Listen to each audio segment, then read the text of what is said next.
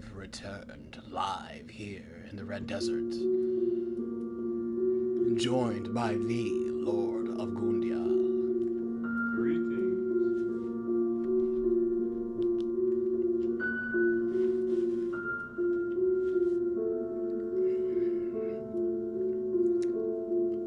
And Gundia, you said you were level 160, is that correct? Yeah.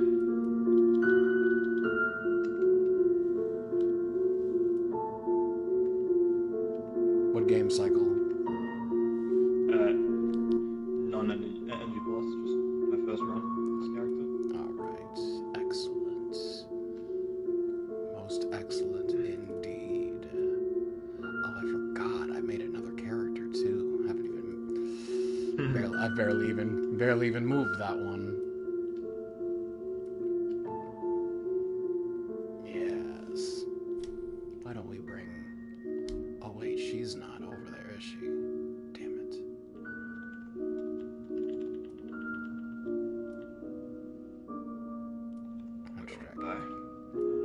I'm trying to remember who's where and how far they've progressed. He's at the Ring City, but he's way too high a level.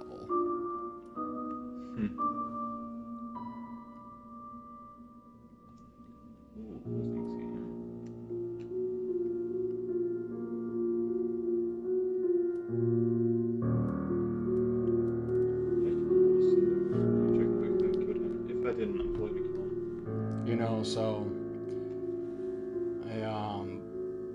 I've been like really craving like this piano kind of vibe. I love a good piano. Yeah, me too. So and with a lot of the music that I already listened to anyway, various games and such, it was like so today, and this actually kind of coincides with the conversation we had a while ago.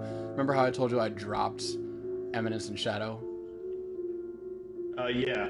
Yeah, so I did end up going back and picking back up where I left off at, and just finished it up, and it was, okay-ish, Honestly, I feel like there was a lot of potential there that was, like, just lost, just because it was just with the way, like, it's written, I mean, the comedy aspect and whatnot, but...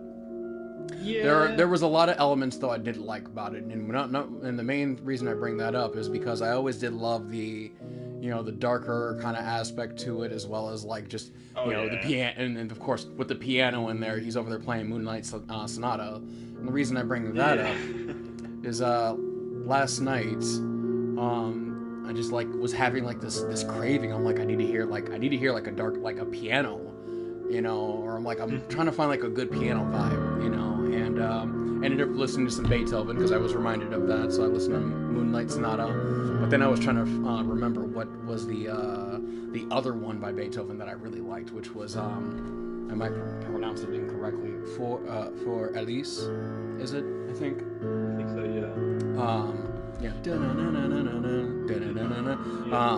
And I like the intro to that, but it's like, but then it picks up, and I'm like, and it kind of has a little bit more of an upbeat vibe to it. I'm like, okay, this is okay. I mean, I like this. Don't get me wrong, but it's like, but it's just not what I'm looking for. It's just like, and so I go on YouTube, or my go-to place basically, and just search dark piano, right? And come across this channel that I'm listening to right now, Lucas King. And I have to just point this out. Phenomenal. This is what I'm listening to right now. This is honestly, it's like hour of dark piano for dark bright. And I'm just like, and I've been listening to this all night.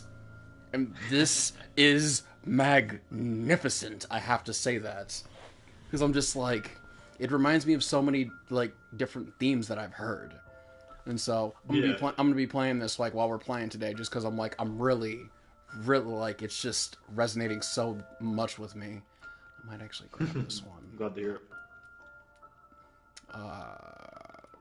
That was speaking of animes that I dropped too. There was one I was just watching, and I watched like 3 episodes of it and then dropped it. It was Majin.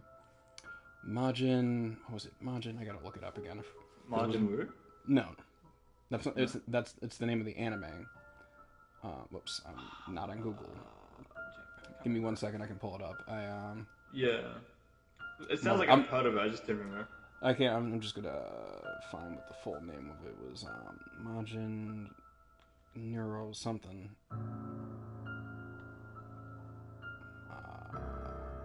There it is. Majin Tante Nagomi Nero, which roughly translates to Nero Supernatural Detective or something like that. Yeah. Oh yeah. So, I mean, I was watching it in English, or I was watching it in Japanese, and at first it seemed interesting, was a mystery and whatnot, but honestly, it was like very hollow. Just it lacked depth. It was a little too. Yeah. It was a little too like gag humor. I mean, it was again it lost potential. And then I was like kind of just. I did look it up, and then or like I looked it up after like the second or third episode because I'm just like this is like just really falling short for like kind of what I was looking for in a mystery. Just it was very flat. Actually, is how I would describe it. Although it was like from what 2007 or 2009, so I mean, you know, and not to say that all animes from that time frame. It's just I mean there's lots of anime from just going back the last since the 70s 80s, maybe even prior to that, and so I think to grab he's not over there either. Damn, I can't remember. She's at Fahrenheit. Nope. So. I ended up dropping that though after like the third episode because it just like honestly it just was very cliche and kind of cringish. I didn't know when I ended up looking it up. I did not know it was also written by the same person who made Assassination Classroom, and so I was and I'm not a fan of Assassination Classroom. Also was very one-note-ish. So ended up dropping that as well. Let me see how far he's progressed. No, he's not over there either. Damn it. Can I level my weapon? Like, I ran out of like souls from my other characters, so I'm going to my actual high level characters to check if I've got any like maxed up versions of it. Maybe I can try and transfer it to it. Oh, let me know what you want. I got you. Okay, because I've got just the basic mace. I have several characters, and plenty of them have plenty of items. I'm sure one of them has what you're looking for, more than one. Okay, because the mace, just the classic, simple mace, and that the clerk starts with. And then while we're on the subject, I might have grab her. While we're on the subject, who were we fighting first? You said you had Gale, Madeir, and the church. And the church, Spear of the Church. I'm gonna be honest. For your Spear of the Church boss fight, I kind of want to get summoned myself for that. I want to face you as a spear. Oh, that'd be fucking sick. Oh, dude, that's actually a funny idea, actually. And I have like two characters in mind for that right now, like particularly my Spear of the Church, and then my former Spear of the Church. So but neither of them. I'm actually gonna see. Let me see where Yachiru's at. Let me see where we got her at. I just realized. Go ahead. What's that? My music is actually my Spotify music with your music's in sync very nicely. Holy shit! Don't you love how that happens, especially when it's like unintentional? It just happens on its own, and it's like wow. This is Ocarina, dude. And it's like wow, this is like, and you know what? Like I was noticing the same thing too, because like I was playing this, but I was also watching the animes that I was telling you about. Because the other anime I got into, and that's actually what I was just watching. I just was I'm on like episode 8. I'm hooked onto this shit. It's called no, let's not use her, or at least it's called Bleach. I have no doubt. Look, I'm not gonna say I told you so. Instead, I will say I have no doubt you're loving Bleach, especially once you get past the Bounce arc. It's like I have no doubt you're loving it. The early I'm Bleach. Super far now into this part now. Like tell me where. Oh, Aizen, like with all three. So him, Aizen, Genichimaru, and what's the guy with the blind eye? Tosin, Kaname. Tosin. Yeah, all three of them open the gate to go to the fake Katakura town. They're trying to destroy it. Oh, you're already there. Nice. I love it. I was born rushing through that bad shit. Speaking of that, so it's like one thing I love about Waco Mundo. It's just the theme when you get to Waco Mundo, like the opening theme Veronica is like one of my favorite themes Fucking in Bleach. insane, I dude. fucking love. Oh, I love the music in Bleach. It honestly, it's like they're It's just. the closest thing to Naruto to me, personally, when it comes to music and like the Oh story. no! I would say Bleach has its own. No, it's like its own Not genre. like Because I no, mean, no, like, of course, but like in terms of the concept of the story though, like and what I like is they're both very similar stories in terms of like how they're written. Like I like how it like works. That's why I like Bleach and Naruto so much though, because they just like they have things from each other that I like from both of them. I don't necessarily. I wouldn't Why don't I necessarily prefer say you're them wrong. over saying I wouldn't what's necessarily over One entirely. Piece? Go ahead. Because, like, you know, like, compared to One Piece, I did not fucking enjoy One Piece. 2 episodes in, I'm done. No, I'm not fucking watching this. It's the art style put me away. I just wasn't interested in the art style. Back up. What was that you said? Like, what about, like, just say that whole thing about One Piece again. I didn't hear it all, because, like, I just... Two episodes in, I'm done. Not watching fucking... When I saw 1,000 episodes, that's also another... When I saw 1,000 episodes, I'm like, you really didn't have that many episodes to make your... Make your anime even like it depends, because it just depends. Like if it's got like a long, unstirring like story with adventure and stuff, it's fair. But like if you want to like, because I see a lot of chapters recently, like a lot of the other characters that can be like shown like 100 episodes just for them, and it's like I'm really not fully interested in like learning all these random characters that I probably won't even like anyways. Because I know like a few dozen of them I won't even care about probably later on. Where do you want to meet at, by the way? Shit, my bad. No, you're fine. We can definitely keep talking about that, because I have some input on there. I'm just like, I know you wanted some items, so it's like, where do you want to meet? So and then I'm also debating who to bring. I'll go to the ring in a wall, because I just got there now. Let me switch to her, just because I think she might be progressed that far.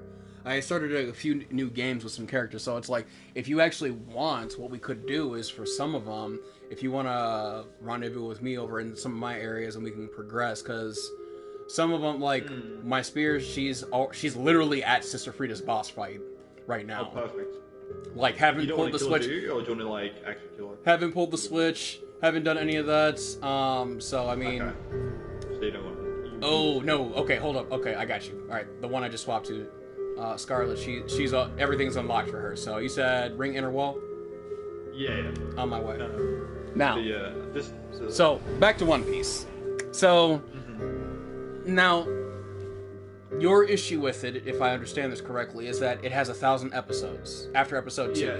There's so many reasons, dude. There's so many reasons. Okay, what's the main reason, or I would say your top 3 reasons for dropping One Piece after the second episode? Okay. Like it's just like some of the art styles from like it's just like some scenes of their faces just like really put me off. For one, I wouldn't say that's as big as the other 2 issues, but the other issues with that being Luffy himself was a very unappealing main character to me. Like it's just his power. He's gonna like his like one weakness is water. Like that is actually, I'm not gonna lie, a little bit sad. The fact that you can't swim because of your fruit. And knowing about that, because I knew about that before even watching the anime. When I heard about that, my mate, because he's a big One Piece guy, he's watched most of One Piece. When I heard about that, I'm like, oh, that's a bit sad, man. But like, if not being able to swim ever again, it's a little bit sad. What's the other reason again? Who was it again? I'm trying to remember. One of those like, who's the little deer character? I forgot his name. Chomper. Ugh, don't get me started. I didn't like. I know. Squeaker. You big idiot! It's like super annoying. He sounds like a broken throat. Yeah. Oh, okay, and then what do you want too? By the way, the mace. Just the basic mace, like literally what you started with cleric, I believe. Oh. It's just called mace. Do I have that for her? I'll have to check my box. You can get it from what's his name? I was trying to max mine up, but I don't have any souls to max it out. Oh, I can handle that too, so that's not a problem. Okay, that would be appreciated. Yeah, I'm just I gotta go into my bottomless box. So wait before you summon. Fine, I'm just trying to. So let's see, organizing. So here's do you want to hear my take on One Piece on this? Sure, let's hear it. Okay. So I dropped One Piece after 300 episodes. See, now for me, the problem isn't necessarily the quantity of episodes, but the quality of episodes. Are you summoning me? Yeah, sorry, I got invaded. Oh, okay. Panicked and thought that. No, you're fine. I panicked thinking you were. Yeah, I got invaded. You're fine. Just, like, I barely heard it. I'm like, oh, invasion. You're okay. Let's You're go. okay. Look, given where we're at, it's not surprising. So she's 165. This one. So she's like right around your area. Although she's not necessarily. I think this was like my first spear, but it didn't really end up working out with her being that, just because I think I leveled her up too much, and so I ended up just kind of like, we're gonna make her a little bit a higher level character. What's that guy's name? How dare you? Die, fiend. Filth. Took the words right out of my mouth. But yeah, Hey, I do me a so favor. many reasons to put off One Piece. Do me a favor. One, do you have the Way of Blue on right now? No, I do not actually. Why? Equip it. Is that the Covenant? Sorry. Yeah, the Covenant. Oh no, I didn't do that quest line for it. Forgot to get it because I kind of sped past that area. Well, you get it from two different spots. It's just the Way of Blue Covenant. You know, yeah, I know, but I forgot. I completely forgot to do it with this character because I was just so focused on getting the Wolf Covenant first. And doing but you other have stuff, like... you have two options on getting it. You either can get it via what you call it, Henri and Horus, or you can also get it via what's her name? Fuck, I forgot her name. Emma. Yeah, Oh, Emma. So I take it you haven't fought the dancer then? I think I killed her with you guys. You should have been able to get it from her. I don't know because I could have sworn I killed last week all the way to because I got like what's it called area. So you don't have. Soul Cinder. So you do not have Way of Blue Covenants. No, I do not actually. I'm just looking like. What's this guy doing? Careful! Curse! Right above us. Curse. Smart. Let's see. Well, actually, what I'll do though, I'll throw this. I'm gonna actually cut him off. Kill that enemy that right up there. Die. I gotta back off. I'm about to die. Yeah, all good. Slowly. The everything's like on either one of the right side or left side of that wall. So... Don't forget about the enemy hanging up top. Yeah, that's right. Yeah. No need to rush this. I just wanted to roll through so I wouldn't get grabbed. That grab animation is super annoying sometimes. I don't disagree with that. It's not like it bothers me the damage wise, it's just the animation can really fuck with me. Where'd he go? Well, He's right there. oh, there he is. Okay. Yeah. I figured that's where they were going. Pull up this one for now. They're waiting for the knight to show up. Oh, I see. You want to deal with the knight? I'll deal with him. Yeah. Actually, hold up. Pull him back over here. Come back over here. Up the stairs now. He hit you with that. Yeah. We're gonna head upstairs now. That's fine.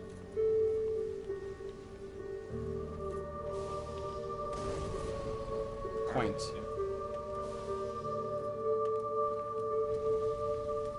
Hang on. It'll just take me a second to acclimate back to Dark Souls 3. I'm also, Yeah, that's I'm why trying to remember things like Elden Ring and... it's been a minute since I've been on this, so it's like... Yeah. You see him over there? Playing my other Souls game. So here's what I'm thinking. Aggro him and then fall back to me. The knight? Both of them. Aggro the both, knights. okay. Yeah, aggro the knight. Get the knight focused on you, and then immediately fall back. Move back. Yeah. Let him come in. Draw him in. Keep going up the stairs. Keep falling back. Don't try to fight him right here. Yeah. Up the stairs. Up the stairs. Let's go. Yeah, let's go. I'm just gonna do the deal. I got the knight. Don't worry about the knight. I wanted to draw him in here, though. Oh, that. Yeah, I don't like when people do it with the Gales. Oh, is that right? Hold up. Yeah, you can do like a two-way combo with that, guaranteed 2 hits. Oh, I know that. I'm just saying. I was like, is that right? Like you want to use Gale's Blade, which is one of my favorite great swords. Don't get me wrong. But it was like, okay, all right, what's up then, Hanabi?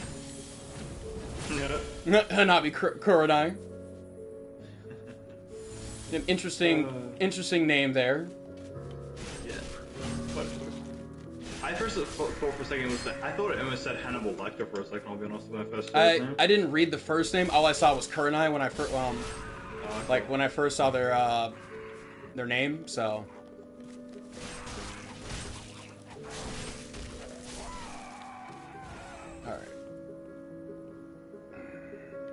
I'm also going to warn you, like, my controller, both my controllers have some severe analog issues with the left analog, so this one's a little bit better. Yeah, I've got stick drift as well.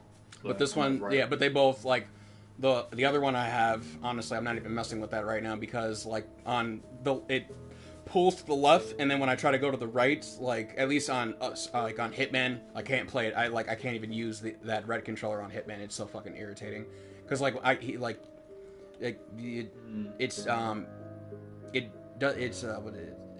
it doesn't drift. It's like it lags. So when I try to go to the right, when I point it to the right, it's like my character will walk. I don't think it'll happen on here for this one. But both my analogs are really loose. This one here tends to pull forward, and it's just again super loose right now. So yeah. What were we saying though before earlier? Bleach was it? Right, we were talking Bleach and One Piece. Yeah, that's right. So, I'm gonna look and check my weapons again.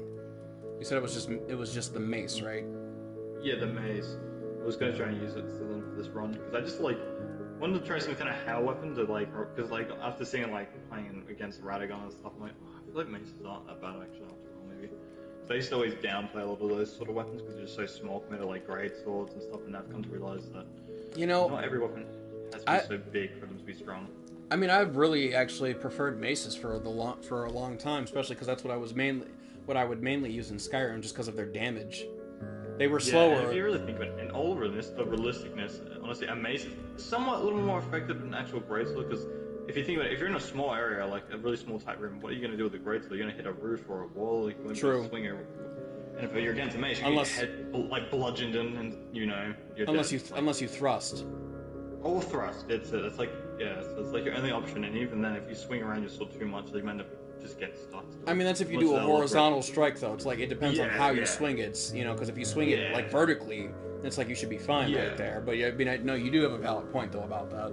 But a lot of them with the horizontal, these bigger swords, because everyone loves these big, massive swords. But in reality, they're called montanes, and they're probably only just they're pretty lightweight, and they're pretty thin swords. Because I studied them myself, look into them more. And head over. Sorry, I just was gonna say. Just because you got invaded and because of your level, head over to Lothric. I'm gonna meet you over there, and then Lothric Castle, where you fight. Have you fought the dancer or no? Yeah, you Lothric Castle, Bonfire. Is that where you want me to go? That's so weird. You don't have Way of Blue. It's super easy. Where is Henri and Horus at for you? Oh, I have no clue. I don't know if I even did half the quest line because I was more focused on... I'm going to look that up really quick, just because it's the fact that you just got invaded, it's I see an opportunity here, so I just want to look up Way of Blue. Because it's one of the easiest ones to get, and... I know it's found in the Rotten area, so what's it called again? You get it from two different people. You either get it from Horus, from talking to Horus... I could have sworn I remember when I first played through the game, I remember getting it in this on Dead Settlement. The Covenant, looking at Fextra right now, the Covenant can be gained by equipping the Way of Blue item, which is obtained from Emma. But you can also get it from Horus as well. If I'm not mistaken, so... And... So... You said you killed you already fought the dancer? Yeah. Because we killed the dancer, and then we went to head over to the dancers. Then head to the dancers' bonfire and see if it's just sitting there on the ground. Because it's you should have picked it up already. Maybe that could have been the case. I might have not seen it. I must have missed it. That could have been the case. Or it's like it should be automatically given to you. Yeah, if it did, I would have seen it in my covenants, but it wasn't. So I'm just gonna check. Because I mean, like, I don't even talk to Emma. Honestly, I just kill her in the beginning, and then like she drops that's what I do. She drops it.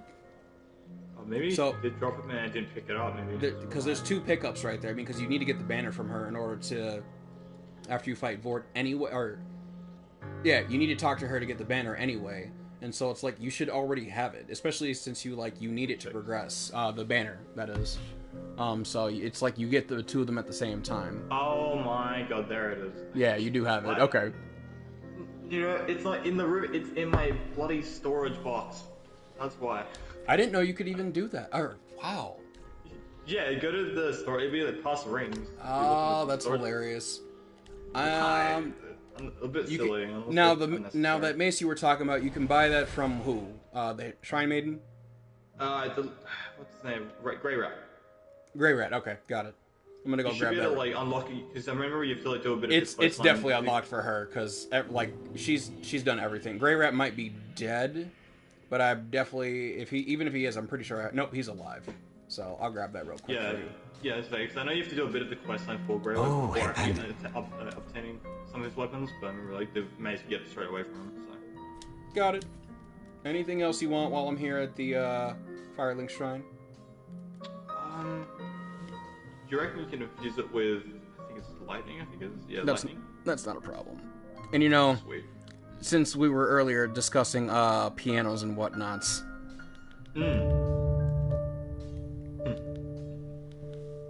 Arguably one of the best themes ever. Yeah, I don't disagree. I think my third or the second favorite soundtrack of all time specifically would be actually Majula's soundtrack. Personally. Now I like Majula's theme. Don't get me wrong. There's a certain somber harmony to it. Wasn't he? But it gives the Dark Soul more of a feeling of safety, or what's the word? What's the better way of... It's very similar to. I mean, being that it's Dark Souls 2, it's essentially akin to Firelink, not Firelink Shrine. This is Firelink Shrine. This is Firelink Sanctuary. Excuse me, Firelink Shrine in Dark Souls 1, in the original Dark Souls. Sorry. Yeah. That bass. It's a little loud on the speaker. Just wasn't he? Okay, so my analog is drifting a bit forward, so I have to be careful. It's getting really bad because I've dropped these controllers quite a bit. So they've gotten really bad. So it's just something I've had to adapt to. And we said a lightning mace. Ugh, that's gonna be fucking disgusting. Because stun lock. Exactly. Confirms 2 hits me, so it's always kind of nice.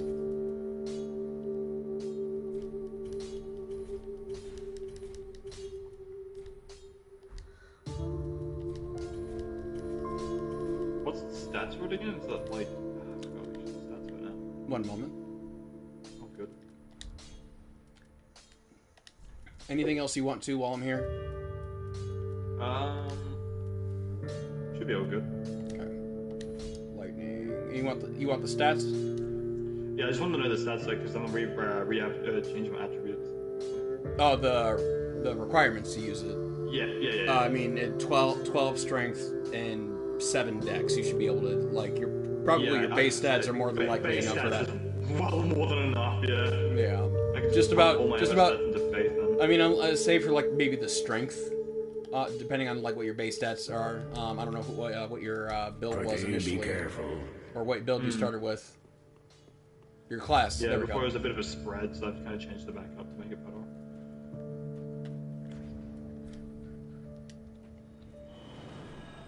I'll final for my last point to luck, I guess, game, alright? Happy game. Now, I want to say back to One Piece. It's it's because I was listening to some of the things you were saying. It was while I do agree with some of it, I also have to disagree with some of it as well. It's early One Piece. I actually enjoyed early One Piece up until I would say like most of the crew got introduced, because I kind of liked Luffy, but at the same time, you know, I also kind of thought not only just because he was like really dumb. I didn't really like that about him. But I, you know, it's like how can I say this? Luffy's not exactly like a likable main character to me, or protagonist. I just didn't really. I didn't find him all that appealing personally. In some ways he does have some traits that I do like, but ultimately, like, overall, it's like he just didn't really draw me in as much as, say, like Zoro did initially. Zoro was good. I like Zoro. I like Zoro too. Now I will say though that Usopp, like, I'm not really a big fan of personally, but I was like, okay, you know, it's like, I know I'm not gonna, who's that again? I forgot. Usopp he's the Pinocchio nose dude. Oh, okay. Yeah, you know, fucking coward and shit. And honestly, it's like he was. I liked the humor of the three of them. You know, but the moment Nami got introduced, the moment Sanji got introduced, they started introducing all these other characters that ultimately, like, were just, you know, more examples of the real problem with One Piece is the fact, and I mean, 300 episodes told me enough, and this is the problem with a lot of people. So I was just having a conversation with somebody about this the other day. I'm heading back to where you were at. Ring Inner Wall? Yeah. Okay. So, because I was just having a conversation with somebody about this the other day, or last week, and most people will hear it's like, well, you only stopped at episode 300, and it's like you don't have the full picture yet, and it's like, and for it to get good, and like that's the problem with people. It's like I just dropped an anime just last night after episode 3 because it's like I saw enough to know this shit's not going anywhere. If you need to go all the fucking way through it before you realize, or before you've come to the conclusion to make a decision, because it's like, you know, you need to use the best judgment. You don't have to watch every single thing or finish every single thing you start.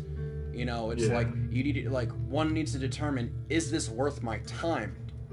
You know, not simply, fuck, I'm getting invaded now. If you want to join me over here. Yeah, I might need that maze because I can't hold anything else at the moment. So, like, the thing with One Piece, though, is that plot-wise, I mean, it's like, it was extremely repetitive. Yeah. You know, the characters are extremely one-dimensional. There's, like, they lack depth. They lack developments. Yeah. Fuck, I gotta move. I put my son running at the bonfire. I know, but I'm getting bombs thrown at me. Yeah. There we go. Dude.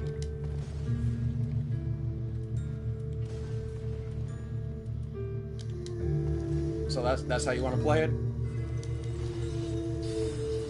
Piece of shit. Nearly, I was stuck on like that cursed enemy there, and he was just throwing bombs at me, but he's not doing anything else. Oh, straight sword. Straight. They got a dark sword. So be careful. God. Yeah. And they're just constantly throwing bombs.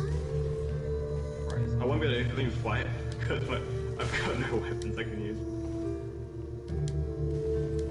The moment you get in here, they're probably going to back off, which will buy me some time to drop you the weapon.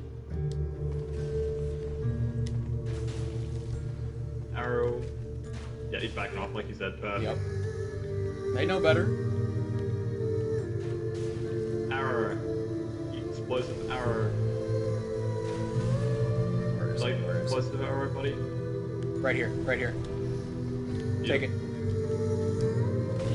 Yes. Is that another invader I'm hearing? Oh my god, there's another invader. No. That is a blade of the Dark Moon. Oh, which just reminded me. Stay right there.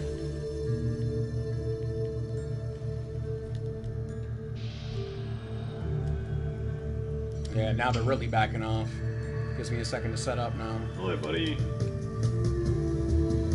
Oh, hold up. Like, speaking of pianos, like, do you hear that?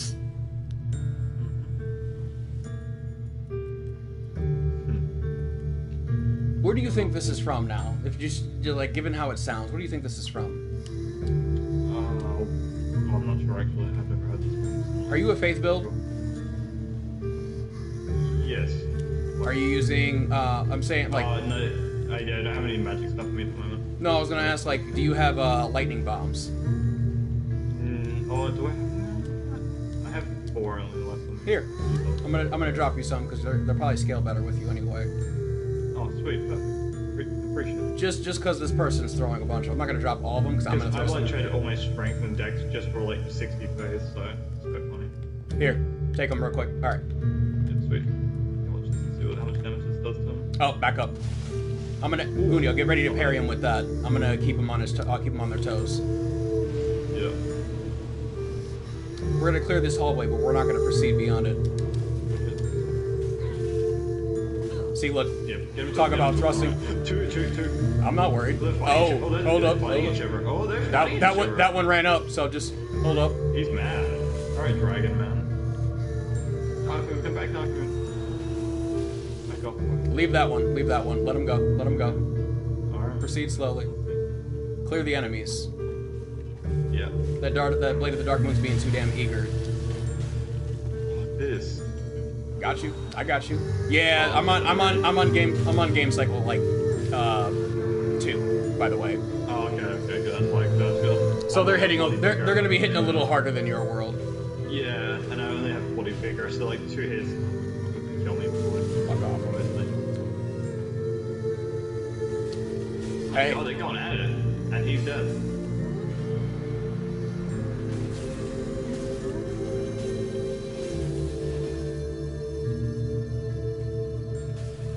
Where you on, buddy? Be gone. Fools. Be gone. He's dead.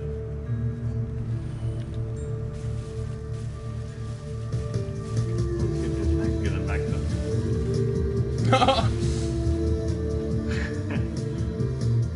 Oh, he is. Where's the blade? Yeah, I saw that too. I just love how like the blades were like striking him, even though they were like in the process of vanishing, and even though they were. Joy. We will take him down with us, and I'm like, oh, free backstab me then, I guess, as I say. I love the moment they give me an opportunity to give that backstab. Shall we? Ooh.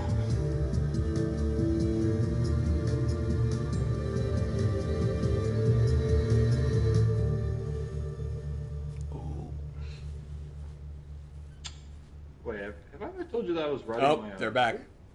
Cool. Yeah, I'm back. Oh, that's the dragon dude. Time to set an ambush. Yeah, good idea. Do I have any, like, You wait right here. Actually, I'll be the bait. Do I have any branches? I'm gonna have you. Actually, like this. You could also crouch. Oh yeah, I could do the lay down. Where's my lay down? Yep, the lay down, Dark Moon pose. Dragon path, I guess. I would back up a little further into that corner though, over there, so they don't like see you. Well, if I lay in the perfectly in the grass, they probably won't be able to see me good. Because I'm gonna like draw them back, and then I'm gonna have you follow behind both of us. The only real way they can truly see me is if they actually genuinely look left. Nope. Here we go. Oh no, it's not dragon, dude. It's the straight sword. It's like. Wait. Get him in the stairs. Don't. Not yet. I'm gonna bring him up to the stairs. Fuck. That's why I was like, oh, damn. Practicing. Smash. Oh. Chase him. Stay on him. I'm gonna flank him over here.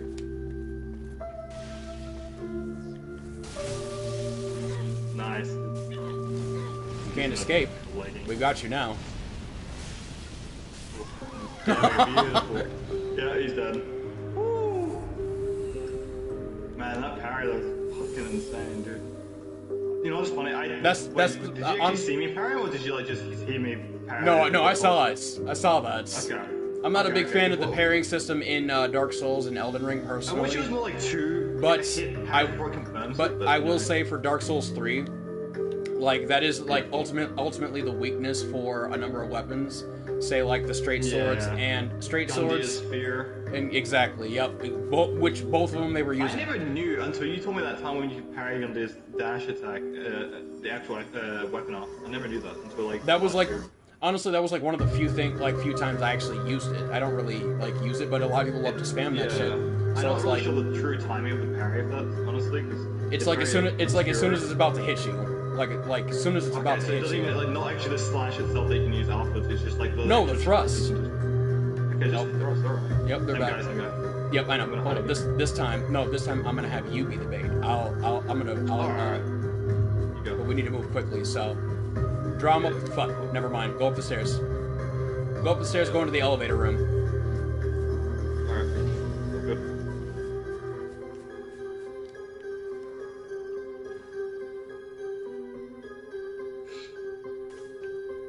And make sure you're around the corner, out of sight. Mm-hmm. All right. They're following. Yeah, Oh, you got a cestus? Is that right? what does he got? They just pulled out the cestus. Ah, Cestus, okay. That's annoying. Let me know when you want me to come out. Coming out. Going in. Fuck. I missed my dodge. It's okay. I missed my dodge. I didn't I was honest. They had like their poison shit, and they were also using that. So I was hoping that would Yeah, that I attack would noticed break that them, but it did not break them like I was hoping it He's would. using black Fuck. light. No. Hold again.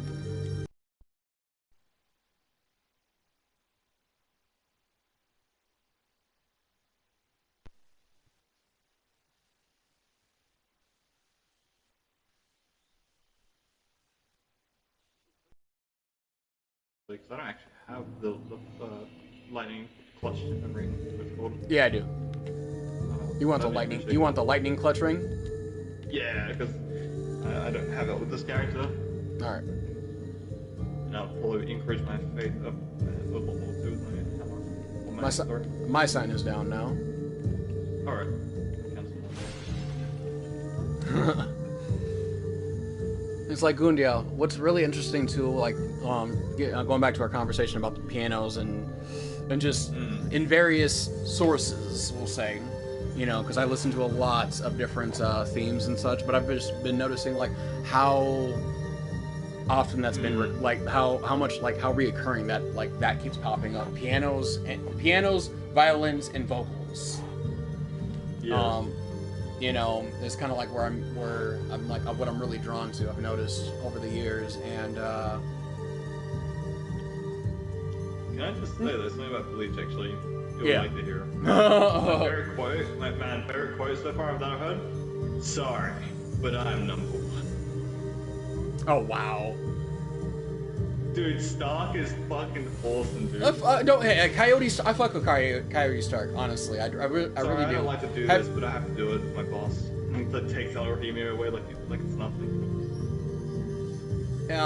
So have you finished that fight? What happened? So I got to so now so far I've gotten to the beach episode where like they're just all having fun on the beach. It's like the flashback Yep. stuff, whatever it is. So I'm there now. Oh, that filler. Yeah. Yeah, I didn't mind it. The beach one's quite funny. I found it kind of silly. I honestly. I mean, it was. You know, yeah, it was okay. You know, but I mean, just. I kind of like. What's that? Comparably to that, it's like I like the balance arc better. Just because it's like some of those like you know, just there's just no like real. I mean, it's just like one episode that's just like it's a filler episode. Yeah, of course. Yeah.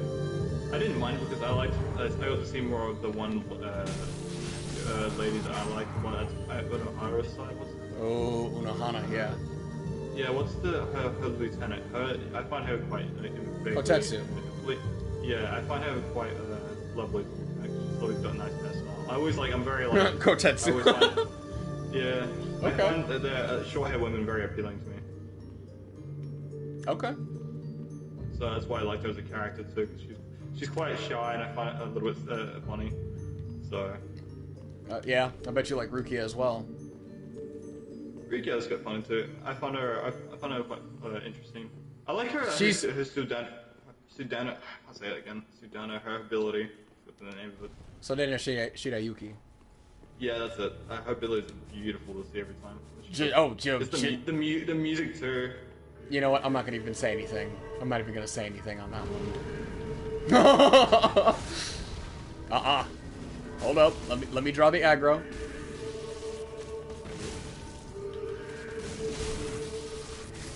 use a shield against me. How quaint. Look what I got. Indeed.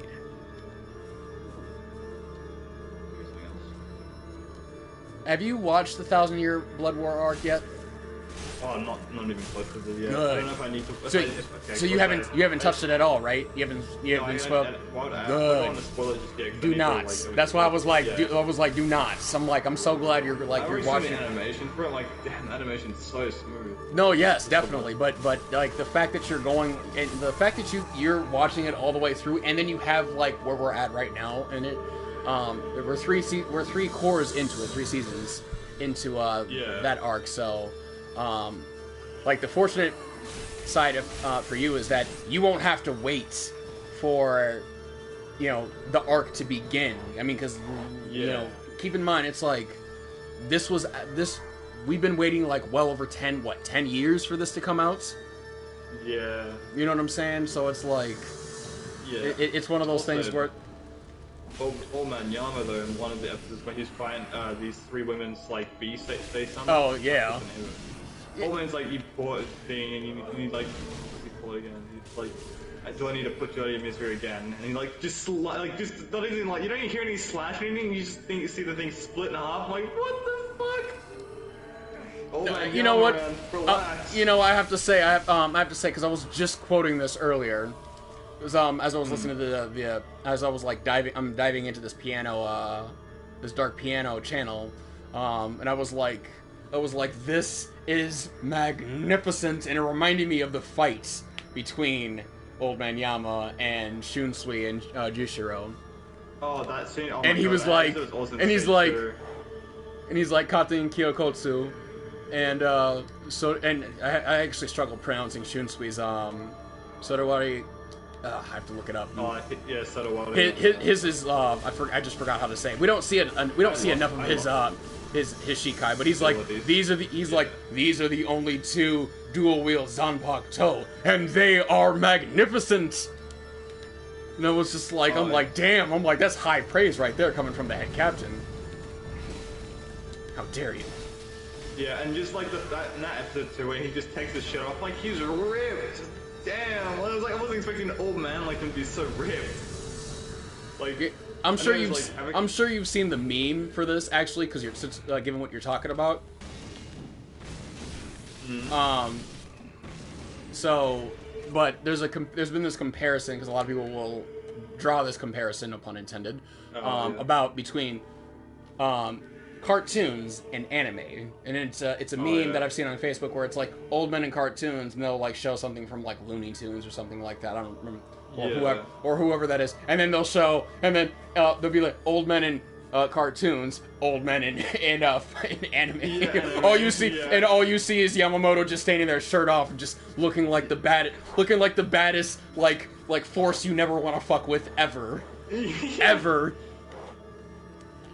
It's like all things in the universe turn to ashes. Turn to ashes. It's fucking insane, dude. Like, all it took was his presence to like pretty much make the other girl, what's her name, Shinsui's lieutenant. Like, and now I was just gonna say, like, his lieutenant. She was like, just glare, just boom, pass out. You're night night. No, that was him just releasing his spiritual pressure.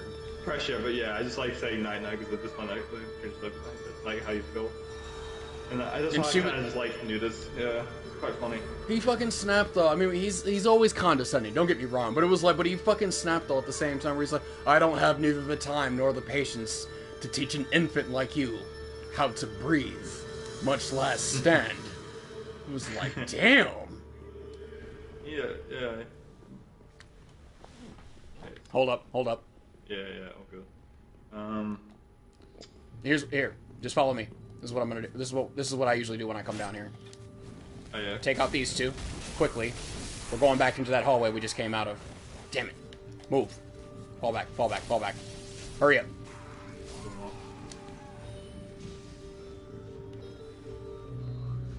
Wait. Let them pass.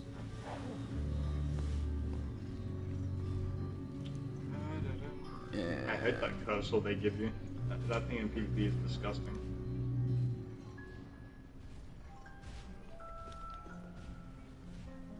We're waiting. Is my coffee still hot? It is. I won't lie, I feel like my favorite Zanpakuto has to be Lieutenant's, oh my god, what's his name? He's got the Reaper Sides. And he's like, oh yes, hate my Kazashini. blade. You're talking about Dude, he Shuhei. is I know, fucking I know. cool. I fucks with his. I hate these. Yeah, they're working all, but in all honesty, I don't like them. It's like, I never. holy shit, He's like alright. just look at it, like it was made for reaping lives. Reaping lives, yeah, fucking super dark. Like, You- damn. Are you man. watching? Just out of curiosity, are you watching it in English or in Japanese? So sometimes there'll be scenes I know that I've seen on TikTok that I'll like switch it quickly to replay that one scene again, but in Japanese just to hear it. Like there was a scene for Nell when she transformed to her true form in Huko Mundo against what's his name? Waco Mundo. The H is silent. Yeah, Waco Mundo. Yeah, and he was fighting rank 5 Espada. And No, he told her. Yep. And and then when she says goodbye, whatever she says again, if I remember correctly, against him, and I heard in Japanese, oh my god, her voice in Japanese is insane. Hold up, follow me, all the way up here. Yeah. This one drops down here, so I usually like to let them. They're also really weak against fire, and Yeah, that's right. we can just finish this one off easily. Done. Dead. Hold up. Bring this one up here. Dodge. Ow. Dodge. Yep. That blade. Move back. Move back.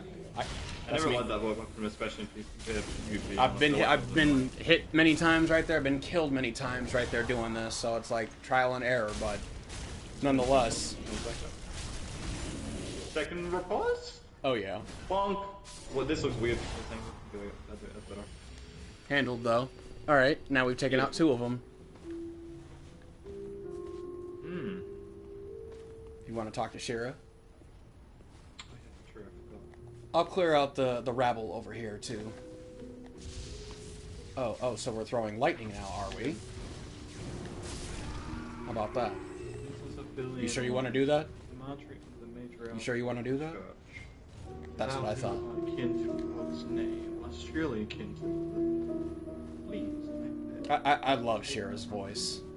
Oh yeah, she's. I absolutely love her beautiful. voice.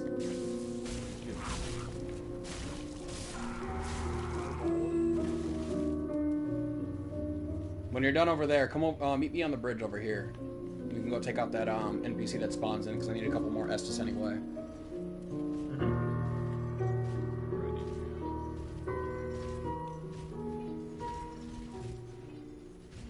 Bleach has some of the most like phenomenal music.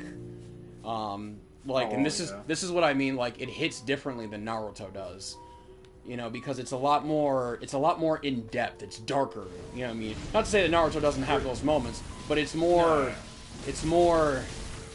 It's way more emotional. It's a lot more darker than the anime itself, surprisingly. I mean, it is, but I mean, but Bleach is far more like psychological and emotional. You know, thought-provoking. You know what I'm saying? Not to say that Naruto doesn't do this, doesn't do the same thing either. This is where One Piece, like honestly, like falls completely off the map because it can't even compare to like this level of depth. So it's like when someone, huh? Beto, I'll be bait. That's just the NPC. Oh, is it? Oh, I Yeah, thought it was an actual player. That's why I came over here. I haven't gone to this area a long enough time. No, you're fine. They spawn over here, so. And yep, careful. Yeah. Back up. So you like backstabs? I like reposts. But I don't. Oh, damn it. Ooh. Back up. Tried to finish me.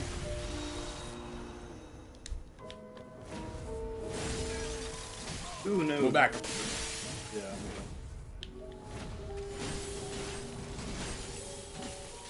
That's you. Something that backs up. It's fine.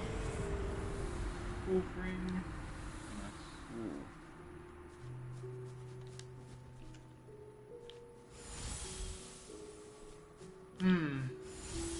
So. One reason why I stopped playing Elden Ring every once in a while is because I just can't get over how much I like the Drake Block set. It's probably my favorite set in the whole series. You know, I mean, I go back and forth, honestly. I mean, it's like it's been a little bit since I've been on Elden Ring. And you know, at first when I first started playing it, it's like, and I mean, I still have a lot of the same frustrations with it. Don't get me wrong, I don't think that'll ever change. But it's the same for Dark Souls 3, Bloodborne, all FromSoft games. They're gonna have like those aspects to them that honestly I just don't like. You know. Yeah. But overall, though, it's like it's put well enough together where I'm like, you know, like the way that it's put together keeps me coming back for more still. There's a lot of elements to it that I really do like.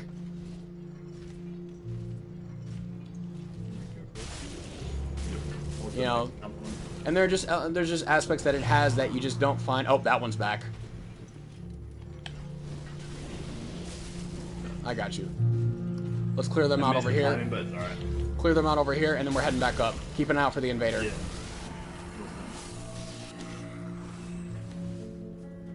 All right. Let's double back.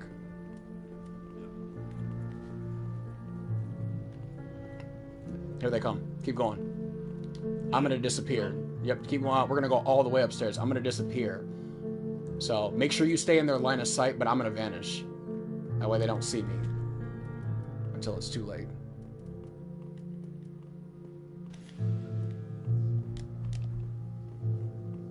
They still throwing bombs? No, it's me. I threw my bomb just Okay. to get their attention. Just come up the stairs. Get out of sight. It is.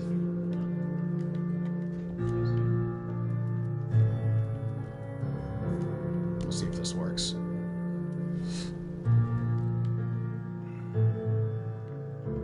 When you come up the stairs, like, come up all the way out and head to the next set of stairs. And go and wait at the top. Yeah, I'm landing on the top right now. No. The next set of stairs. Outside.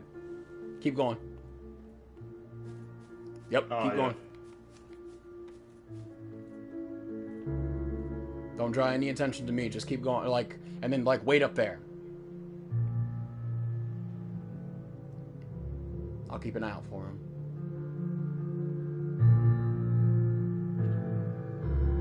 What were we saying a second ago? Oh, we were talking about Elden Ring and yeah. Oh yeah, how much like I really like this set, and I really wish it was still an Elden Ring. Because I know like the new Is that the the new version Elden Ring? Is that what you were wearing in that screenshot you sent? Yeah, that very Okay. blood set. Yeah, because I was like, I was looking at that armor and I was just like, I'm like, damn, that armor set's fucking dope. Yeah, I've always liked the Drake Blood Knight. It's probably the most realistic in terms of design wise. It's not too over like build. It's still like the realism with the armor. Still a bit of fantasy with it, but that's why I like it. It's probably the most realistic in terms of the armors in the game. And now, what I'm about to say next actually not only relates to both Elden Ring, Dark Souls, or the whole FromSoft series, but also Bleach, Naruto, and various other animes that I really am into and whatnot. And again, this goes back to essentially like emphasizing the stark contrast between these animes and One Piece. And that would be essentially world building. Like FromSoft has done a phenomenal job with world building, just like Kubo, just like Masashi Kishimoto. Like they really know how to world build. And and what's his name? What's his name that made Elden Ring? No, One Piece. Oh. I can't remember the guy's name. But it's I think it's is it Oda? No, it's not Oda. I gotta look it up real quick.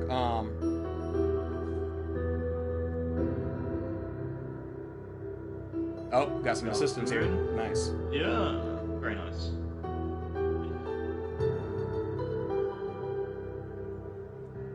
Eiichiro. Yeah, it was Oda. Eiichiro Oda. Okay. And ultimately, it's like a lot of people try to argue for One Piece, saying like, "Oh, well, you didn't watch enough of it, for it to get good." And like, this is the problem. It's like people will defend One Piece because the episode amounts, but then also complain about One Piece because the episode amounts, which is just laughable to me. Because it's like, honestly, it's like if you're enjoying something, the quantity really isn't the problem. In fact, it's like typically if you're enjoying something, you want more of that. Yeah, And so it's like if One Piece was so fucking good, the fact that it has over 1,000 episodes would be something to champion. But the fact that it is not, it lacks severely in quality. That 1,000 episodes is what works against it, at least to people who are more discerning into that. Okay, that's the blue spirit right there. Come down here, grab the blue spirit, and then bring and like get their attention and bring them upstairs with you. Am I waving that over? Shield. Come over, yeah, come over, like, shield, yep, there you go.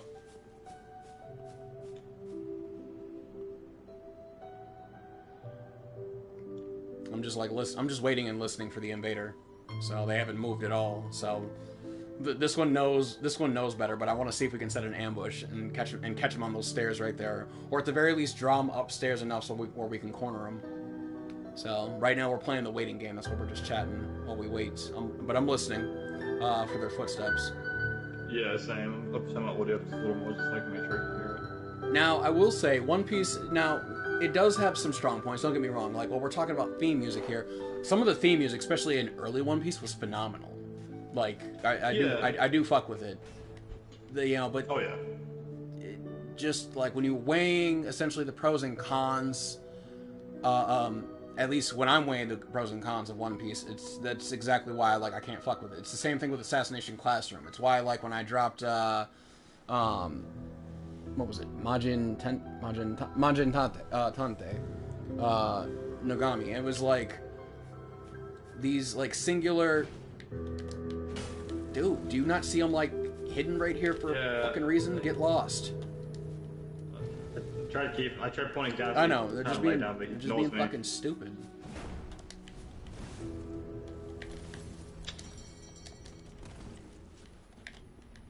Moron. Fuck off. But I'm saying... Can you give up position for you, man? I'm even trying to lay down so I feel more hidden. So if he comes up the stairs, he won't see me straight away. You don't necessarily need to hide. I'm the one. I'm gonna ambush them. You actually should be the baits, because they're coming for. Cause this is your world, so they're gonna be coming for you anyway. I just wanted you up the stairs, just not like looking in my direction, because I just didn't want my position to get given away. This guy's gonna do it though. As long as you kind of keep that blue spirit like more focused on you, they should stay over by you.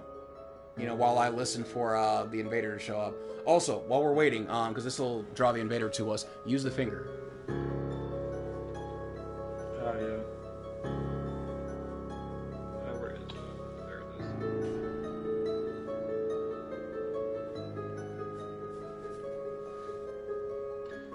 You fucking moron.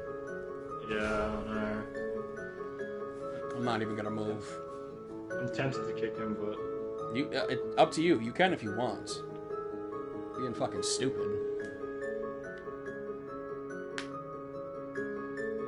I'm gonna live a little bit longer and see what he's gonna do. If he comes over here and does it again, then I will. Hold on. Yeah. I have a better idea before you do that. Yeah, I'll... This idiot doesn't get what I'm trying to do, so, because, some people just need the obvious spelled out for them. Cool. There you go.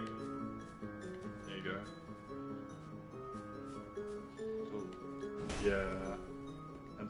You can honestly go right ahead. Honestly, I don't disagree. Yeah, he's giving your position away. I'm not fucking with that. So it's really fucking. It's like really fucking irritating. Like, have some common sense, man. It's like, dude, I'm hiding here for a fucking reason. It's like, this is what I don't get about some people, where it's like, they need, yeah. It's, especially, like, you go into somebody else's world, you see somebody, like, and then you're trying to, like, direct them type shits. Exactly. That's why I was like... Because I usually know when people, point, tell me to go this way, I'm like, oh, okay, they want me to try and hide with them, it's obvious, because I see them use spooky and they, do the little spin thing, and, to let me know, they want me to hide with them, I'm like, oh, perfect, I know now, because there's a Vader in here. This is actually... I usually know that most of the time. Sorry. Sense. This was actually something that, one of the reasons I actually made this group specifically for, Dark Souls 3, was for shit like this. Because it's like, when I was trying to do this without a mic, or without people who didn't have mics, before, I even... Very hard. I mean, it was really hard to set ambushes with people, like this. Because they wouldn't hide, or... Is there, an in-game check? This says there's, a mic system, but I don't think it works. Does it? Because this one that was... What? in-game chat. So I just wanted to Yeah. had in-game chat. It does have Oh, in-game yeah, chat. okay. Yes. I just never but hear some it people, work. but some people may have that turned off though. Okay. If they have voice I've chat, never heard just anyone say- speak in chat at all, so it's like. Oh, I've I can't heard really it. talk to anyone. But the other reason you may not hear it is like if you're in a party, you're not going to hear the in-game chat. Yeah. Unless you have the But, party like- settings set to game chat, Hmm. and then you'll hear people inside the game, but you won't hear people inside the party if you're in a party. But even if you're in a party by yourself, if you have it set to party chat, not game chat, then you still won't hear inside the game chat. You know, so I mean, there's a lot of like nuance with that. So, but a lot of people, but that's what I'm saying. It's like people are super fucking. That's why I like when I get people like spawned into my world, whether they're random summons or Blade of the DarkMoons, or people like random summon signs I've summoned myself. You know, when they just like go running off onto their own. There we go. When they just go running off on their own and like chasing after the invader, bulldozing into the enemies and shit. And it's like I've learned to just let them fucking do that because it's like I don't know why you're running off, but it's like this isn't your world. You know, it'd be different if it was your world and that's what you're doing. All right, well, guess what? I've spawned in. I'm your support, so it's like I'm going where you're going. That's at least how I think of it. So, but but some people are just fucking dumb. I feel like people just no fucking common sense. So, you know, be a bit frustrating with that sort of stuff too. It used to be frustrating for me. I mean, it's annoying, like the fact that like he was giving away my position over here. So it's he's like just hitting I would have away, been, like, I would have been man. really pissed if the invader would have walked up here and seen that and was like, "Well, fuck, so much. yeah. There goes that plan right there. They know what I'm up to now." Yeah. So I wanted to kick him out just in case that shit would happen. So that's fine. But, you know, it's like perfect. You know, your world. You know what I'm saying. So it's like that's how it goes. Yeah. So I was like hesitant at first because I'm just like, well, hold on. I mean, like we got Blade of the DarkMoon. I knew another dark spirit was coming. Here they come. Here they come. Yeah. Yep, I hit this. Oh fuck, they're both here. Okay, cool. Me. Don't engage them. Bring them up to the bonfire. I'm on my way up.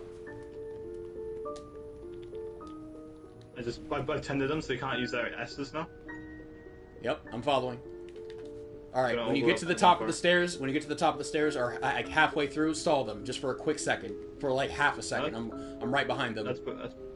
That's perfect. Go, do it. Okay. Boom. Damn it, I missed. Oh shit, that was close. Alright, buddy. Oh, you're lucky I was out. Shit. Nice walk there. Go into the elevator room. That elevator room's not open yet. That's right. You're right. Nice That try. sucks, dude. How about this then? Oh, this shit hits hard, dude. He's running away. This gives us time to fight this guy. Exactly. Oh, he's Oh, stuck they in the bonfire! Oh, they both got the spear too. Yep. Nah, fuck out of here with that shit, man. Oh, was that right? Oh, so close, dude. Come on, do it. I tried parrying for you as well. That might be a friend of theirs. Really? No parry though.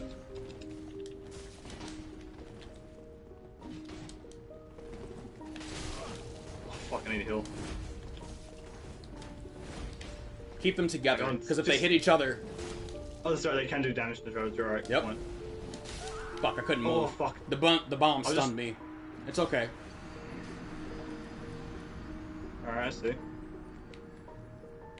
Just put your sign down, I'll try and like steal Yeah, I them know. as well Yep, as yep. well. No, I got you. It was a bad Oh, he's on situation the right there. place thing. I see how it is. I also fucked up in the beginning. I also fucked up. perseverance. I also fucked up in the beginning because it was like what I meant was like I wanted you to like stall them while they were on the stairs before they entered into that room to catch them in that hallway. Come on, keep doing that, I don't care.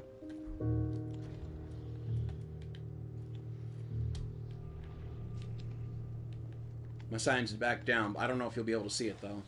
I'm also gonna swap and throw on. Oh, no, fuck. Throw that on. Fuck. These bastards using bombs on me. Yeah, I know. I do. He's using perseverance too, like me, because you know how Fierce Yep. have perseverance on them? Yep. Yeah, Yep. fucking gross, dude. I I'm trying to use hate- perseverance too, I mine fuck- doesn't last as long as his. Fucking hate that shit. Hold up. They want to use perseverance though. Hold up. I'm trying to summon, but these guys are on your side. I know. So it's I kinda mean, annoying. there's I'm two. dead. Fuck, It's okay. dude. It's I even okay. got... That's close, you know. I'm not even mad because I almost killed them both together. They got pinned to a corner, right? I'm just wailing on them. I'm out of stamina. Like, oh shit, I need to move. Because he starts using perseverance again with the catalyst or whatever. What's the word? Bit disgusting. Oh, absolutely disgusting. But I mean, but the fact is, like, the fact of the matter is that they both were just spamming the fuck out of what?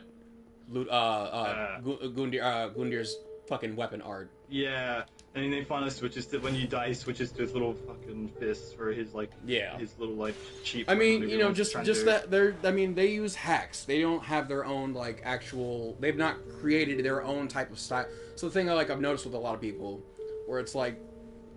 like, I mean, yeah, but I mean, just the fact that, like, no matter what game or, like, what genre, whatever we're talking about here, most people do not create, like, don't come up with their own thing.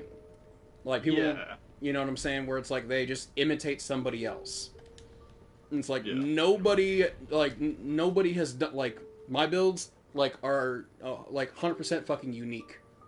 I've not seen anybody else rocking a build like mine, which is something I'm really glad about, truth be told. Or like, if I've seen similar builds, they're very few and far between. Yeah. And I can respect that, because it's like, it also says to me that they came up with that on their own. They're not imitating somebody else. But people like that, where it's like, they both were essentially like, what, spamming the weapon art, you know, they're also tank builds, which is fine, you know, people want to be tank builds, I mean, that's their fucking choice, whatever and shit. You know, kind of comes with the territory for, you know, FromSoft games, especially for Dark Souls games, and Elden Ring on top of that. With that being said, though, it's like, there's also a number of ways to counteract that. I simply fucked up in that last, because I wanted to catch him, like, say, like, right here. And this hallway is, like, a good spot to ambush him at. Yeah. So, like, what I was, like, really aiming for was, like, to, like, kind of cut him off, like, right here, or, like, right here at the top of the stairs, with me coming from that other side, pincer attack.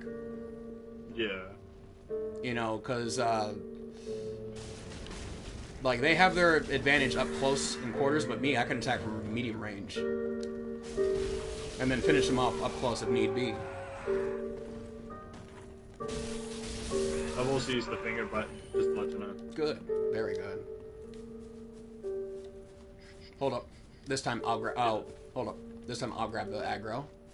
Yeah, and I'll go behind and get the backstab. No need. Get ready for the repost. I'm gonna stun him. Hold up. Wait. Wait for that shield to go up.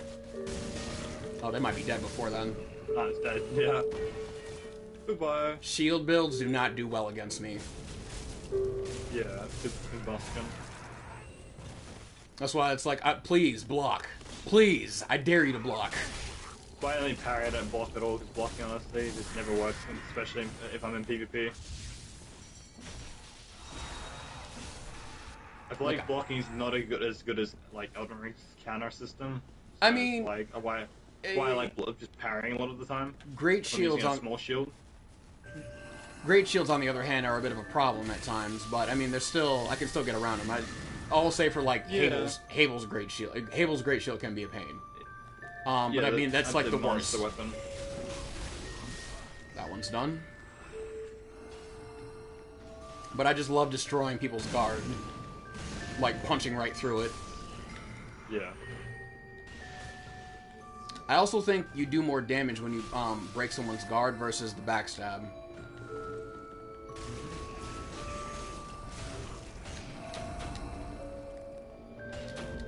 Ah. Shit. Get that one upstairs. I've killed the one downstairs. There's one downstairs. Oh, I thought that one died. I'm about to heal you. Yeah, oh good. I'm downstairs here fighting the ring knight. Yep, I'm about to heal you. I can still get you, even with where I'm at. Oh, no, I need soothing sunlight. Okay, wrong character. I had to roll away. So he's gonna dash attack me. I don't know if this is gonna... Oh, fuck. What? That's insane. you. That hit me mid roll too. Did it Dark Souls 2 me right there. Caught me a mid roll. Damn, ran out of FP. I haven't used her as much for summons, or yeah, as a summon. Yeah.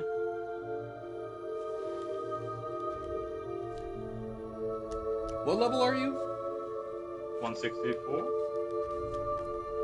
We're like the same level, but for some reason my FP is like I'm Oh, being 22.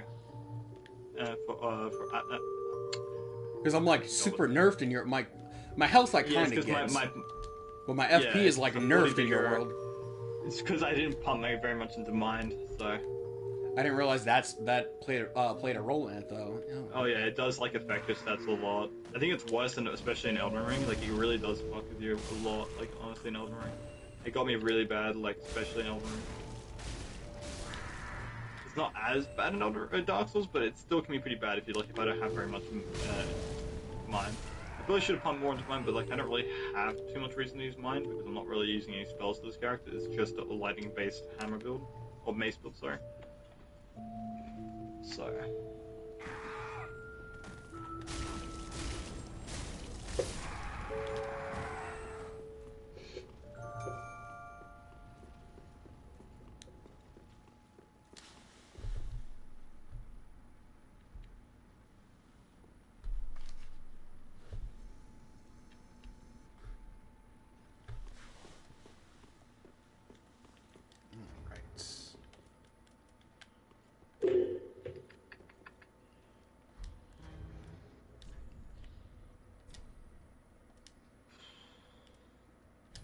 I'm gonna switch characters.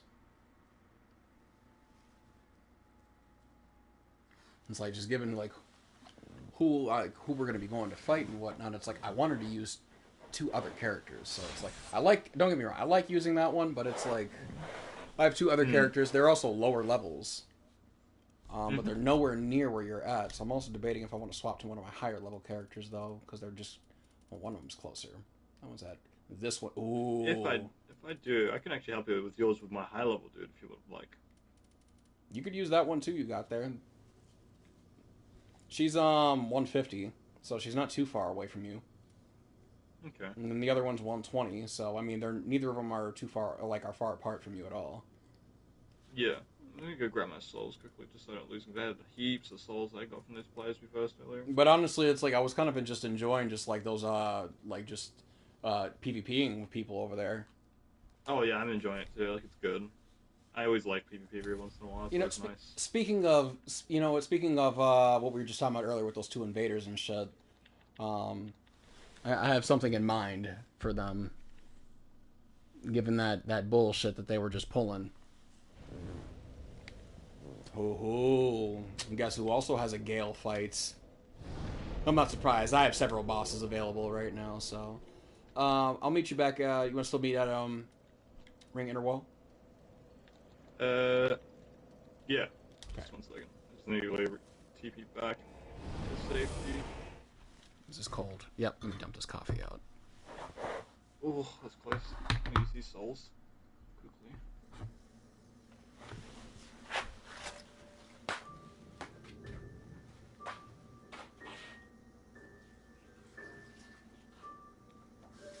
don't know what I was gonna get. Oh, just so close to 1 level.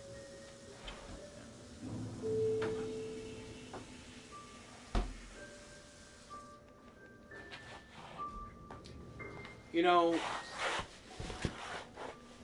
like given that we've been talking about anime and games and whatnot, have you seen any? Have you watched Black Butler, the anime?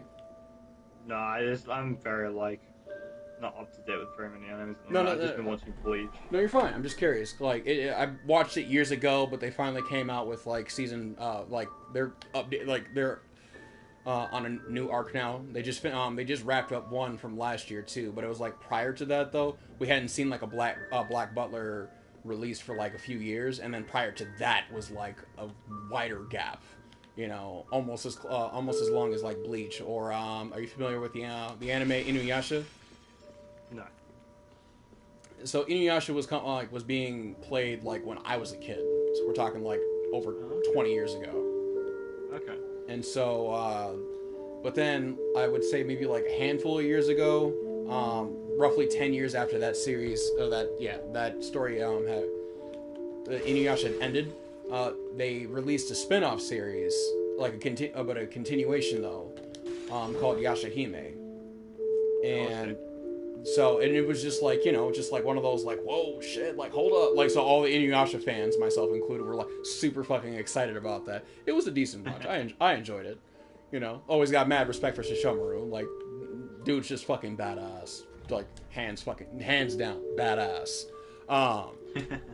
So, the reason I bring that up, though, is, what anime was I just watching? I said Yashahime. What was the anime? Black Butler. There we go. So, Black Butler has a new season out right now called Emerald Witch. I have no idea what these new arcs are about. Like, because, again, I don't read manga. Yeah. And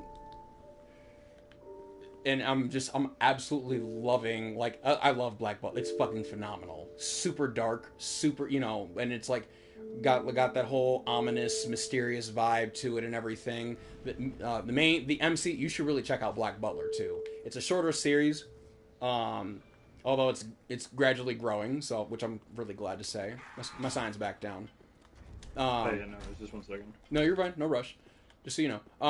And so this is what set me on, because I was just watching the new episode the other day, and it was like, after I watched it, I was like, I was just hungry for more. I'm like, oof. I'm like, I want more mystery, and so I got to hunting again for more mystery. This is how I found like Higurashi. One of the themes I was playing earlier is from Higurashi. Actually, I'm gonna play that theme again because I fucking love it. In fact, there's actually like a number of themes I play that's from Higurashi. So. I got a question. Where do you get the infusion coal thing? For? Like, I have for blessing. Because I don't have blessing. I've got lighting, but I don't have blessing gem. Like the slot for I've got the gem, but I don't actually have the coal thing, whatever it's called again. For it. And I don't know which one's that one for it. I'm just trying to look at this guide. There. Yeah, I'll get it later. It's fine. Hold on. I have to look it up because I forgot. That's what I was doing. I was looking up. It's in a place. I think it's in. Is it? Oh no, Sage's Coal. Farron's Keep. Sage's Coal. Yeah, it's the Sage's Coal. You should already have it. Yeah, I probably missed it because that's a little while then. You know where that is, right? Yeah, I know where it's at. I know. Okay. I'm trying to make sure it's the right coal. Don't go to the wrong one. There's two in Farron's Keep. One of them's by the Black Knight. I get them mixed up. Which one is which? Yeah. The other one's down below in the second part of it, so by the Dark Wraith.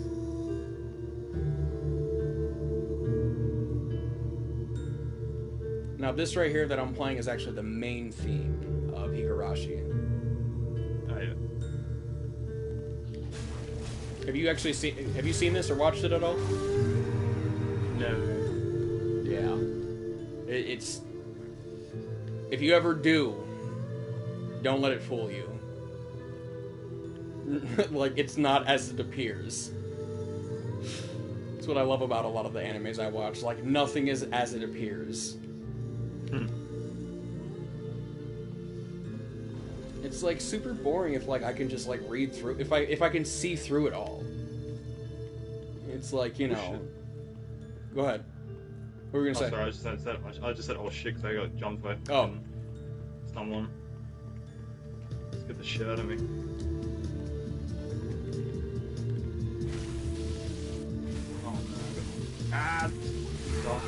And I think that's also what I like about Bleach a lot too, is like Bleach, Naruto, they do this really well with like being able to just not only capture your attention. Attack on Titan also does this really fucking well,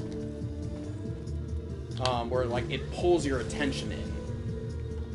At least it pulls mine. I never really could get myself into Attack on Titan, not because it's bad. I don't know. I never understood when people will say like I couldn't get into Attack on Titan. They're like, I just thought it was so boring. I was like, what? I don't think it's like, boring. no. Not at all. I don't think it's boring at all. It's just like I was never a fan of the Titans design-wise, but the characters themselves, like Eric. I just didn't like a lot of the Titans up too much. The main one I did like them was the Ape Titan though. What's his name? The Beast Titan. The Beast Titan, yeah, he was cool. I mean, he is basically like a fucking ape. Yeah. You know, climbing on everything, throwing shit. Yep.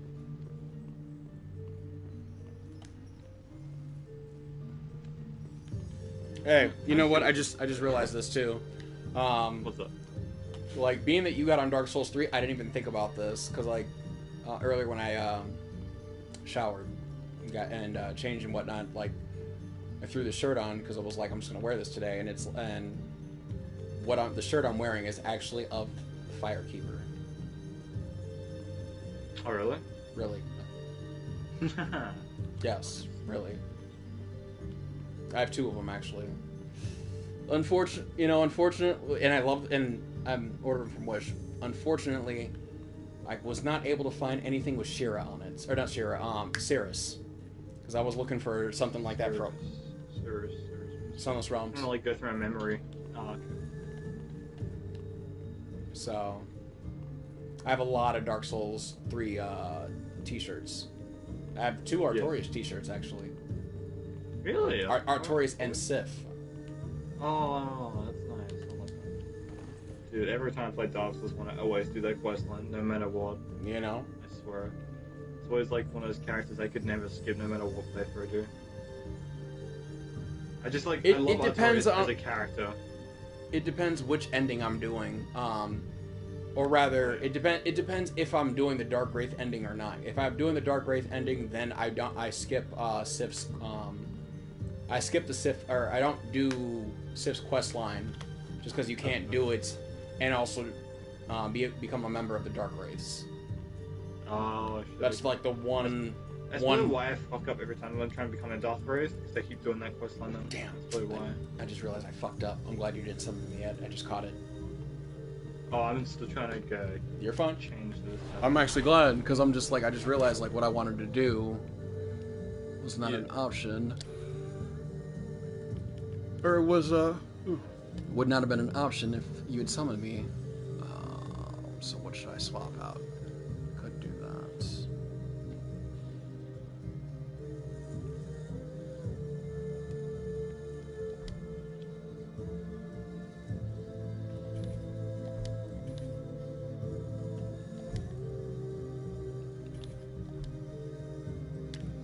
Just do this. Beautiful max of that shit.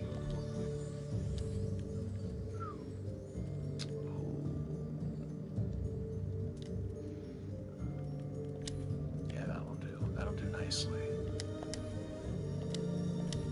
Alright, I'm going back to Liverpool now. Once I get over there, Oh, what? No. What's wrong? Oh, no, nothing's wrong. Nothing at all. Okay.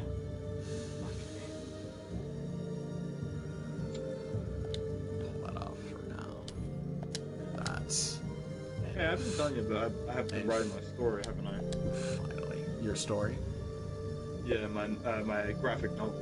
Nice. Technically, it technically would be classified as manga, but it's not because I'm not in Japan. So it'd be classified as a graphic novel. A graphic novel? Yeah. But a lot of people call it. It's not known as manga. Because usually manga you have to be classified as someone that's in like living in Japan while making it. So. Yeah, I mean I get that, but just more of like why is it classified as a graphic novel though? Because it has photos and drawings and stuff in it. Because manga has drawings in it. So. I mean, you know, If it just had words, it'd be just a novel. I was gonna say like because you said it's a graphic novel, so it's more like is it a light novel like or is it more, you know what I'm saying, that sort of thing. I mean, but it's still in development, so I mean, I suppose that it kind of depends on where it ends up. Yeah. Ultimately, the finished product ends up being at, whether it's a light novel or not. Filth! How dare you? I'm gonna try my blessing version of this. Ooh, that blessing actually is nice too. Hold up. Let's see. blessing does scale better with magnets, but I think it had less damage than my magnets. They have no idea. No, Gundio. They have no idea what they're in for.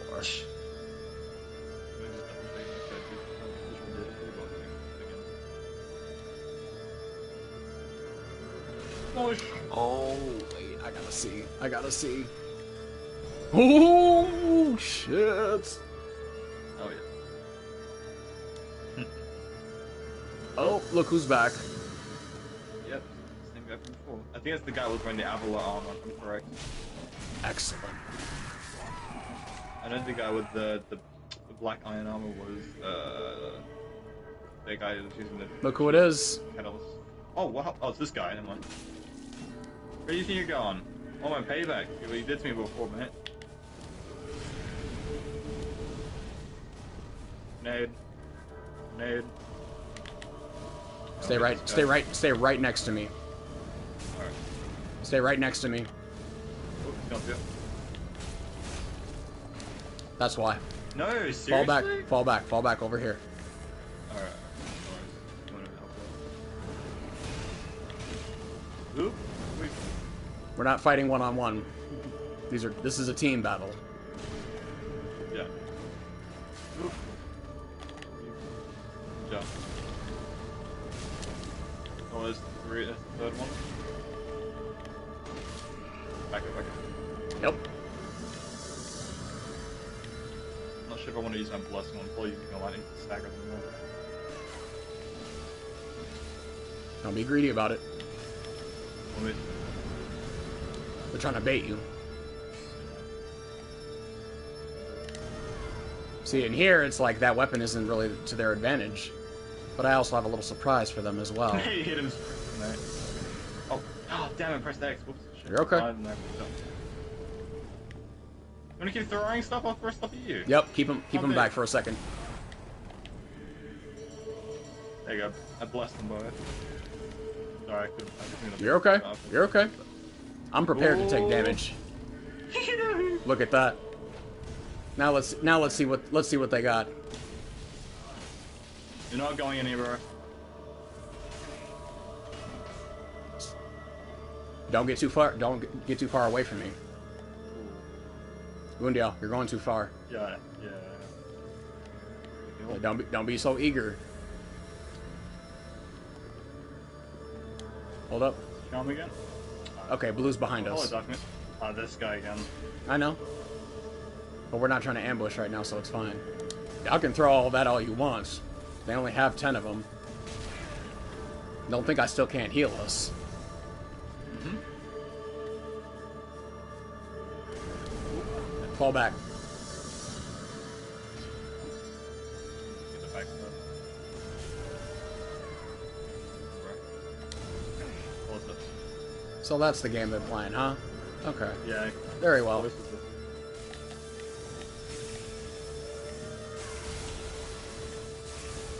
What's up? That's you. That's you. Seriously, that hit? The blade's down. Come back over to me. That's Come back. seriously didn't hit? Come back up here. Oh, he killed him! Bye.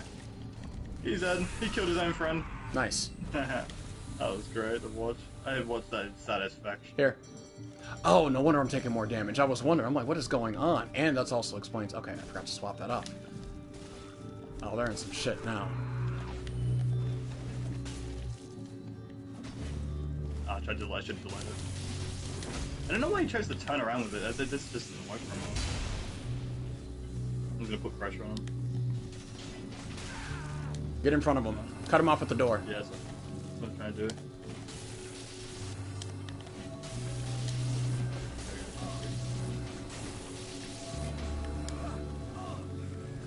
Don't let him heal.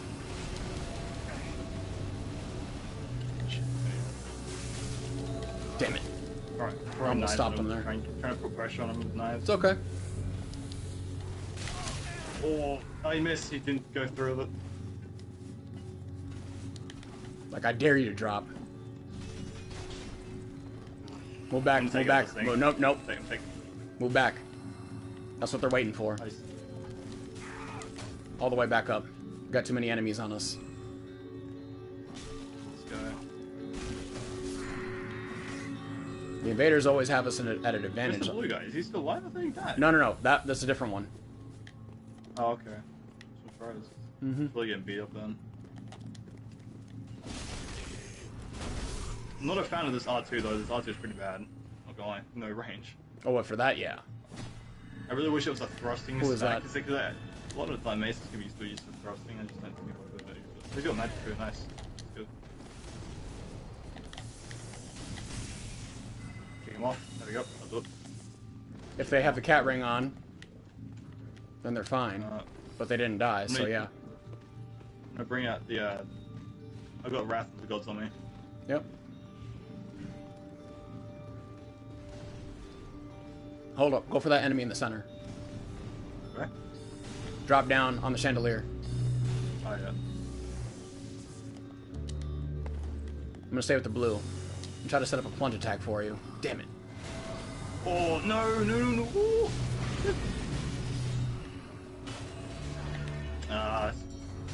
Nope. Ah.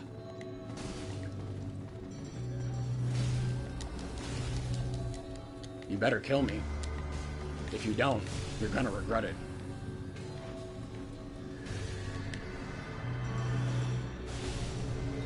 Fuck, you're not getting him. And now you're gonna regret it. Stay in here. Stay right next to me. Yeah. Just gonna go back and forth. Hits. Switching.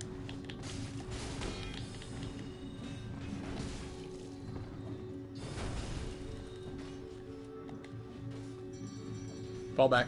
I'm out of Estus entirely. Don't go out there. Even if the blue goes out there, don't go out there. Try this. Come back up here. Come back up here. We need to clear the enemies out in here. We still have one enemy up top Oh, okay. that can attack us and doesn't even need to be near us.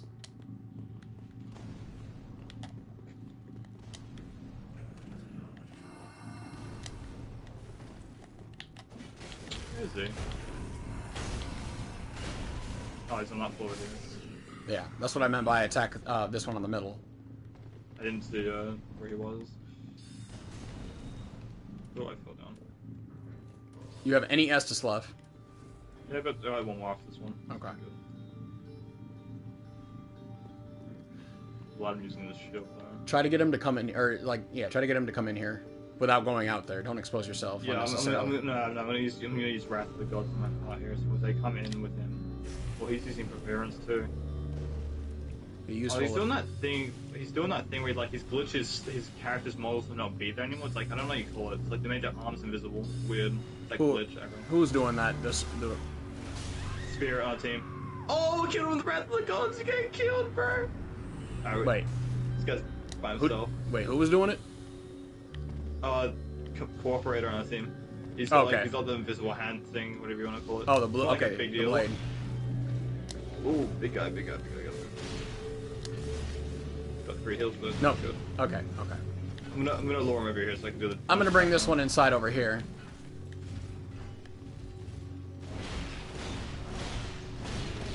Stay with that blue. I'm fighting the big guy. Okay. The blue's fighting that.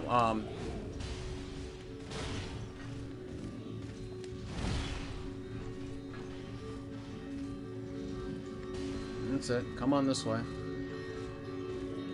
Oh, you're joking, game. If you run into trouble, come in here with me. Don't you dare turn around. Oh shit. Woo.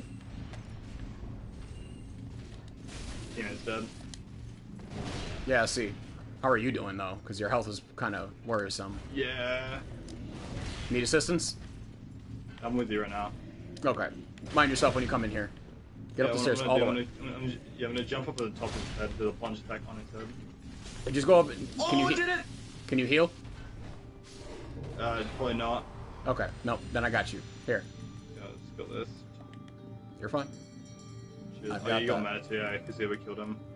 I think there's still one more guy left? Yeah, there's one left. Yeah, it's co-operative got killed by him. Good. No, we don't even need to go that far right now. Yeah, I just want to check that. What's the enemies looking like out there? Hold up. Oh, Oh, look who's back. Another raider. No, let's go. Oh, no, that's the blade from earlier. The one that got killed first. Blade. Yeah, the goofy one. Oh, well, one of these guys is stuck in a corner. Hold on. What a wonderful situation. Hold up. Nope. You weren't high enough. You weren't high up enough. Yeah. Move back. Arrow. Stairs. Move out. Ooh. They're aiming for you. Yeah, I noticed that now. Get in cover. We're gonna cancel on that. Come back in here. I tried parrying him. Missed. Come on, we need to go. We need to go. Yeah, I'm in. All right, head upstairs. Upstairs. Yeah. More than likely, the blade is upstairs also. Pull out Wrath of the Gods again. If you like Laura, man, I'll just do the Wrath of the Gods on him. I'm gonna stand like, you know, like that back bit before like you can do the drop down on the staircase. I'm gonna like be top of it, and so if he goes underneath me, I'm gonna just use Wrath. If he comes up that stairs.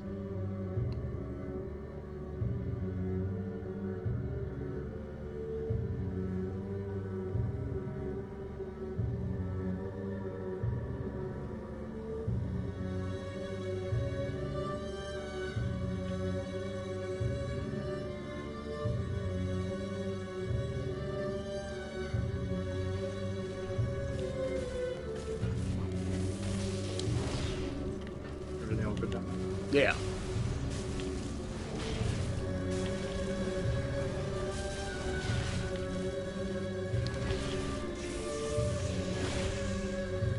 Well, that one was being a fool. That's what you get when you just run out like that. Moron. Oh, no help. Oh. I must have fallen or something. Like their eagerness went in the wrong direction. Oh, you need to heal. No, it's alright. I was gonna say Are you out? Maybe. Yeah, I'm out. But I was gonna say save it because maybe like I have one regular Estus right now. I'm almost out of FP though. If we kill this one, then we'll be fine. If we kill this enemy, we'll be fine though. We'll get some back. He's just aiming his bow there on the bridge. Then let's go upstairs. If they're just gonna hide right over there, we're gonna go upstairs. Then we won't even give them the courtesy or the advantage of knowing where we are.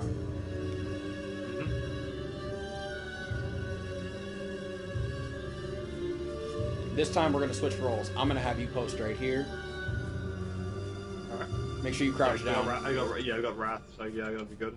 And then Yeah, because of my my outline, it'll catch their attention more.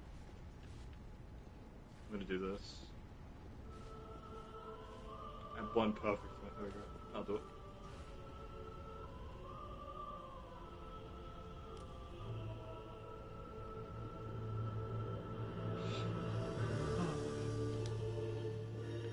You know what I don't actually like about writing my story so far? Writer's block? It is writing a villain.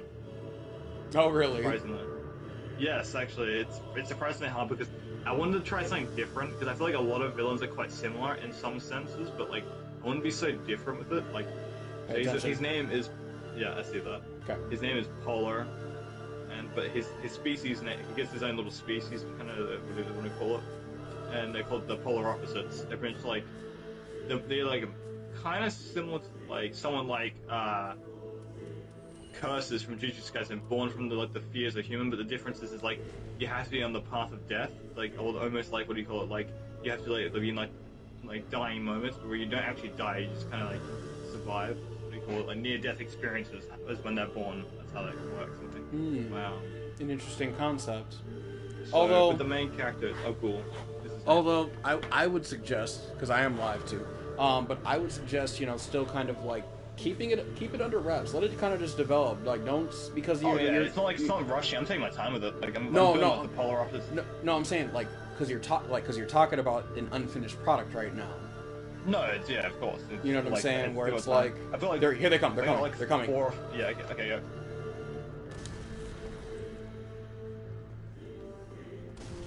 Fuck! That they saw you. He didn't. Get that one. Hold up, come up here, come up here. Fall back, fall back. Yeah, come back. Yep. Like we're aborting that one. I didn't want them to see you, because then that would have gave us, It's the other guy that got saw me, I'm guessing. 'Cause So, he here, was turning new me plan. around. All the way over here. Come over here. Hide in this corner over here.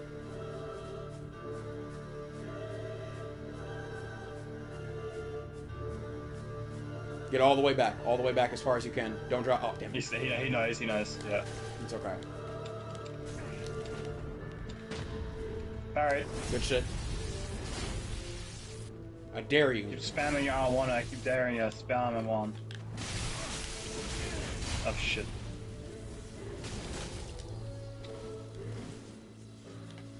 One. Y'all are pissing me off with this shit. Shit. Oh, the ball is really. Yeah, move back. Fuck. Yeah, Yep. not dealing with that. Not dealing with two of those things and just spamming bombs all the time. Keep going. Look. Yeah. Wait. Stay right next to me for a second. Cover me. Yep, cover. Yeah. I still had a hidden blessing. Yeah, it's beautiful.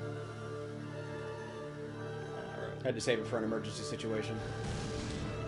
Well, Oh! I parried that actually. Sorry. You can't parry that. Well, it gave me, like, it didn't stagger me, so I was, like, kind of good. That's actually why I still parry, even though it burns me. But at least it's, like, stops you from being staggered. Finish that one off. I got the other one.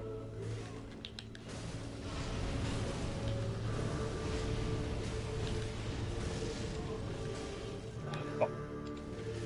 You just fucking spam your spell, you bastard. Oh, he's fucking pulling it again, god damn it. Leave. Oh, bullshit, you fucking killed me with that. Caught me Trash. mid-roll. Disgusting. These Gundyr builds where all they do is like spam the weapon Just art just spam, so yeah. they can't get broken. Like This is why I like jumping a little bit more in Elden Ring a little bit, just because it has that versatility ability with it. Like, because you at least get the ability to evade by just jumping. Yeah. No, yeah, definitely.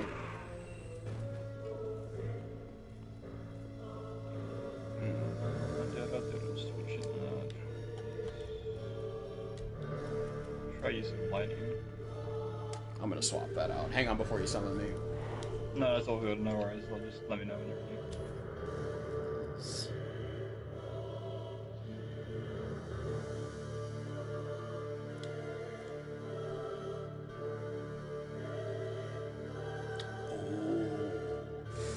Ooh. Talk about ambushes and setting. I didn't even think of that until just now.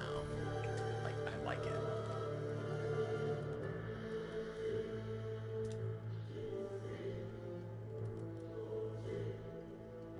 Yeah, let's see how that works. I'm so curious about that. Go ahead.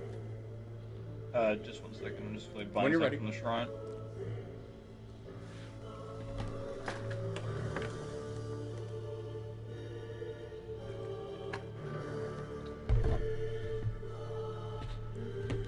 Oh shit, I actually don't have any souls. Go back to the shrine stuff.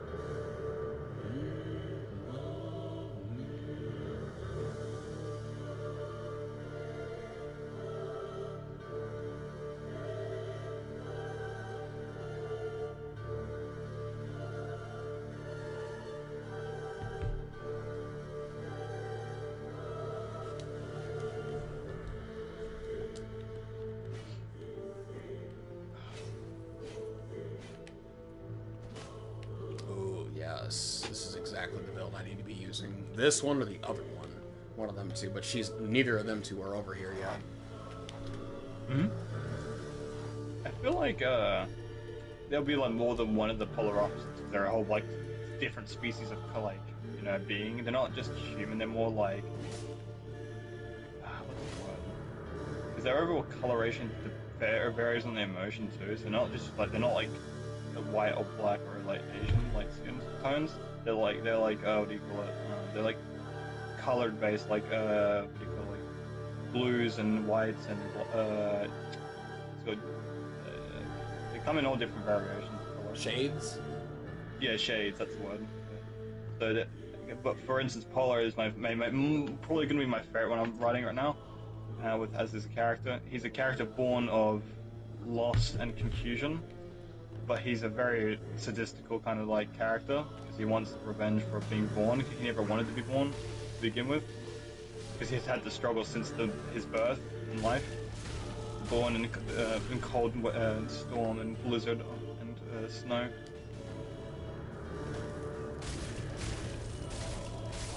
He has a white skin tone, like almost like just full, just like covered in white. His hair's white, pretty long too. Like albino, essentially. Or maybe even paler.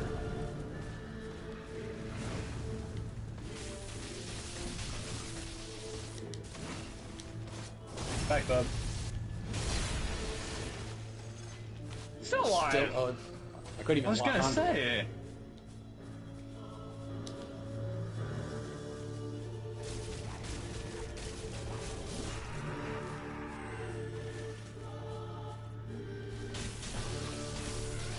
Aha.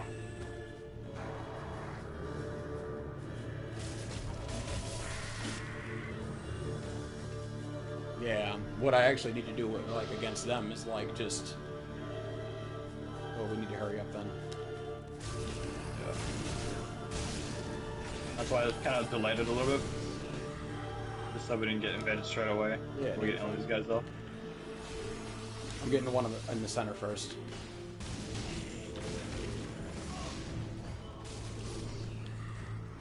You good? Yeah, all good. And, Piece of shit. I got the knight. yeah, all good. Where's that last guy at? He's over here. That's why. I was wondering where he's at.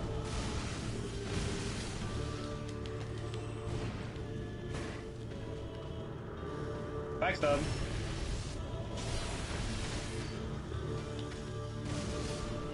One thing I don't mind about the R2 charge of it is actually kind of good for getting up like attacks on enemies that need to get back up from a repulse. Oh yeah, definitely. That's the one good like feature I don't mind the mace. I just do kind of wish if you do the roll instead of like a smackdown, it should do like a thrust kind of jabbing effect. I feel like that's it's still got like a little point on the tip that you can still use for jabbing. But it's alright. Oh, this is perfect. What's up? You're about to see. Are you using dead again? Maybe. Have you used it before? I have. I find that is a very like not so well known ability. Not often. I've never though, seen so, it. So it's like, Yeah. but I just like thought of it though, because it's like we have to go through and kill most of these. I was enemies gonna anyway. mention this at some point, like, because I never like thought I thought it was a made-up spell, or like a modded one or something. Cause I always see videos and I'm like, is this even an actual spell, or is it just a modded spell or something? But no, it's actually an actual spell. I just didn't really believe it. Just move further over. There we go. Fall. Perfect. Yeah, Beautiful. For me, Right there. I'm gonna move Did you this see guy that? down the Oh no! So remember, these guys move differently for us in different screens. That's what I was asking. Like, can you see that? Because I got the two bodies right here in front of me. Yeah. Oh yeah, because I pushed that one down. I remember. On my screen, there was still a guy up here before, and I pushed him down. So I have two. So I have two of the. Are they undead or are they hollow clerics? I get them mixed up. Hollowed. Yeah, hollowed clerics because the faces show the fortification. I mean, I get them mixed up with the other one, the lightning throwers, because like one of them, Yeah. one of them is hollow, one of them is undead, which I'm not even really sure what the fuck the difference is. Truth be told. Mm-hmm. And then we got this one here. So. Could use this guy's corpse as well. Yeah. Yep. Push him So, up. but we're gonna wait on that. Push him up a bit if I can. I would like. It would be nice to put them on the staircase. Would be really nice because then they're forced to be going through this as well. There's this guy here on just the bottom of the staircase. I'll probably move this other cleric towards this door here, actually, this entrance. Oh, if I walk slowly. Oh man, it'd be so nice because you know what's sad? Actually, I found out one of the best shit. content. What's up? Cestus and a fucking straight sword. Look, wait, if you notice, look at his arms. You see that? No. Yeah, I see that. I don't know how they do that. I'm not sure if that's a glitch. Yeah, I saw a hilarious video actually. These guys combining themselves into each other, and what was even funny about it is like they're like spread apart, and they're like one dude's a headpiece, Question. one guy's a weapon. Oh shit. Oh shit. We got a full house. Here's a question though. Do you have any seeds? No, I was gonna say where do I get seeds again? You need to go back to Firelink Shrine and go to the tree. Is that how you get them? Yep. After each invasion. Go all the way to the top. All the way to the top. Yeah, that's alright, that's alright. Just let me put some lightning. Oh, hold up. Blue Sentinel here. Y'all need to So get away this- from this is y'all need to get away from that one. Don't ignore us. Come back over here. Can you get that one throwing lightning on the bridge? Great. Yeah, I'm trying to do that. Now. Yeah. I got a drink. There we go. But oh, Closer. Yeah. What is good? Oh my god, I just need to smash this way here. Closer. Land down. Closer. I got you back, Blue Sentinel. There we go. Oh, did he drop the weapon? Did he drop the sword? No, he just dropped chunks. Okay, nice. Chunks will do indeed. Handled. Yeah, I'm gonna can you lure up the other one just to like the middle bridge here, and I'll jump on him. Actually, Got perfect. Actually, got it. Boom. Smash! And he's dead. Beautiful. Everybody He nearby? dead. Still two more. Yeah, I'm good. The Blue Sentinel's nearby. He's been doing helpful stuff. Hurry up, run to me, run to me. Okay, I was good. That's what Yeah, I was healing. actually, you stay up there. I'm gonna bring them out. The other two. You can jump attack them. Come on, buddy. Well, what I was trying to do earlier with a different character, but I can't reach. But that spell can't reach with Great Heal. Unlike Soothing Sunlight, you can be right under somebody. Like as long as you're in the same room, it'll still get. It'll still cover everybody there. I was gonna say stay on the bridge, but it's alright. I'll go on the bridge then. and I'll get jump up. I'll get attack up there in a this second. I just wanted to clear the. These enemies right here can attack you from anywhere. guy. Yeah, I know. Blue They don't even Sentinel? need to see you. Like that's really what makes them a problem. I'm missed range. That's alright. Missed range. Ooh.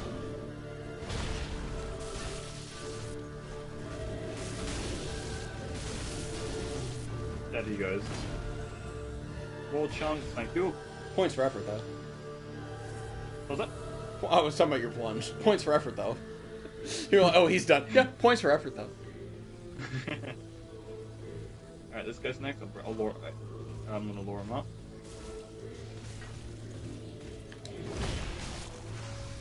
See, exit perfect. Under that bridge. Go on that bridge. Go ahead. You just run around. I'm dead. Okay. I thought he was gonna go a little further Oh, yeah, forward. yeah, just come to. Oh, actually, you're good. Oh, that hurts. That's fine. Whee! Beautiful. Smash! Foul. I was like, I'm like, please tell me the plunge is gonna take before that blue spirit attacks them. Which I'm really glad it was. So it was lined up quite well. That's why I was backing up. You saw how I was backing up slowly, right? Yeah, It was like, I'm like, all right. I'm like, I can't see the bridge. He's over there. He's Oh, flying yeah. the blue over there. Oh, okay, the blue's over there. I was wondering where the other guy was. Okay, I was like, I only see one blue. Okay, where's the blue Yeah, at? I was like, he's just there in the water with him fighting. You notice now? All right, stay with this blue. I'm gonna head over to that one. Alright, all good.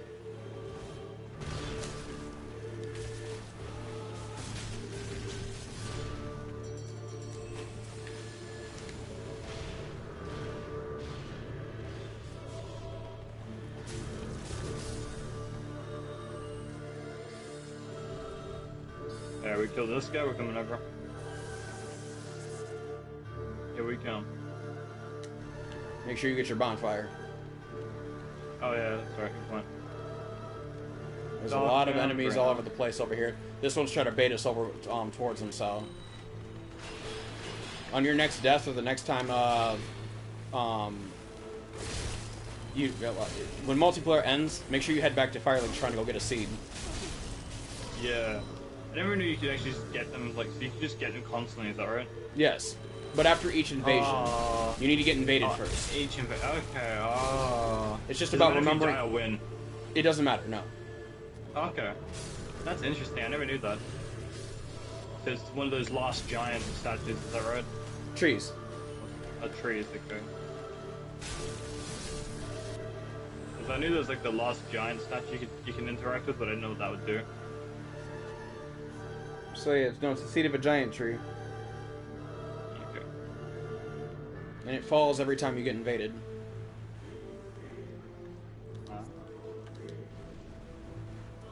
Presumably, you know, approximately each invasion. Yeah. Get Never an knew that. aggro. Wish I knew that earlier. When we first started playing together. Well, no, you That don't. really helped. Yeah.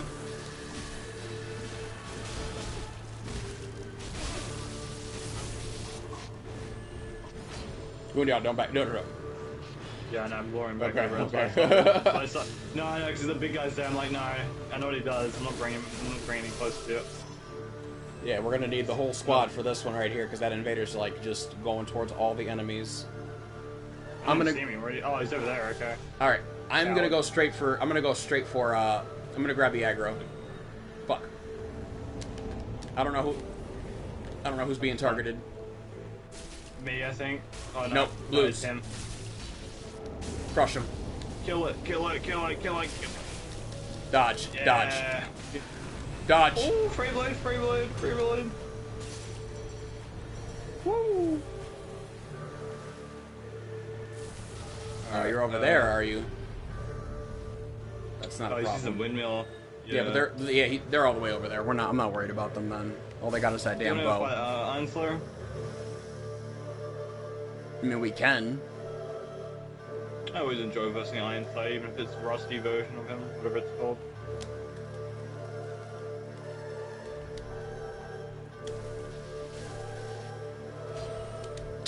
That's right. This one's resistant against dark and lightning.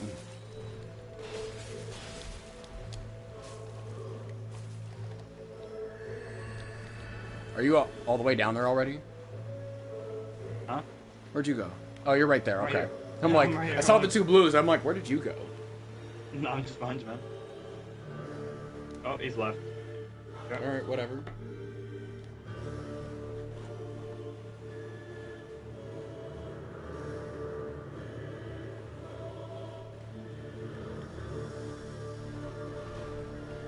Ooh, that hit me.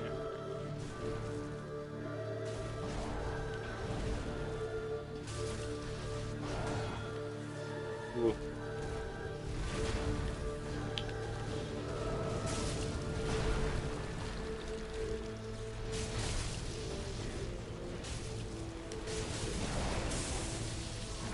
Blocking my lightning, actually.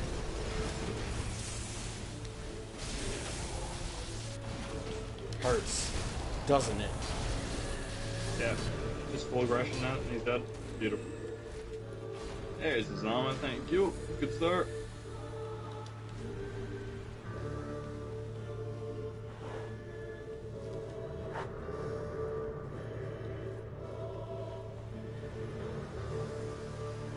See, this is the thing I've noticed about just invasions in Dark Souls and just in FromSoft games, where it's like, especially in Dark Souls, Elden Ring too, but more so in Dark Souls, and that is like as soon as one invader dies, if there's two invaders or three, as soon as one or two invaders die, whoever is surviving usually backs off and just like runs towards the enemies. Yeah. When I generally like Elden Ring's invasions, it's like, it feels very unfair for the invader side though in Elden Ring personally, just because of like you get jumped by you're forced to be jumped by two people most of the time anyways. You can't just get a 1v1 most of the time anymore, but unless they allow it to happen. True, but I mean, expecting a 1v1 as an invader though is essentially the problem with people. But that's the thing, because then it pretty much confirms 3 players, though, because most of the time people are gonna have 3 players instead of just 2. I mean, it's no different than in Dark Souls, though, where it's like... I mean, it's like being the host, for example, and expecting a 1v1, where it's like, with an invader, where instead they just... I know, but Because, dude was literally just been hiding behind all the enemies. And then look, they're This trying to thing snipe. like a specific mechanic that I just didn't like with the invasion system in Elden Ring was like, I'm pretty sure you can't just be like, get, you know, your second invader friend to help you out, like, anymore. It's like, that's only if they allow it to happen. And I find that really frustrating, because you just get ganked and you can't really do much about it as an invader. Oh, they just trapped themselves. Hurry up, come on, run over to me. Run over to me. They just trapped themselves. Yeah. Hi, my dear. Nice seeing you, fellow dragon.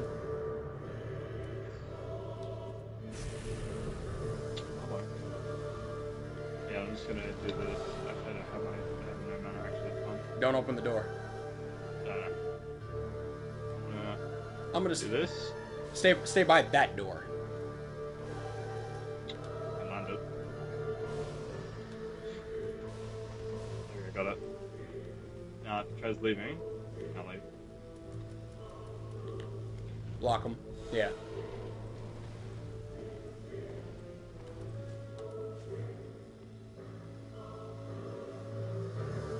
He's like literally just like trying to give him stuff. Nice. They just gave up. Because they realized they were trapped. Bye bye. That right there is exactly why we don't need to rush. Open the door. I saw that, I was like they really should not have gone that way, because they were expecting that door to be open to try to flank back around, and that was their mistake. And I knew you didn't open the door yet, so I was like, oh no, they fucked up. There's no ladder, there's no way out of that room. I'm like, all we gotta do is seal the exit, and then they can't get out. Fuck, I forget how big Medea really is, like, in comparison. Like comparing him to, like, Placidusix makes him really, like, outshine Placidusix in terms of size. I don't know about that. Placidusix. Oh, he is. I've seen, like, a video that does a comparison. He's like in the between of Medea and Placidusix in terms of size. I still fucking hate Bale though. Bale's like, I don't like his overall design as a dragon. He looks really like, he looks like a knockoff, what do you call it from Lord of the Rings? Belagon? Or whatever you call it? He looks like one of those things. Oh, I wouldn't even... Oh, that thing. Yeah, from, the weird hell demon with the horns. Yeah, that the thing. horn shape just reminds me of him, and I hate Look, that. And I hate that. You know, and I design was like... Bale. I was honestly expecting more. I remember that from the game, not the movie. But it's been years since I played Shadows of Mordor. So... Oh, the game? Yeah, the games are sick, dude. I got mixed feelings about the game. It was alright. I like the second one because it has a more interesting PvP system. I like the first one better.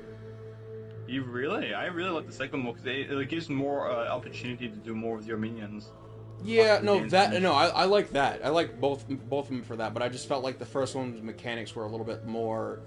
Combat mechanics were a little bit more refined than the second one. The second one, maybe I have them backwards. It's been a year since I played them, but with both of them though, I was still sufficiently disappointed. I still liked it. It's alright. I wouldn't say because in terms of movement, it's like it feels like I'm just spamming the same combos again constantly, and it's like I feel kind of like bored in my mind because it's just like one of those rinse and repeat moves. Like it's just like it's the same animation, too. It's not like a different one every time. It's just always like kick to the face and then the same slashing attack. Yeah, it was very repetitive. I didn't really like the ghost abilities because a lot of times I did no damage, it's just stunning damage, and it's like, it's not helping me at all. I mean, the ghost abilities were kind of cool. I like the movements with the ghost abilities, you know, like... I thought the movies are alright, but like... I just think parkour, and then you press X and he like just runs faster and shit, I'm like, that's fucking dope. Oh, that's like very cool. It's like... Or the domination effect where you take over, you're taking over people. Yeah, that's right, like, you're my servant now. You will obey me. Talion. What was the elf guy that was in the ring? Oh my god. I forgot his name. I don't remember. I don't remember. I don't remember any of the characters, honestly. Didn't he forge the ring? I don't know. Okay, yeah. If I'm correct, he does give it to Sauron, or is that the same person that makes it? I forget. I can't remember. Because I know Sauron is an elf to begin with, and he becomes like... Sauron, and then... No, the Eye of Sauron, and then, yeah, that's right. Oh, I always get their names mixed up, fuck, because they're so similar. Yeah. I saw a video, actually, that showed Sauron versing a character known as the Lich King from World of Warcraft. The Lich King. I mean, I was like, now I'm not a World of Warcraft buff, so it's like, but the only reason I even know about the Lich King is this is the trailer. no, That trailer's got 50 million views. I'm like, that's insane. For just a game, though. no, only because like one of my jobs in the last few years, I had one of my coworkers. He was always wearing a Lich King shirt. Oh, So, okay. you know, and I was like, and so like, and I was cool. and I was like looking, I was like, and I had to ask him, was like, so, you know, who is that on your shirt? And he's just like, because I was looking at him like, it looks familiar, but I thought it was a Skyrim reference, but it ended up being World of Warcraft. He's like, no, this is the Lich King. I was like, ooh, but I'm like, but it was still fucking badass though. Actually, you know what? Now I mentioned him, Lich King. I like the Lich from Avenged Time a lot as a kid because he was like something else as a villain. Like he's like the embodiment of true fear, and I fucking love that about him. I don't know if you've watched a lot of Avenged Time or not at all, but Lich from that series is insanely terrifying. I don't even know why it was even a kid's show. In Saruman. In that video though, with Lich King versus Sauron did win, and it made a lot of sense though, and it was like well like thought out on how they thought of and how he was gonna win, because like Sauron had a lot of resistances against a lot of Lich King's abilities, like because most of his abilities to sicken his opponents by like turning them into a plague and zombies and stuff. And Sauron's like, why would you need a body when you can just turn into his Eye of Sauron ability? So getting rid of his body, not needing to worry about being cursed by Lich King. So it's like a lot of that stuff is like well understood, and like, yeah, this is good. I can see that being possible. Yeah. Because I know Sauron's very powerful. I know Lich King's powerful. I do think Sauron's a lot more powerful in terms of like battle experience, from like because he's been alive like thousands of years. And let's not forget all the rings that he had, like all the rings of power that he has. Like that just gives him an extreme fucking edge. So it's like, you know, he's literally like a walking enchanted fucking like demon fortress. Force. Yeah. But yeah, because a lot of the Lich King's abilities were like infecting and doing a lot of frost stuff, and a lot of that stuff is going to get countered by fire, and like his ability to like transform into his form where he doesn't need to worry about being infected or whatever. So it's like a lot of Lich King's abilities get thrown out the window.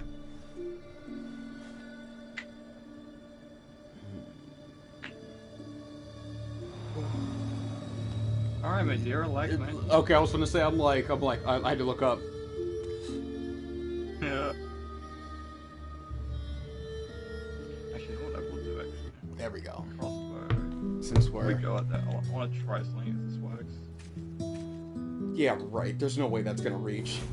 We'll see. You're better off with a great bow or something like that, which I could give a shot. No pun intended. Oh, it literally hit him, but it didn't like count because of the rain. Oh, that's so upsetting. It literally has just barely reached him as well. It sucks. This is not leveled up at all. You don't even need to level. Just get him over and like he'll just come over to us and he'll get killed. He's always one of those problems I have when I go across that dang bridge.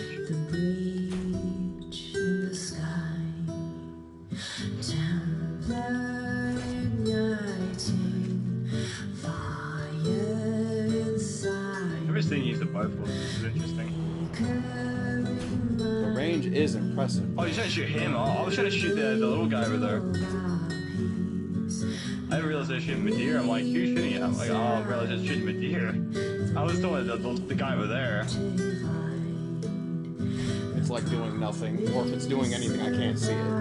No, I went out of range. It's like 55, I believe, or something. Is the range max. Okay. It's because I'm just like because I'm like, it looks like it's like I'm seeing it hit him, but yeah, that's what I'm saying. Because I was trying to hit the little guy over there. Because I hate that guy on the bridge. I was trying to shoot him. Because then if we get him off the bridge, he won't push us out of the way. Oh wait, hold on, that should have hit him actually. What the hell? Why did it go through him? Oh, it's because I missed. Oh, okay, because it looked like you hit him, like, because it looked like it went through him. He just stared at us. See, no. Oh, is he coming? That was like, you sure you wanna do that? Like, I'm ready for that too. Dude lost interest immediately. As soon as the crucifix came out, like Mad King. Oh no, no, I'm good. I'm good. I changed my mind. It's like fuck. He's ready for everything. He's gone. Oh no, he's back. He's come. No. I dare you. I fucking dare you.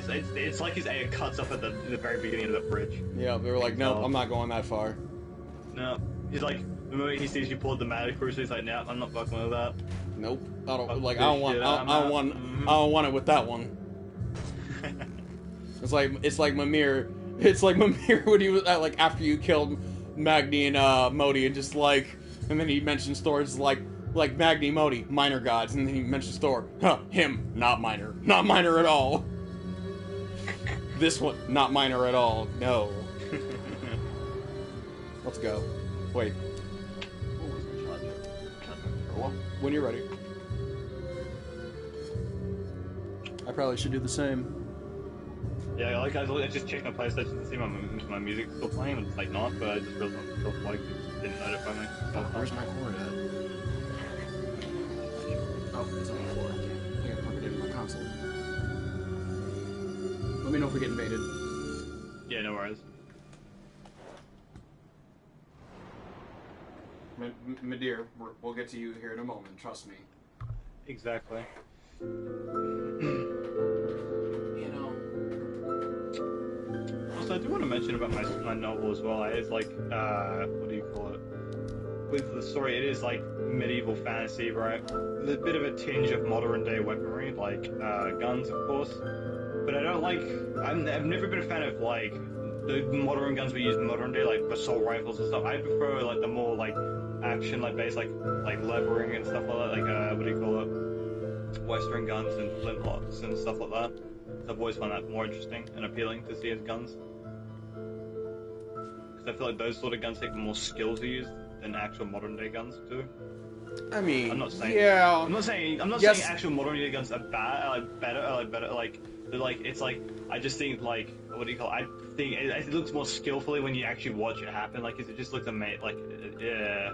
I would actually argue against that though, just because the fact is like regardless of the firearm, honestly, the more sophisticated that it becomes, even if it is made more easily to use, it's like the more sophisticated it becomes, the greater the need for skill, like the greater the skill that's needed to wield it efficiently. Yeah. So it's like, I mean, it's no different than say like any of these bows that we have here, for example, where it's like, especially like take like this right here. This bow is like really easy to use.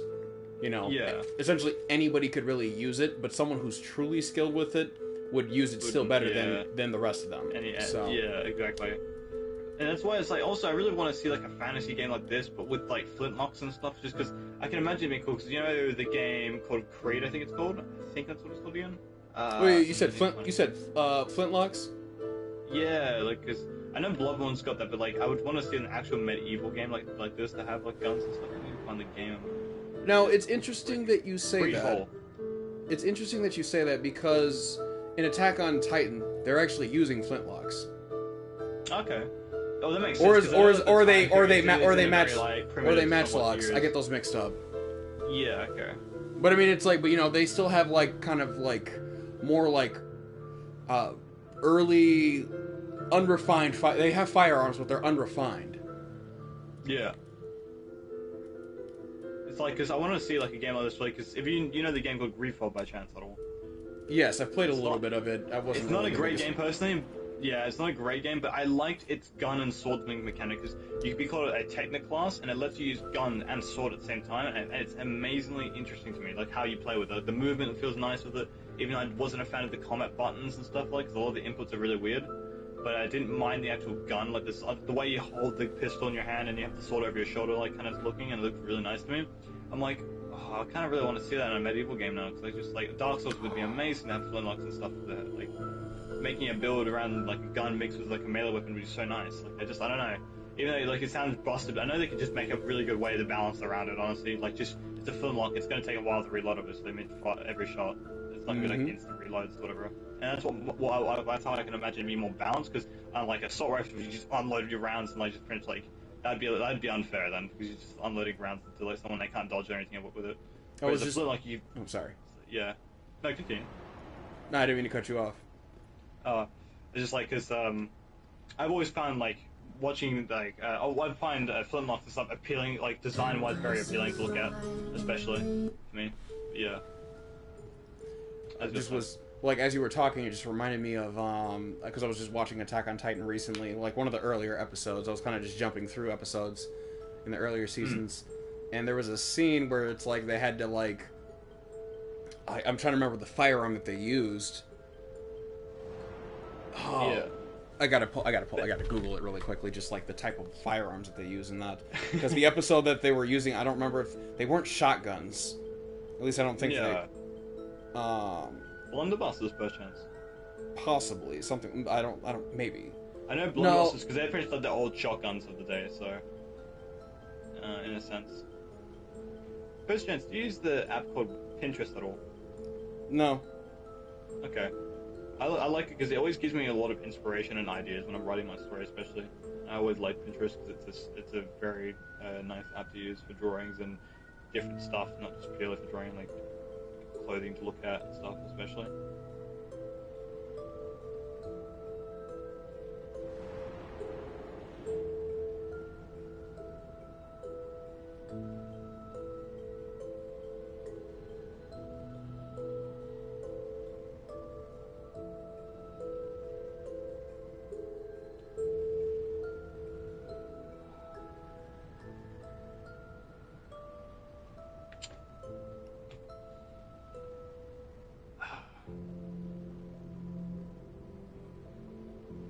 What is it called?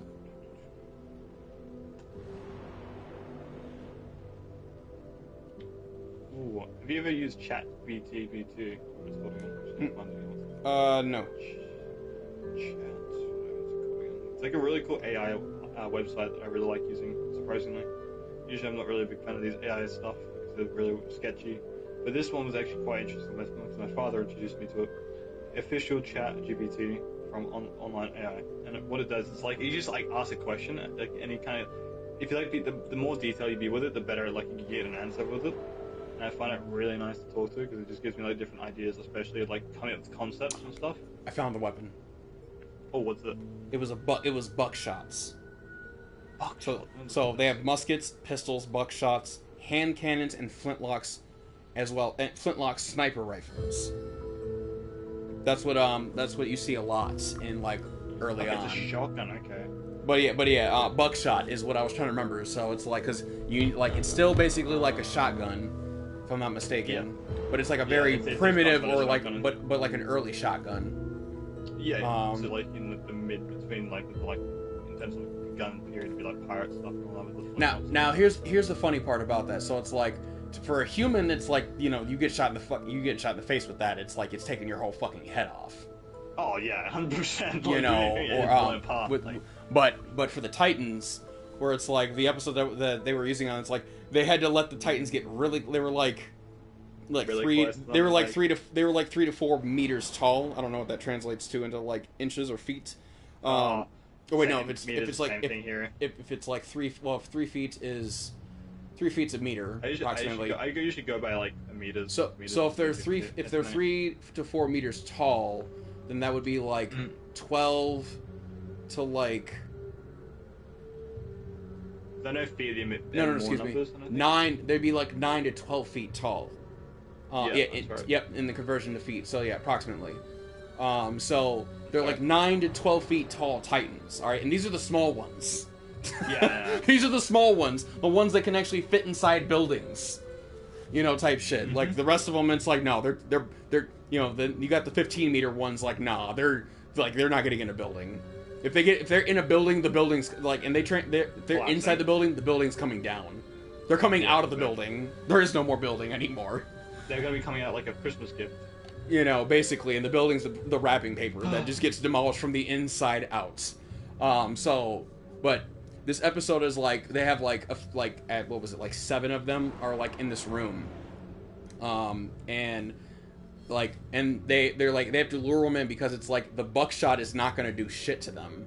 I mean, aside from like it'll injure them, but it's like they had to let them get in close and then like shoot them with the oh shit, I think too close yet. It'll move in, or like they had to let them move in close and shoot them in the face with it, just to only to blind them. That's all it did was blind them. Temporarily. Yeah.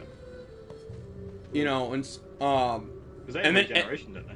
oh yeah, definitely. You know, Okay. and so like yeah, they'll regenerate and quickly too. So with that being said, their weakness is also not. I don't know how much of it you've watched, but so it's like it's just. I just like seeing clips in there like, this is a fidget spinner. That's that one a lot. That scene with the Beyblade scene. I don't know what that is. Oh, really? Okay, because there's a scene with one of the guys that literally becomes a straight fidget spinner and just starts Beyblading right through all the way up Beast Titan's arm up to his neck. I think it's when, Oh, you're talking about Levi. Levi Yeah, fucking like damn. Levi was desperate.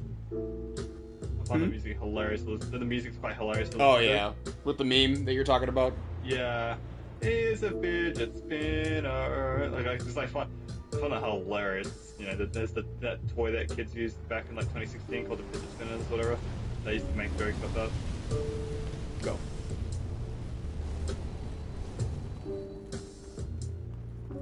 Punch it. Whee! Still got that enemy on the right. Yep. Oh no! Oh, we're As long as we iframe it, we're fine. Yeah, we're good. So, you know, here's an interesting concept. I don't know if you probably would have, well, because I don't really know if many anime or manga have ever done this before, character-wise. But, Hold on. I'm just getting him to yeah. move. Yeah, no, it's trying to wait, hold on, go out. There you go. Go. It's nothing. Just a slight burn. Yeah, just a little minor burn. Good yo. Oh yeah, I forgot. Let me just go in here. I'll be fine. Okay, as long as you make it through. Made it through. I've died doing that. Because that's like instant what? death. Did I? Oh, okay. Fall back. Okay. He's coming. I can feel it. He's coming. No. Okay. I swear, like, okay. Where the hell did he go? He left? No, he's right there. Oh no. We're good. We're good.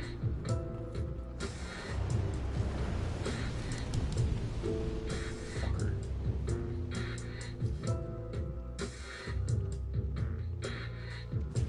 Oh fuck, go with that.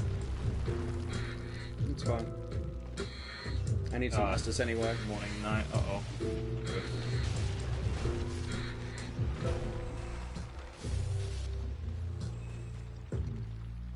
Lightning gem, very nice. Hold up.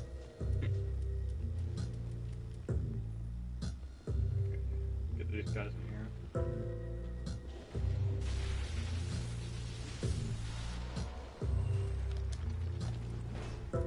Backstab. Or not. I'm gonna break his guard. Kick you.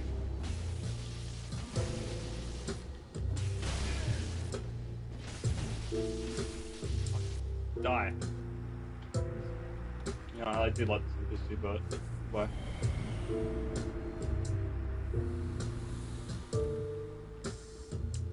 More of these skeletons. Alright. Be gone, skeleton. I do reckon maybe You that shall was not pass. Since we're you know like talking Lord of the Rings earlier anyway. Like one of the most iconic. Hold up, whoa, don't do it again. Oh, that's right, yeah. The loop thing always gets me. I mean, I was fine going that way. I needed that Estus anyway from him. Yeah. Let me move first. Yep. Remember what happened last time, or that one time? Maybe not last time. It's been a while since that. I don't remember. Chest. Or maybe that was with Nexus. We dropped the same time, or yeah. one right after the other, and then like Oh, one yeah, of us right. got stuck and then slid right off. Wait, hold on. Wait. Okay, never mind. Sorry, yeah. You're fine. It's already over. Goodbye, Mimic. Be gone. Poor guy.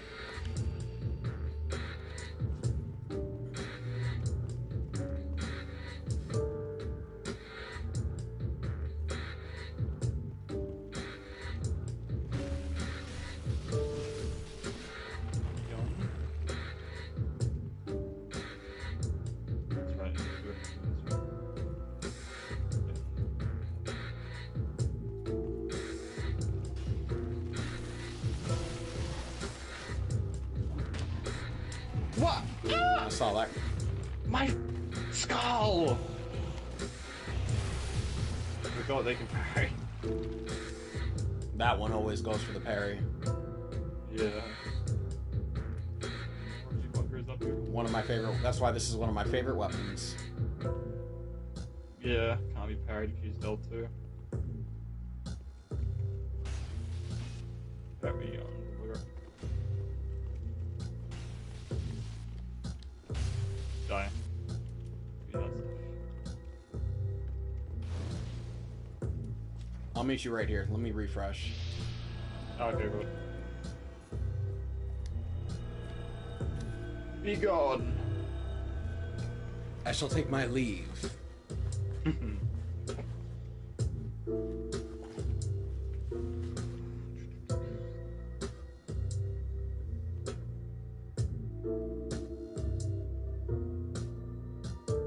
gonna be all the way back at the ring inner wall.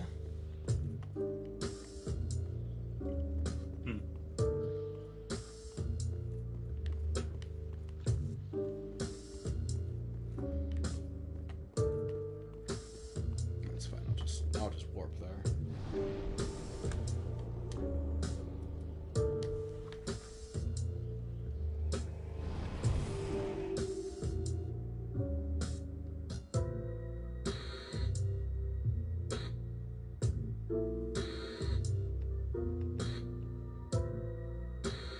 I actually recently discovered something learned something I was not aware of.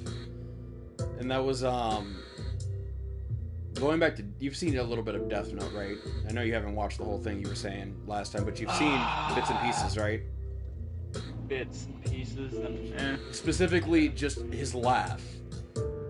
Oh yeah, with that scene where he's The iconic yeah. laugh at the end, Yeah. like basically the end of it. Mm-hmm. Okay, so I watched it all in English. All right, so I was entirely unaware of the laugh, the iconic laugh in Japanese. I didn't know it was that laugh. I actually had heard it. I've heard it in several up from like other places. Didn't realize this is where it came from. Like, so I didn't know people who were like there's rap beats I've listened to that have that laugh in it. That specific. I was like, what the, I'm like, you know, and I swear I've heard it in like, you know, like little snippet clips and shit. So I didn't know like it was that laugh, and I was like, what the fuck? Because it's like it's so different. It's so different in English. Now don't get me wrong. It hits in English too, but not quite like that. Although. I don't know, I'm just like, it just was something that just like was mind blowing for me, because for years it's like, you know, it's like I associated with like this one beat, this one rap beat, and so like for me to just, actually I should swap spells out before we go and do this. Yeah, I'm just trying to like get some pale tongue so I can just switch my status back around. Ooh. Ooh. I ran out of pale tongues actually. What? Hey. Good chance. Do you have any Not yet. pale tongues? Can't drop those for you. Can you not? You can't trade those. But there's a few places you can get them at though. Deacon, in the Cathedral of the Deep. There's also one over by where you assist Siegmeyer with the first demon. Oh yeah. And that's hanging from a body up there. So those are the two I know off the top of my head right now. I think there's another one somewhere else for another pale tongue. Otherwise you just have to invade people. Ah yeah. Let's see. Yeah, okay, because I'm just gonna change my stats around so I can wield the Drake Bloodsword again. Remember, like, you cannot trade multiplayer items or online items in FromSoft games. Yeah. Which is a bit of a departure from, like, Bloodborne, where it's like you can't even trade fucking equipment. At all, yeah. It's Like, that shit got me. You can trade weapons, is it? And that's Nope. it? Nope, not even weapons. Could've sworn you could. Nope, I know. That's what I mean, like, with the departure right there. I thought you could drop weapon. You can't drop. I don't think you could drop anything. I think it just gets discarded. No. I'm thinking no. So I'm thinking of dungeons because when I play through some of the dungeons, if I remember, you can just find some like the best DLC weapons straight dungeons. You don't even need to. Oh yeah, definitely. Like that's what bothered me a lot. Is like you just go right to dungeons and. Oh, I love this challenge dungeons. Those are fucking dope. Oh, they're fun. No doubt. Like I like to play that. I was actually doing some of those before. I'm doing invasions in dungeons, getting some kills on people. Yep. I actually found a few pit. And oh my god, I was having so much fun playing as Broccoli Man, doing some broccoli tentacle stuff. Using Broccoli. Yeah. Like one of the broccoli things. you said that, and then like my mind went to something I thought over, like broccoli. Like what the fuck is that? A fusion of broccoli and Rock Lee. So, 8 inner cage, legendary Super Saiyan. Like fuck, we don't want it. We don't want we don't want it with any of that. And also given the fact that Roshi actually called broccoli. And it's like, well, his hair is green after all, so I mean, you know, it's like close enough. Yeah. You can go ahead. You're doing something. When you're ready, go ahead and summon me. Yeah, all good. I found this hilarious video actually of where what was it called? This is like I don't know what they call it. It's like one of those like fun like family friendly games where it's like about like princesses and stuff. And it's like discover the face of the princess, and the princess's face is turned away. It's like a little like Tubi game, right? And this guy's like, oh god, what have you made now? And he says, oh, I hope it's not Vegeta. Turns around, it's like Princess Vegeta. I'm like, oh, hello, I'm Princess Vegeta, Princess of all Saiyans. I'm like, oh my god, that's cursed. Ugh. That's cringe. I found it so funny though, like looking at it, like just like, disturbing, just seeing like Vegeta on like a princess's face. Like head shake, just a head shake, just like no, Yeah. Just no. Actually, I mean, like that abridged stuff, just I don't know, it just really doesn't like appeal to me. It's like because it like it reminds me of I see a lot of that of like Star Wars on YouTube, like the YouTube snips or shorts and shit. People are often making like, you know, like there's like a lot of the parodies on there, and just parodies honestly just don't interest me for the most part. No, it's fun. That's fair. Just cause I don't know, it's like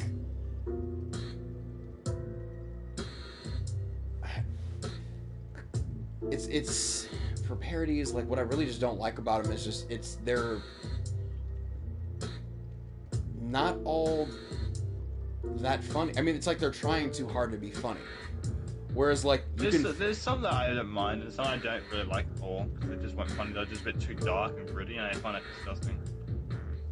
And like, it's also just crude. I mean, crude, vulgar. I mean, that's the real problem with a lot of the parodies. Honestly, is like they go to like Family Guy and South Park, you know, or like It's Always Fucking Sunny in Philadelphia. Like just these types of humor, honestly, just don't appeal to me.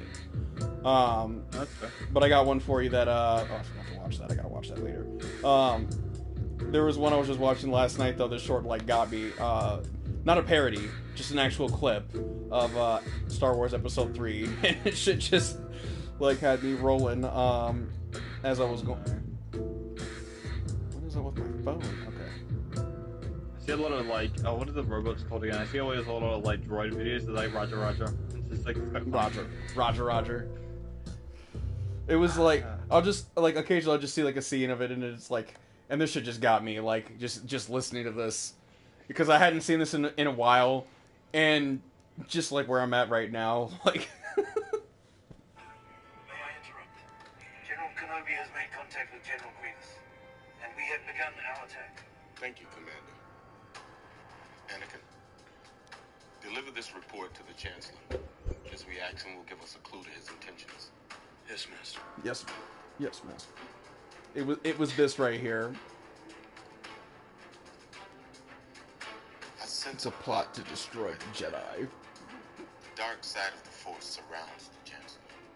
If he does not give up his emergency powers, Just dark side of the Force surrounds. it was that line right there. I sense a plot to destroy the Jedi. I sense a plot to destroy the Jedi. Like what's like who like what are we breaking the fucking fourth wall now? It's like here's the thing about like with these parodies, like because they try so hard to be funny about it, where it's like you don't even need to do that. The humor's already there because that shit was hilarious to me. I sense a plot to destroy the Jedi, and then like when it wraps up,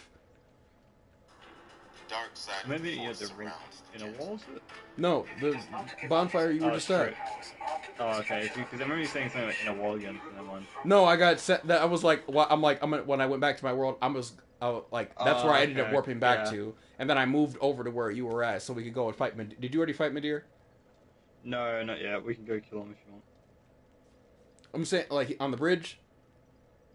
No. Yeah, because I'm over here at the bonfire waiting for you. Yeah, So we can so get. I was So we like can trying get. to like. You're I'm fine. just like trying to check if I can find any more pale tongues in my inventory. I'm like, nah, I'm out of pale tongues. I'm literally just 6 levels from getting Dex again to wield the Drake Bloodslot again. But I'm probably gonna, once I get my thing, I'm gonna change, allocate my stats again. Are you not leveling up? Or are you staying where you're at level wise? It's just like I kept changing around my stats to the pale tongues, so that's all I did. That's what I'm asking. Like, I'm saying, are you trying to stay at that level, or do you just, or do you just want to level up? I find it. If I wanted to level up, I'd probably have to do more invasions because bosses won't cut it from souls. What? In terms of like the souls, I'd need to level up again because I know like getting invasions just gives me plenty more souls than actual bosses Okay. do. Yeah. No, I was gonna ask, like, what do you need for, like, souls? Oh, actually, you know what? Like, how much is a soul, a level of souls for you?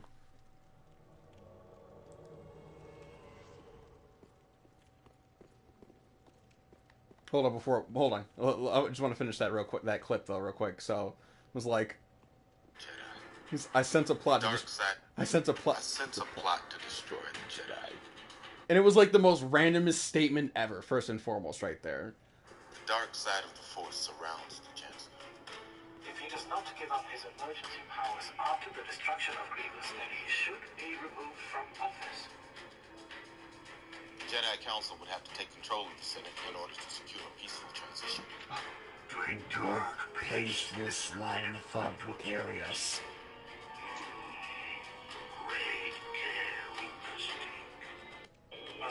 And I have to say, like, the comment section, that's where the true fucking humor is at. Shit had me rolling in this. It was like one of them. Hold on, like one of them was where was it? It was like only May sense the truth. I was like, I don't know how. What was it?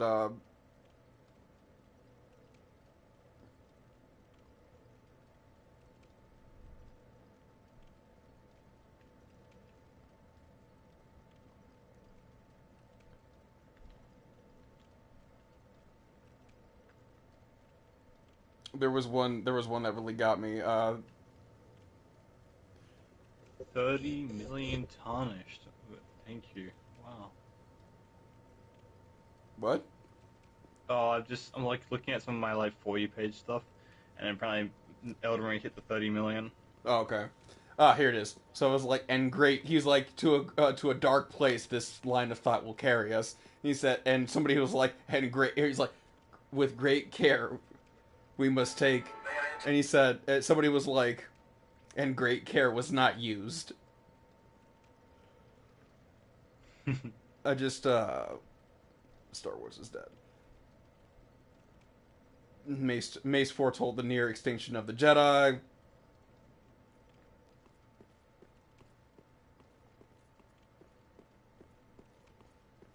And it wasn't until I went back and like I started rewatching some of these clips, like the fight between Sidious and Yoda, that I actually began to realize like how badly scripted or choreographed. Like there's just a lot of flaws with these movies, and I grew up with them. I loved them as a kid, but it's like it's when you grow old, like you grow older, you can kind of see the flaws. The fuck is this?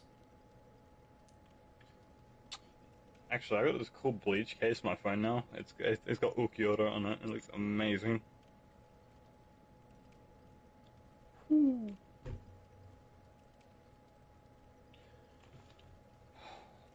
Oh, that's why.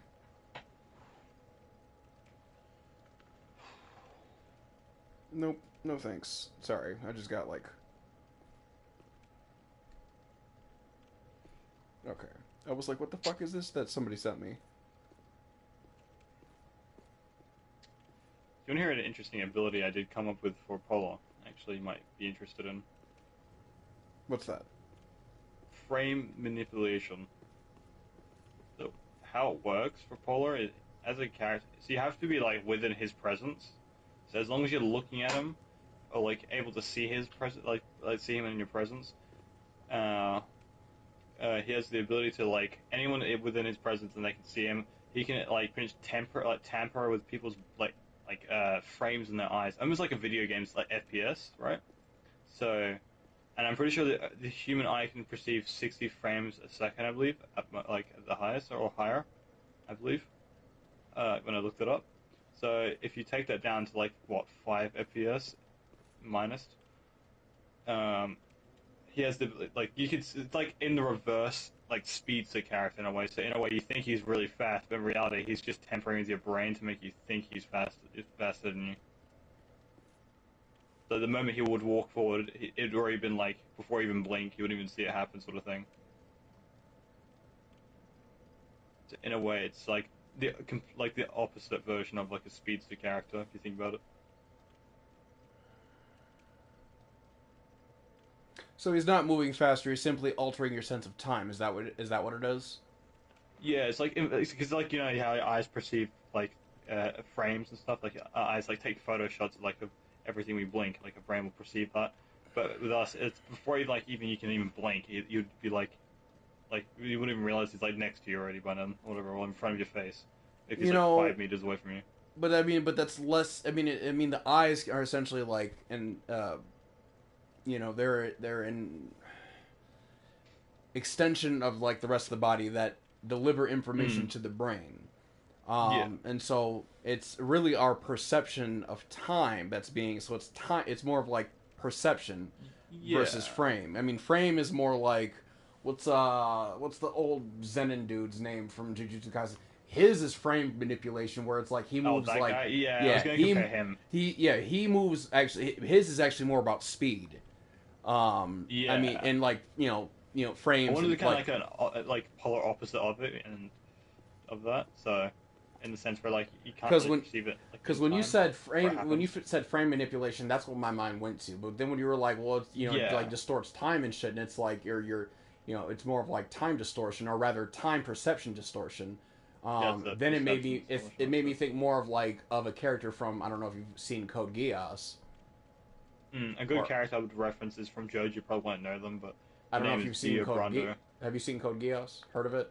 I've heard a lot about it, but I never got to watch it. So in Code Geass, there's a character in there who has an ability. He has a Geass that has the ability to like stop people's perception. It looks like he's moving really fucking fast, but actually what he's doing is stopping their perception of time for 5 seconds. So it's like so it looks like 1 second he's like right there in front of you, but then like when he activates his power, it's like you're frozen for like 5 seconds, and then he moves. But he hasn't stopped time. It's just your sense of time is what's been stopped. It's like that's pretty much the better way to explain my ability for Polar in a way. It's pretty similar to that. And essentially, it's more about like, and that's just affecting like the I don't know the technical term for it, like our spatial awareness, I suppose maybe would be like what it is. That'd be for like spatial awareness or perception. It's really just perception. Yeah, all 5 senses are being. I mean, it's like Aizen. Actually, Aizen could do the same fucking thing. Like, oh wait, hey, you haven't gotten to that episode, have you? Let me not say that. Well, I've seen bits in there of the fight when I was younger, so I kind of know bits in there. Did you see him and Shinji fight? He says to Ichigo, sorry, what fight? Oh, it was Shinji, like Shinji. It's like, when did you use it? To my reverse. What's it called? Oh my god, in my world of Welcome to the inverted world. But that's not what I'm getting at. I'm talking about like when Aizen was fighting everybody. Okay. And Shinji, have you seen bits and pieces of it? You saw we got invaded, right? Yeah, we invaded. Yeah, I know. Okay. So he was like, "When did you use it?" That's a good question. When did I use it? He's like, my Kyokusoi can control all 5 senses and make people see all sorts of things. He's like, I know that already. I'm saying, when did you use it? And now here's a question. At what point did you think that I wasn't using my Kyoko Soigetsu? It was like one of the most chilling fucking moments in the whole... It was like, because I was like, damn! This shit is fucking phenomenal. Mm-hmm. It's like the ultimate genjutsu. Like, it surpasses Izanagi. Easily. I wonder where they are. Or you think they're out there? Or do you think they're behind us? No clue. Haven't heard anything happen. Typically, when an invader spawns in, they're usually further down from where the host is at. So more than likely, they're over where Madeira is, or towards in that direction. Yeah. More than likely. Although, Yeah, I was going to say, I noticed you're floating now on my screen for a second. Let me do.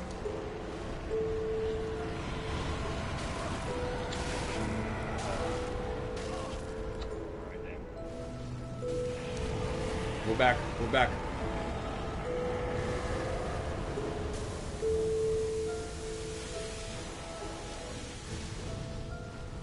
Got the invader over there. Yeah, anything here? Yeah, Ow. Not cool. Ow. Uncle Madeira.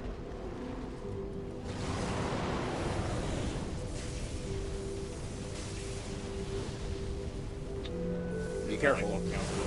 Yeah, I don't like locking on, especially because it's like you roll off if you're not paying attention to lock on. That's okay. He's aiming at me. Nope. He's aiming at Down below. Me, because, yeah.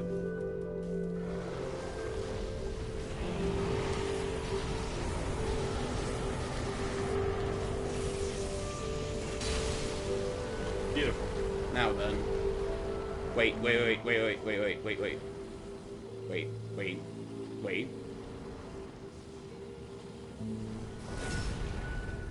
I was trying to time it, but his health was draining, so I was like, fuck it. Yeah. I'm surprised how long it gives you a chance to repulse them now. Oh, yeah, no. Forgiving personally. I mean, that miss would have dropped his health. Oh yeah, I know, but I think personally that repulse timing should have been a little more unforgiving personally. That was a long, like, and just him sitting there.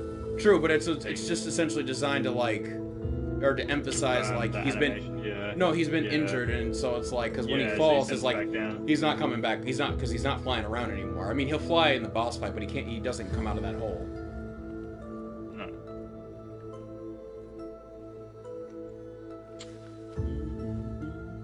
I was trying to time it for that transition in the theme I'm playing right now, but yeah, no, time just was not there. I like Madeira a lot, but in terms of lore-wise, I'm going with Calamite in terms of lore-wise as a character. Oh, Calamite is just that fucking deal, though. Yeah, because I've read. There's actually there's actually a manga for Dark Souls. Actually, it's fucking insane. It's actually amazing to read.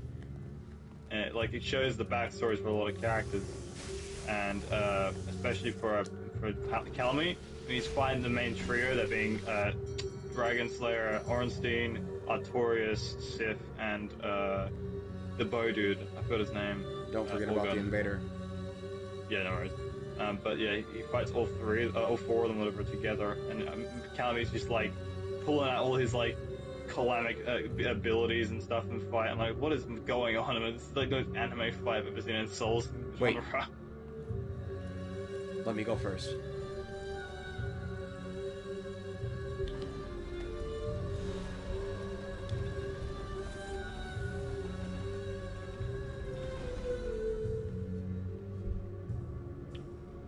That flipped me off. Damn it. Alright, it's me. No, nothing's up there. Where's the enemy? Come on. Hold on, I'm just like trying to get that invisible wall again. Is that the invisible wall again? I forget. Oh, it's downstairs. All the way down. Okay, I always get confused with it, honestly, I swear. And then the other one, it depends on which one you're looking for. Then there's the other one over there. That's me.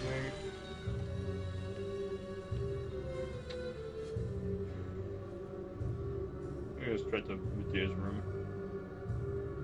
Very well.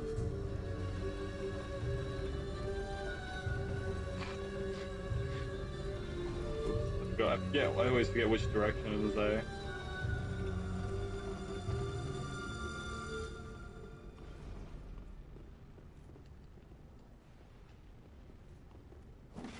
Yeah.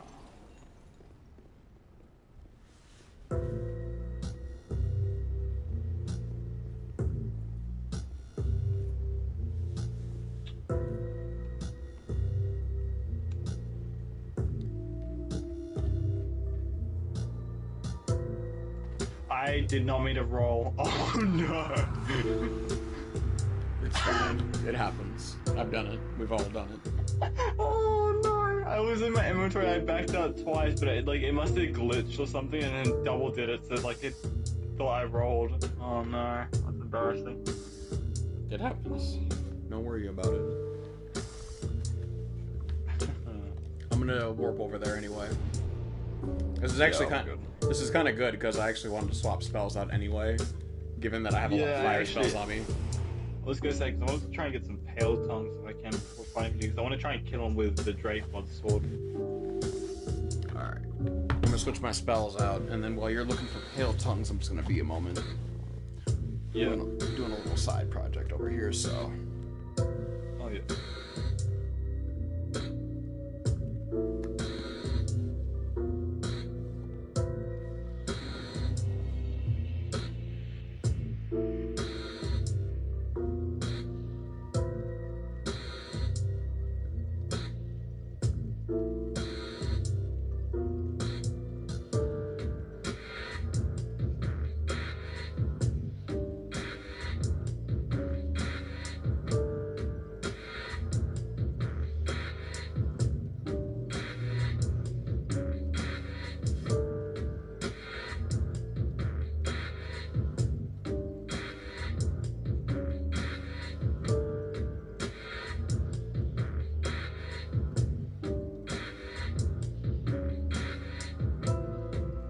Playing trivia on my phone right now. Some of these questions are ridiculously easy, and then some of them are like, what the fuck? Like,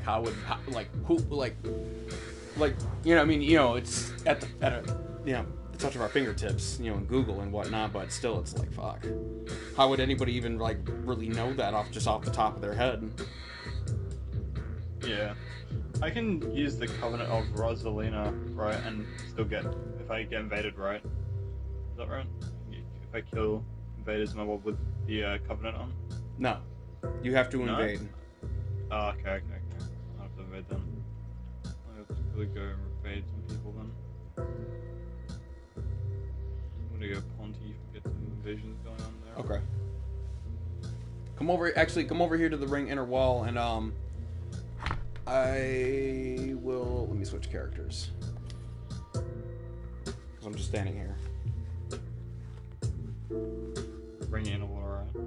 Yeah. Because we're about to go fight Midir anyway. Yeah, because I just want to make sure I can like switch my build. Yeah, so I mean, you can just invade me, and then yeah. Alright. I mean, I guess I could PvP you for a second.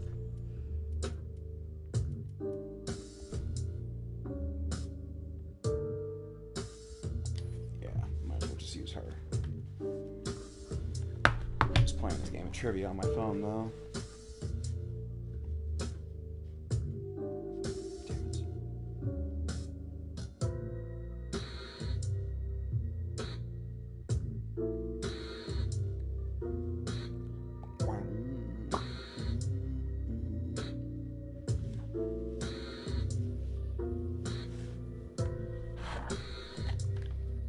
Swap spells out though first. Yeah, dark fire not gonna work against him. Have you seen the show called Freeren's Journey? Yep. I think, Yep. Do you like it? Yep. I love it. I want to watch it. With it. I haven't watched it's it. good. I haven't watched it yet. I want to watch it. Yeah. It's good. Yeah, once I finish it, once I get a bit more further into Bleach, and the point where I'm like, I just got like a lot, like I enjoy it, then I'll probably jump over to Freeren afterwards. Freeren is phenomenal. I really do fuck with that quite a bit, so I highly recommend it. I just like, it's like true fantasy to me, and I like, it's a fantasy that I love, so And I was like, oh. Because the only thing I ever saw about it was when I saw Stark versus Dragon. I'm like, that looks fucking sick, man. Seeing Stark, that was dope. Oh, okay. I was like, you said Stark, and my mind went back to Bleach, and I was like, oh wait, from Freerun, yeah, the other Stark. And it was like, no, I was like, because I'm like, Stark versus the dragon, he would decimate a dragon like it's, and I mean, either Stark is decimating a dragon. Both are quite strong. It was like, you know, but Stark that in Freerun, like, you know, like he demonstrated that shit, and it was like, oof. Yeah. It was like, okay. He didn't need backup either. He's like, I finished it off already. And it's like, no, you've already done it. You killed it. It's like in one shot. And didn't he underestimate himself or something? He really did. And the dragon knew. The dragon was like, no, I don't want it with, we don't want it with that one. I don't want to provoke that sleeping giant. Alright, I'm gonna start invading over here again. Hold on. I'm just switching spells. Oh, good.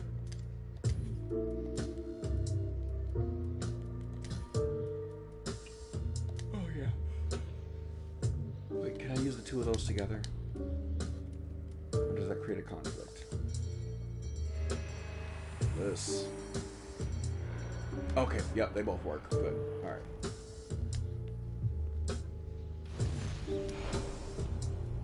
Oh, that's the other thing I forgot. So, throw that on,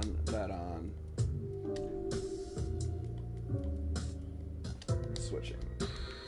Alright. I'm here at the ring inner wall, so when you're ready. Alright. I'm invading that. You're using the orb, right? Yeah. Okay. I actually realized that Red Eye Orb's a big Berserk reference, and I just realized that now. It's a what? The Red Eye Orb is a big and a really interesting reference to the manga Berserk, or the anime itself. Interesting. I actually hate the newer anime adaptations of it. The new ones are just absolute fucking garbage. The animation and just like horrible. It's like nothing is like good as the actual original series. Hold that thought for a second. One 1 second. Who succeeded Neville Chamberlain as British Prime Minister? Yep, okay, it was Winston Churchill. Alright.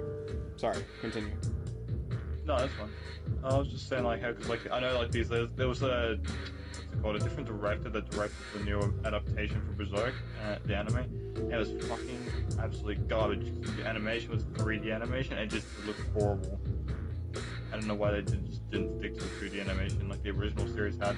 Because originally it was made back in the early 90s, the series, I remember. But it's kind of like lost to history, so you can't really find many of the discs anymore for it anymore, the anime. But yeah, unfortunately. Berserk was one of those animes that honestly just never appealed to me, so I've never watched it. It's really like fucked up. I reckon. I've never watched it, and I don't think I will watch it. And I watched, and I've heard and seen, and I'm just like, I'm good. Griffiths is not someone you would like. You'd find Griffiths a disgusting, egotistical, scum. He gives up his friends just for power, and I find that disgusting. His best friend just like... Hold on 1 second. Especially, it doesn't, yeah. All good. Europe's Liechtenstein is 60% Swiss Alps and claims which capital city?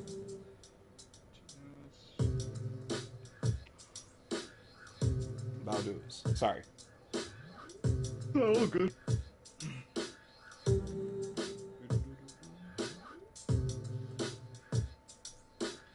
Which famous poem who wrote on the pulse of the morning died in 2014? Okay, that was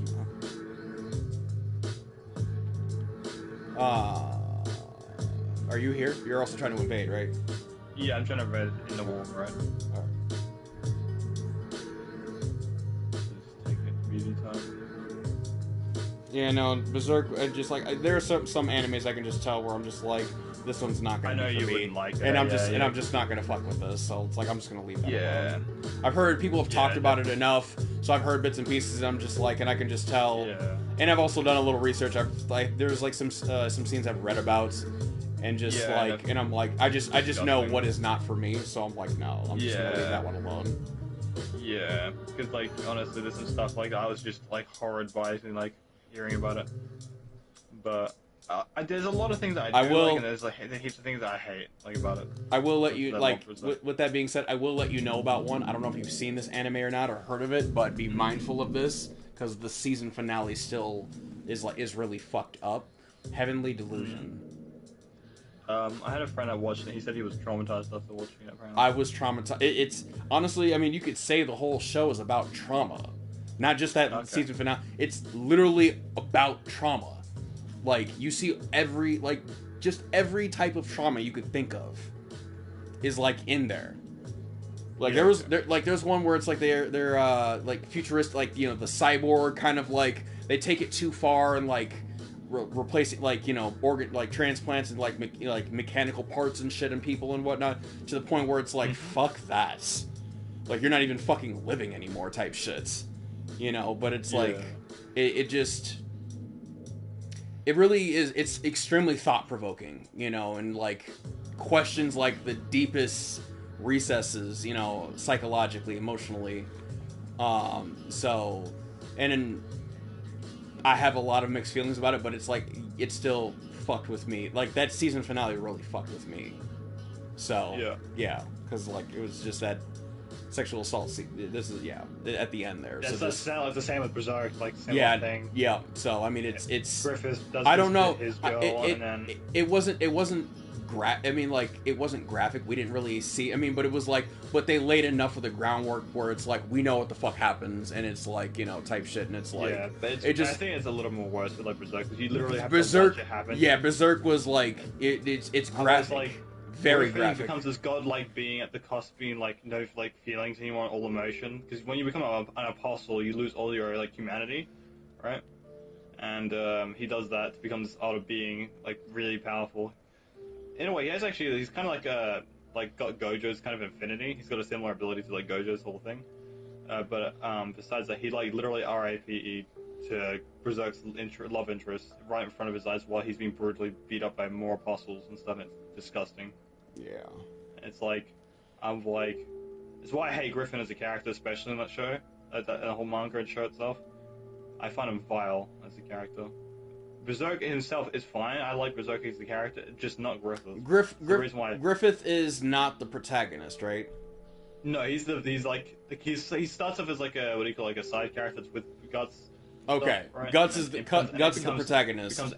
Yeah, so Guts is the main protagonist. I like Guts a lot because he's a good character. Like, he tries to be better as a person. Like, he wants to try to improve in life. And that's the thing, it's like, because I've, like, looked into, like, I consider watching Berserk, but, like, the moment I heard, like, it had shit like that, and I'm like, nope, I'm good. I'm cool on this. Like, this is just, like, this shit's just not for me. You know, and, that's just something that I just know. Yeah, I just invaded someone else accidentally. Shit. It happens. We're at that level, so it's like, it's gonna happen that way. How many points do you get for using all 7 letters of your all 7 of your letters in Scrabble? 50. Oh, okay.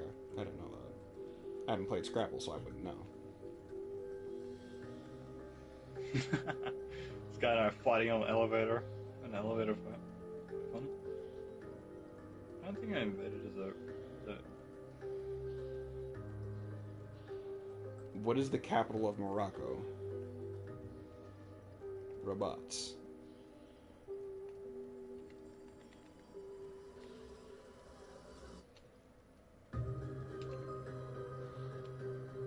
This guy is panic rolling like hell. Jesus Christ, dude, relax. What is the last name of the family in the Stephen King's novel The Shining? Torrance, that's what I thought. I still actually haven't seen The Shining, but I still know enough, at least about the reference. Traumatized that poor lady in the actual movie. He said, here's Johnny. Yeah, that actual lady on the actual set, the actual actor for her, she got so traumatized after making that film, like, because the crew are actually horrible to her and stuff. And I found out actually when I looked into it more, and she was an absolute, like. Go ahead. Yeah, she was like, I feel bad for her. She just didn't deserve what they were doing. And that's the thing too. Like, I mean, like in a lot of live action drama, or, you know, live dramas instead of, like, not animated. You know, for the people in these roles, that's why I don't fuck with Silent Hill either. Period. You know, Silence is super gruesome. Yeah, no, I mean, yeah, but I mean, just like There's like again, this horrible scene. this Rips up the whole entire flesh of a human. Like, what the fuck did I just watch? I mean, like, you know, it's like I don't know, but there's Sometimes some. it's just like out of the nowhere though. It's like my problem with it. It's just like Yeah, but out I'm of the saying, blue, it's like, but I'm saying like these you know, like these sexual assault scenes, these rape scenes that are on there. You know what I'm yeah. saying? It's like I remember watching it with somebody, and dude actually started fucking laughing at that. Like he was laughing at a rape scene. Oh yeah. There's some fucking The person I was watching it about with, that. who was watching, like he really thought the shit was funny. He thought it was hilarious. He also thought it was hilarious that like I was uncomfortable by that. You know, it's like it's shit like that. It's Yeah. like what the fuck What's is wrong funny with you? about Like what the what's fuck is funny wrong about- with you? that? I'm pretty sure you wouldn't be laughing if you would be the one in that situation, man. Now, don't get me wrong. It's like I'm not gonna sit here and pretend like I have like the, you know, It's like no, honestly, like I'm not gonna like, be self-righteous about it or anything like that because it's like no, you know, no. I mean like, because it's like you know, morbid humor. I like you know, morbid humor is kind of like I find it funny, morbid humor. You know, death and shit. But it's like, but I don't know, like that for me, it's like nah, like That's just another level. that's fucking that's like somewhere else. Like no, no, just fuck no. And so it's like I just can't get behind, I just can't like wrap my head around that sort of thing. 1 second. Actually, let's ask Did I Einstein. press a sign down actually? Would that work? I don't know if you'll get credit. I don't know if you'll get credit for that though. Do you reckon I should try it? I mean, I see your sign, so it's like I put it down now. I'll put it back okay. down. I know I Put saw back it. to I got it. Oh, okay. I was like, I had to put it back down because I ended up taking it off for the first time. Because I got one of my first tongues, I think, on someone else. How many tongues do I have? I got one. okay. Is it 5? Is it to respec? I think it's 5 to respec, isn't it? yeah, 5 per game cycle. Mm-hmm. I was just trying to remember how many tongues I would need, because I know you need still tongues to do it.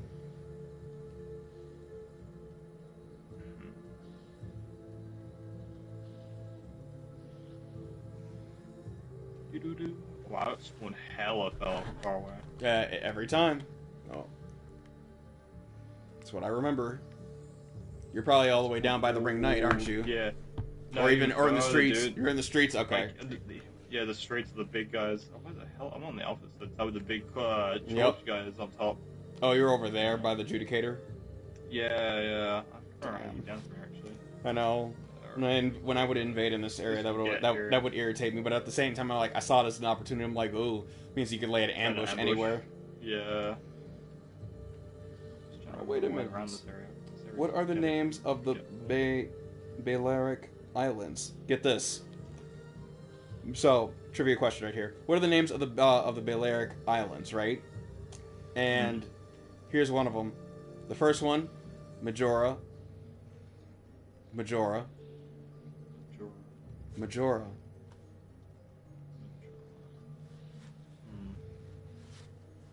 I'll give you a hint in a second. Just think about that for a second. I'll give you a hint about that in a second. And then John B. Goodenough won the Nobel Prize in Chemistry in 2019 for what development? Alternative meats. Nope, lithium-ion battery.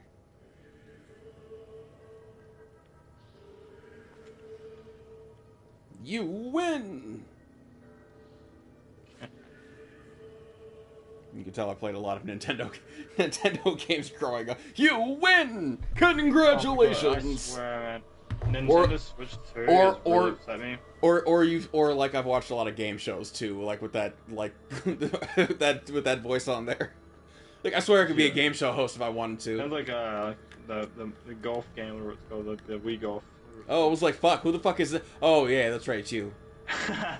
Who the fuck are you? Hold up. I gotta play it just because, like, since we're about to do this. Give me 1 second.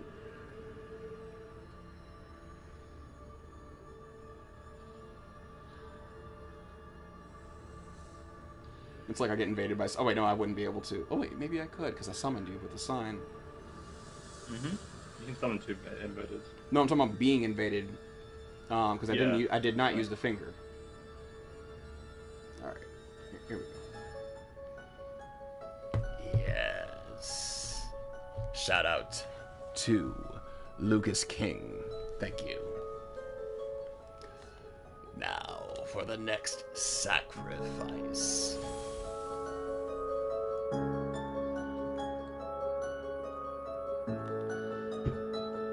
Come at me when you're ready. Bring it on.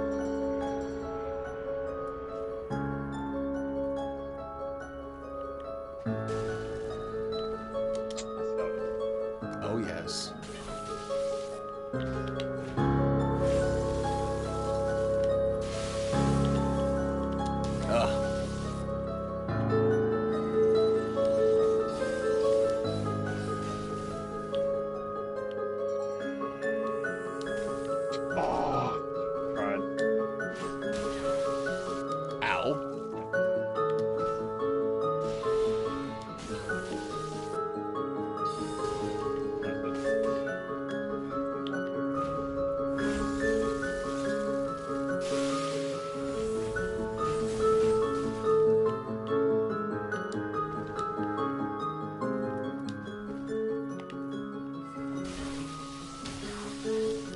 Well, that wasn't very neighbor-like now, was it?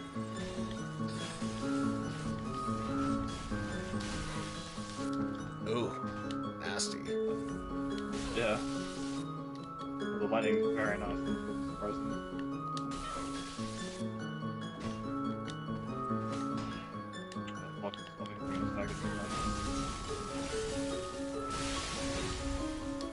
That was nicely dodged. Yeah, it was close. Off the back, that was nice. Usually I find that so hard to do the little turn back step thing.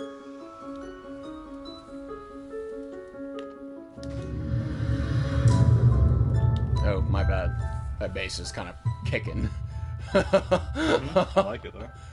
It was like I don't know how loud it is for everyone else, but I made me just... panic a little bit too, honestly. With the I was music. like, oof. Yeah, I kind of like my goosebumps like, kind of jumped a little there. I had a feeling it was right though. I don't know. I think you can I parry think that. you can. It's just the timing's very weird on this one.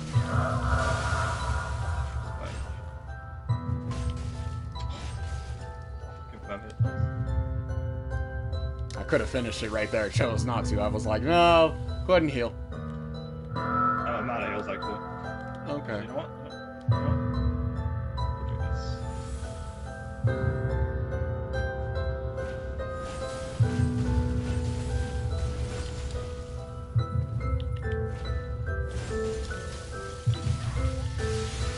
That's still hit me. Okay. Whoa.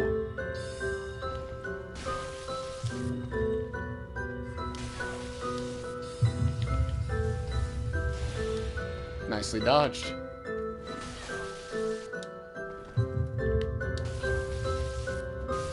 Oh. I had just like this slide, dude. If it wasn't for that like last little bit of stamina too, oh my god. Now, when you swung right there, because you weren't close to me on my screen, so how close was I? Oh, you were, from me, you were still like a somewhat gap away. I feel it's just like the mace hitbox is quite different. Oh, okay. Yeah, okay. I was wondering. Because you were like a good distance away, because I know that time there was no lag space. Because I was like, I'm like, ugh, phantom range. Because you were still quite fine. I didn't think I was going to hit that. I honestly still did. I was surprised you actually connected that. I feel like that one was just because the mace's hitbox is a lot weirder. Because I know it bases off the model of another weapon. Because I know the length of the weapon's always different, even though it's still the same hitbox as the other ones. I believe, yeah, the blacksmith's hammer is the longest, and that's probably. Ugh, I hate that one. It's like, and Hazel's pick is also another one that has a similar. Really, length. you don't like the smithing hammer? I rarely see anyone use it because I just think they're really bad weapons. Yeah, but their hitboxes are like sketchy. It's disgusting. Yeah. Did you get a pale tongue for that? Yeah. You did or no? Yeah, I did. Okay, good. Just making sure. Just double check with this item. And drop an Swap that off. Okay. Actually, Glendale, I'm gonna you should definitely, if you do like what you're hearing right this channel right here, you should definitely check out Lucas King. Like, again, I'm like, I posted I posted a couple comments on this. On this after I was listening to this, like, because the one I'm listening to right now is called 1 Hour of Dark Piano. Dark Piano for dark writing.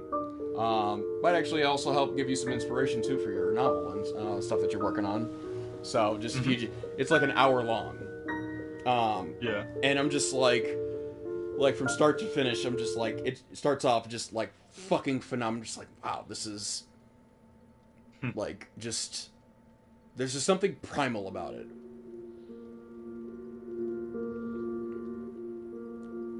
And so it's like, I was literally just sitting here last night listening to this, like not watching TV. I think it was on my phone.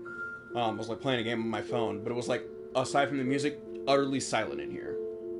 And I'm just like, this is exactly like what I need to be listening to. I'm like, this is exactly what I've been looking for. So I posted it on there. I was like, yep, this is exactly what I'm like what I've been seeking. I'm like, I need a dark. I gotta look at my comment because like, it was like one of those moments where I'm just like, yes, this is exactly what the fuck I needed. Like, oh. So, is there a way you can look up your comments on YouTube that you've posted? Mike, like your comments? Yeah, like, you know, like on Reddit, like your channel or my channel? Wait, sorry, I was confused there. Like when you make a comment on anything, like to like your own personal comments, like a record of your own comments. Oh, to look like a record, like recently, all the history ones. You've, yeah, like you can. Because I'm not sure. You can do that on Reddit. But I don't know if you can do it on YouTube. Do you have YT Studios? Because that's YouTube's like where you like change the way like your on your channel and stuff, your content you make. Yeah, but I mean, I'm talking about like a record of just your account and any comment you've ever posted. Reddit has something like that where it's like anytime. So otherwise, you just have to go. Yeah, usually I go to YT to check it because usually that's where all this information for like your previous history and your content goes to, and it's kind of how I edit my videos on my channel. I think like I've only posted like one channel for like Dark Souls 2 in like ages. Wait, when was this actually? Hold on. Dark Souls 2, the Slumbering Dragon Energy Plus. Oh, okay, now I remember actually now. That's when I was fighting Sin in DS2. Okay, that was like one of my oldest videos too. Let me see if I can. It's a newer one, so. I don't know why I'm so obsessed with Dark Souls 2 though. I just don't know what it is. You don't really need to. It's. Like, I feel it's like beyond. It's beyond definition. That's really how I like to look at things. Yeah.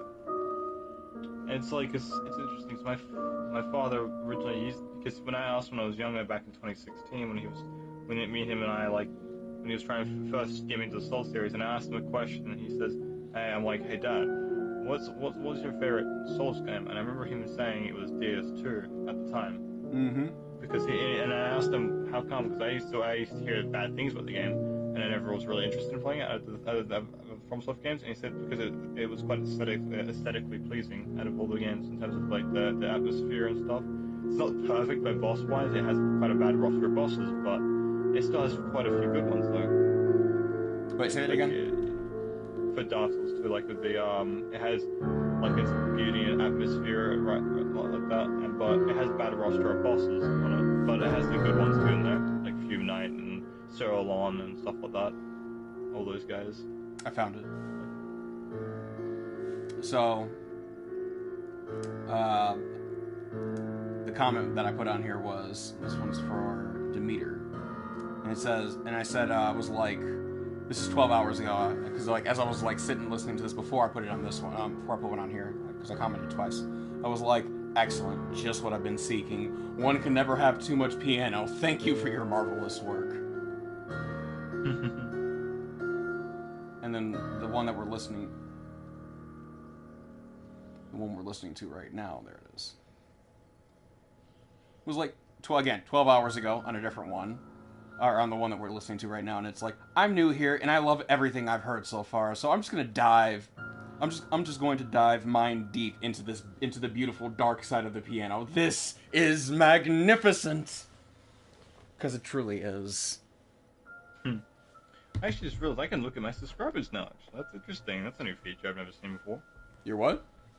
Oh, so there's a new feature for your like in your channel. You can see your subscribers, and it shows you all the list of people that subscribe to you. It's like You talking about in YouTube Studio? Yeah.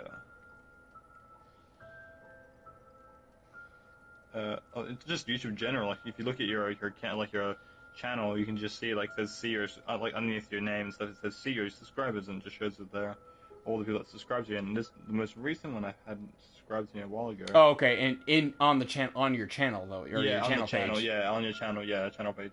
Okay, I'm over here This like in my is the account one. settings, thinking it's like somewhere there, and it's like no, okay, no. No, yeah. But yeah, like because it says who has subscribed. So go on. See your subscribers. I've got Tracy Brown, Dave Allapi, MC Clinic Gray, never heard of him. There's you on my list, the REDesertWolfSage Wolf. Yeah. Philip, I can't pronounce that. Schwingel, I think that's how you pronounce it. I'm not sure. Vintage Point, interesting. Guild Domaski Duskiska, interesting name. And then Ryu, and then finally a person named Lee. She is my most recent subscriber, I believe. I can actually check the channels too, actually, as well. That's actually kind of nice too. Well, there was somebody that like a couple weeks ago, they had liked my video that I posted for. The video was Elden Ring: The Frenzy Flame. I don't know if you saw that video. I posted it. Yeah, I always like have a weird funny habit of going through your channel and just like looking at old memories because it's funny to me.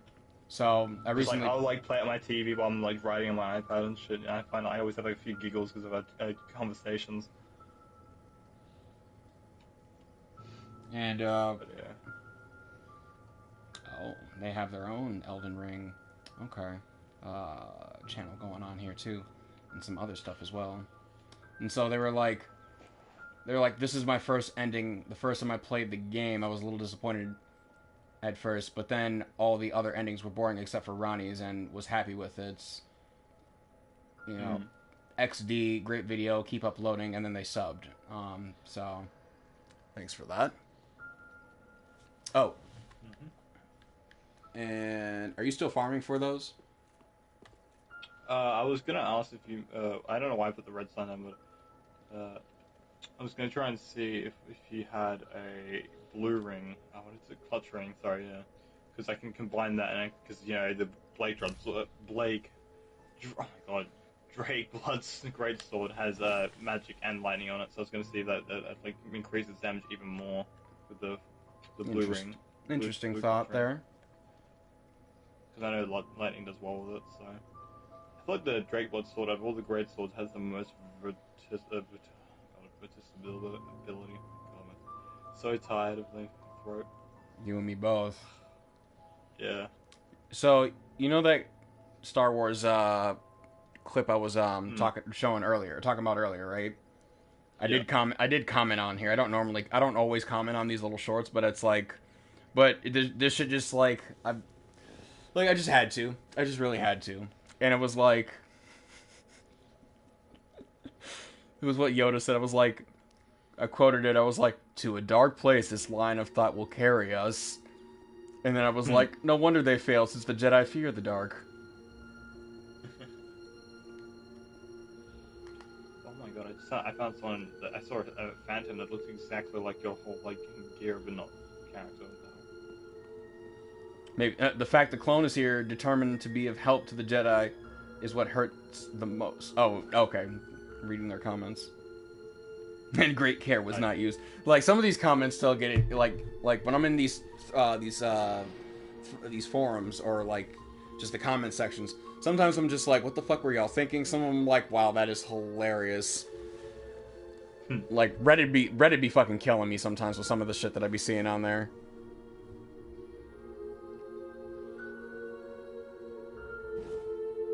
Oh, that's what it was.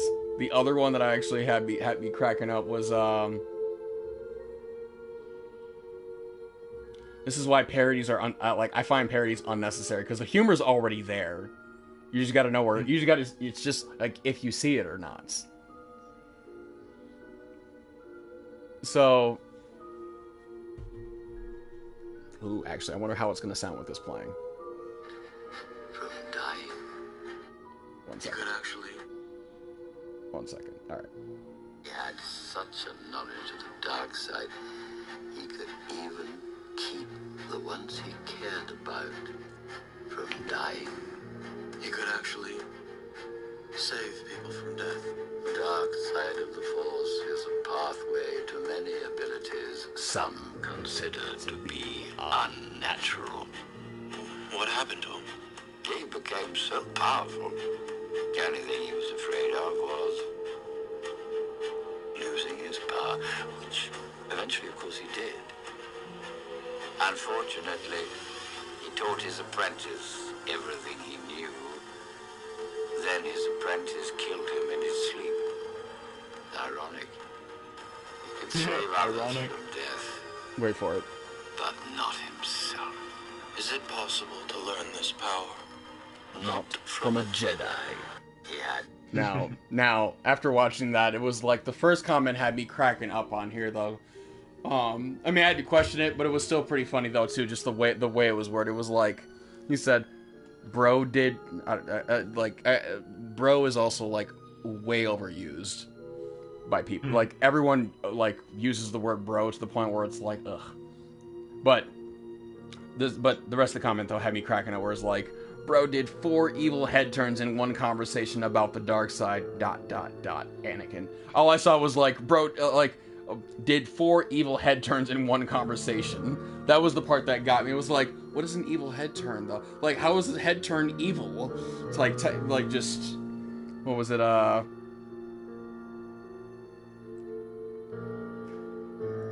This actually was a really good one, too. It was like, when you're telling your own story in the third person. And I was actually thinking of a comment on here, too. It's like when you're finally recalling the past and acting like it wasn't, and acting like you weren't there.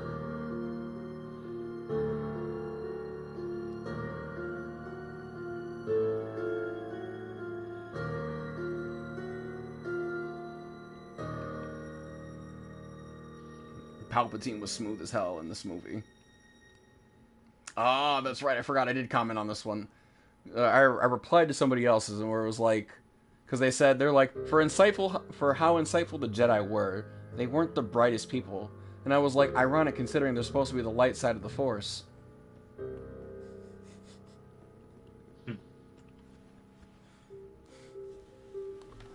It's like awkward.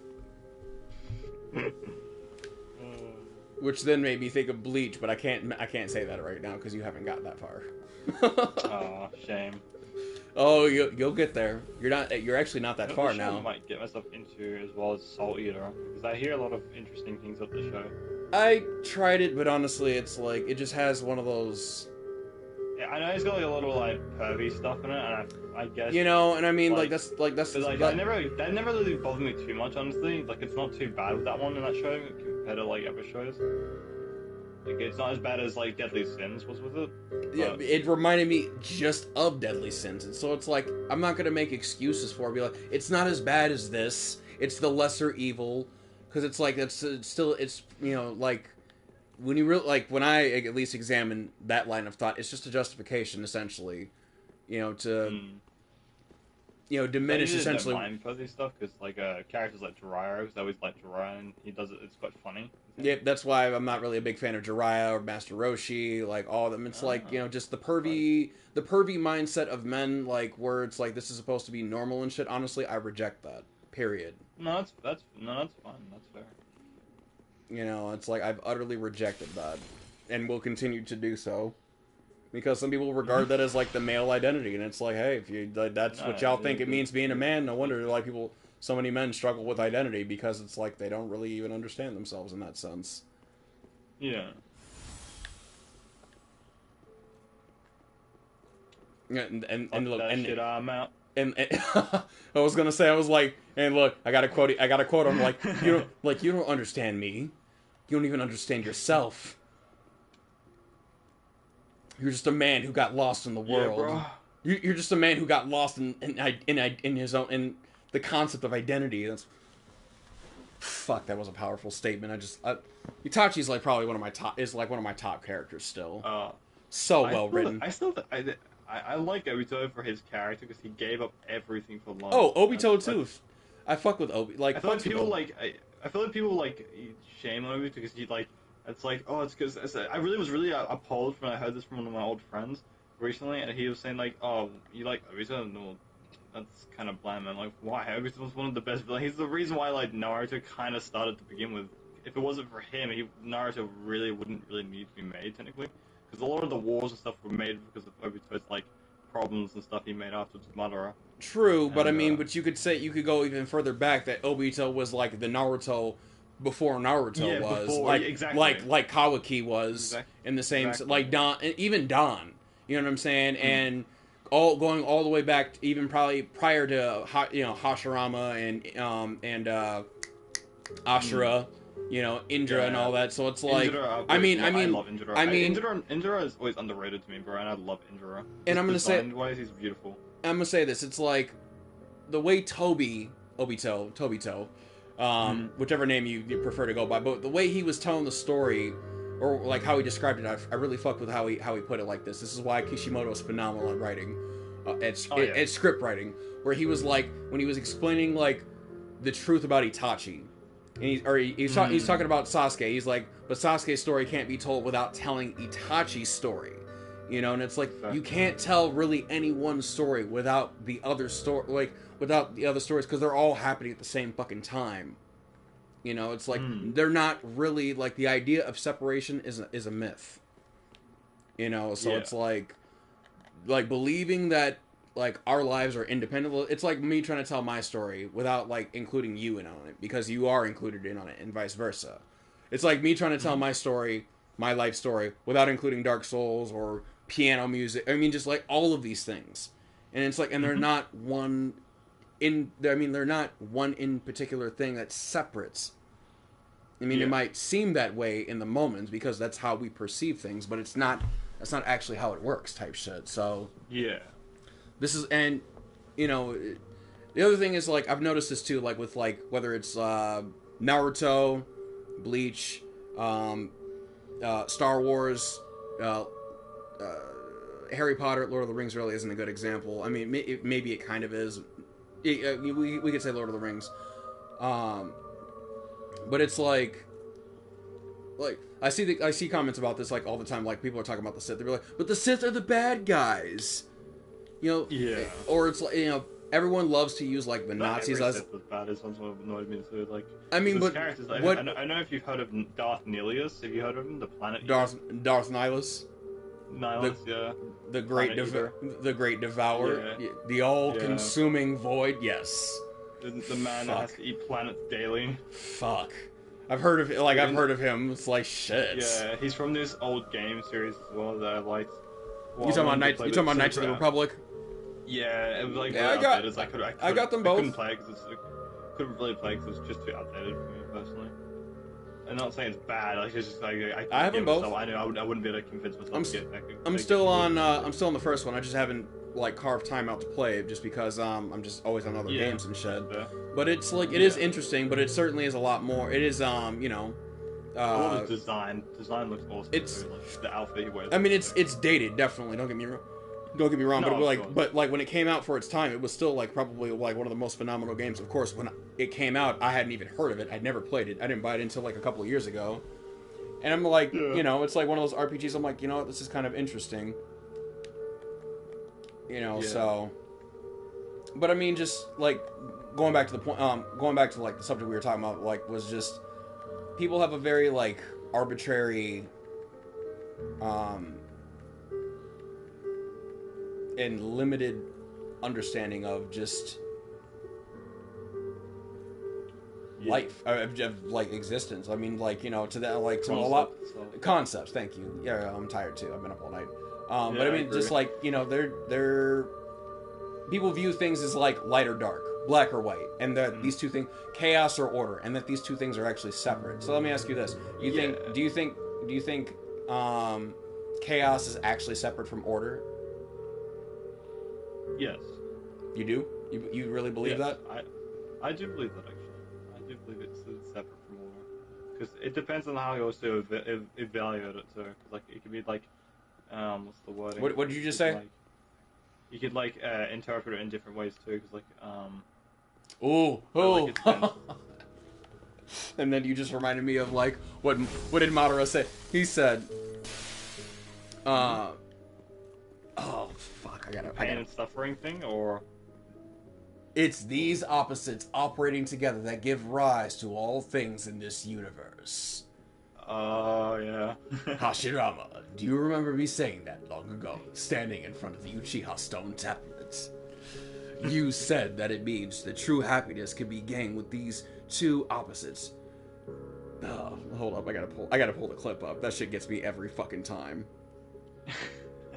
This is why I fuck with because I mean they just. Ooh, forgot about that one too.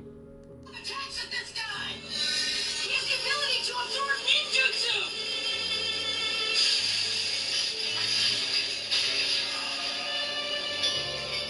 It's these opposites operating together that give rise to all things in this universe. Hashirama, do you remember me saying that long ago, standing in front of the Uchiha stone tablet? You said it means that true happiness to be found in two opposites, two contrary powers cooperate. But I told you that it could also be interpreted differently. It was like... Shit. I mean, and let's, how about life and death? You think those things are separate? Oh, yeah. Really? Yeah. Like, as concepts are different.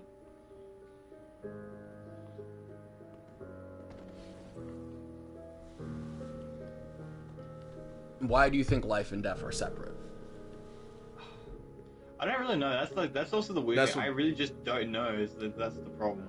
I just think they are. It's like I have a reasoning for it. I just don't. That's just how I think of it. So, this is like what I'm getting at. Is like people will believe these things, but a belief is not the same. But believing is not the same thing as knowing. Yeah. Belief, you could believe something and have no knowledge and essentially not know anything about it. Yeah. You know, or if you believe something, you don't know it actually.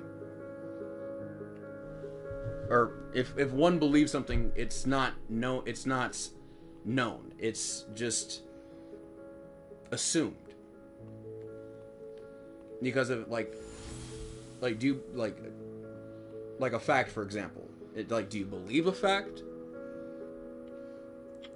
Do you think a truth is affected by whether or not it's believed?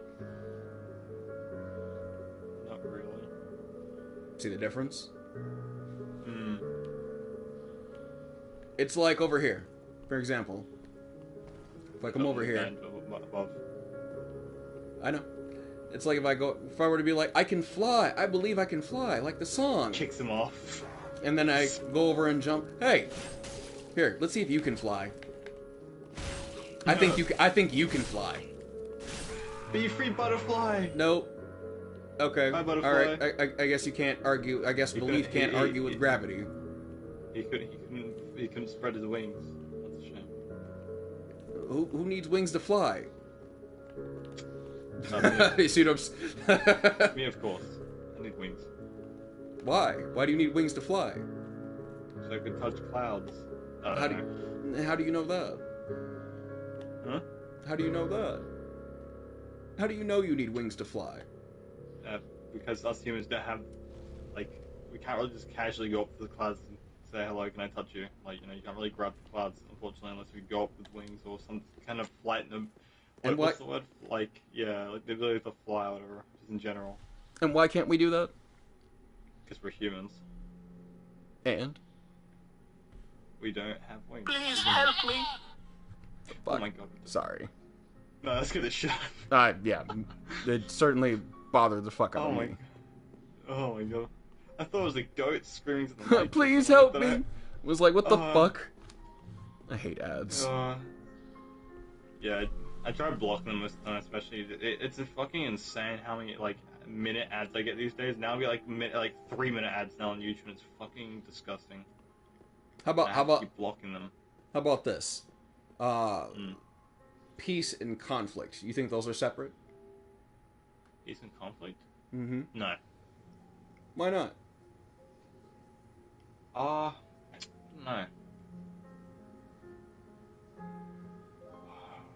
I'm like really like You don't really get, trying to think with my brain. and that's my brain's, and like, really that's the thing. cooked. That's the thing. Like, you know, it's like, and this is something I really like about Sasuke. Have you watched Boruto or no? Not really.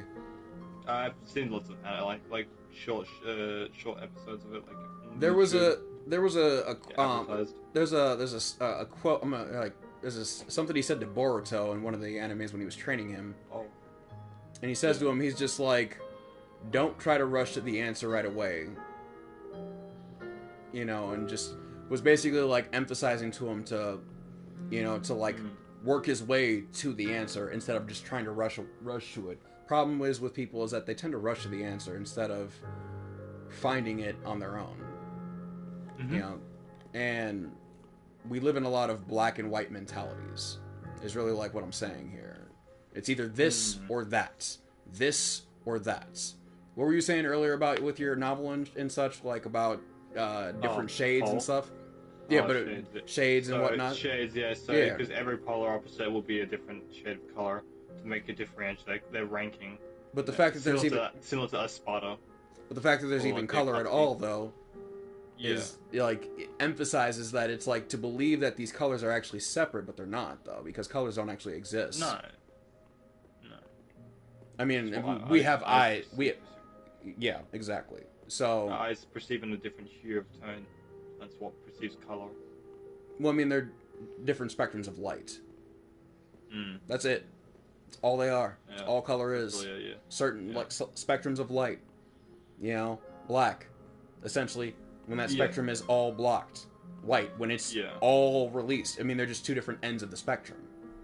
You know, so it's like when you see a rainbow, it looks like it's. Yeah. You know what I'm saying? They look like they're divided, but they're not really. Reality. Yeah, reality. Because they look like they're divided, but guess what? But as they're all like perfectly aligned, they're all still connected together, are they not? Mm-hmm. So it's like it just imply like people really just buy into the whole like you can actually separate chaos from conflict or chaos from order, peace from conflict, as if like they're not connected. It's no different than two sides of the same coin, the same analogy many have used, but people really refuse to understand or really to peer deeper into. So I wanted it also to be definitely different with my story as well, because I feel like a lot of villains are quite similar in terms of like what their goals are. And I want Polar to be one of those characters, for example, to be different, and he's like his whole reason of living is to like unburden his pain of being alive, because he actually doesn't like being alive as a character. He hated being born to begin with. He didn't want to be born. When you were talking about him, it reminded me of Atriox from is that League of Legends? Oh, Apex, or Apex Legends, something like that. Yeah, whatever. Yeah. I haven't played it, but there's a YouTube video on there that I've heard like a number of times, and it's like basically like essentially the same thing. Am I the abyss, or did I gaze into? It was like fuck. So that's the thing, like, because most villains are like got like this stereotype. He's a character about loss and confusion, because like that's the emotions he was born from, and like because Ashida, the main character of my story, I most likely will change his name probably later on. But Ashida, Indra. Yeah, well, Sorry. Instead of U-R-A, it'd be with an I-R-A instead of U. There's a difference in spelling. It'd be more like Ashura or whatever you call it. I just realized they're fucking bastards. Not you. But no. It's all good. But so yeah, I mean. But yeah, they do have forms as well, kind of similar to like a Katsuki or what's it called, a Sparta, where like they have the resurrection form. The difference is that their forms will be called burdens. So, for instance, Polar's burden is the burden of wanting to be like. That's an interesting concept, actually. Burdens. I kind of like that. Yeah. So that's what I came up with, and his design. I can kind of give like a good like idea of what he would look like, because I wanted him to be based on everything that has to do with like snow, like the color white and everything like that, like blizzards and all that sort of stuff. So because he was born in snow and storm. Makes sense. Yeah, and that's No, where the I see name it. Pollock comes in. Yeah, so I mean- yeah, Pollock. And that's the Name beauty of of being a creator, though, because it's like you get to decide all of these things. At the same time, it's Of like course, you yeah. also have to like think this shit up and like, you know, Yeah, and then there's put a it lot of together, coming up with and then and put it stuff, yeah. together. You know what I'm saying? So it's like that's the thing about it. So, and Yeah, definitely. something you had said earlier, I wanted to ask you about when you were saying like a lot of these villains are like too similar. Like, what do you mean by that?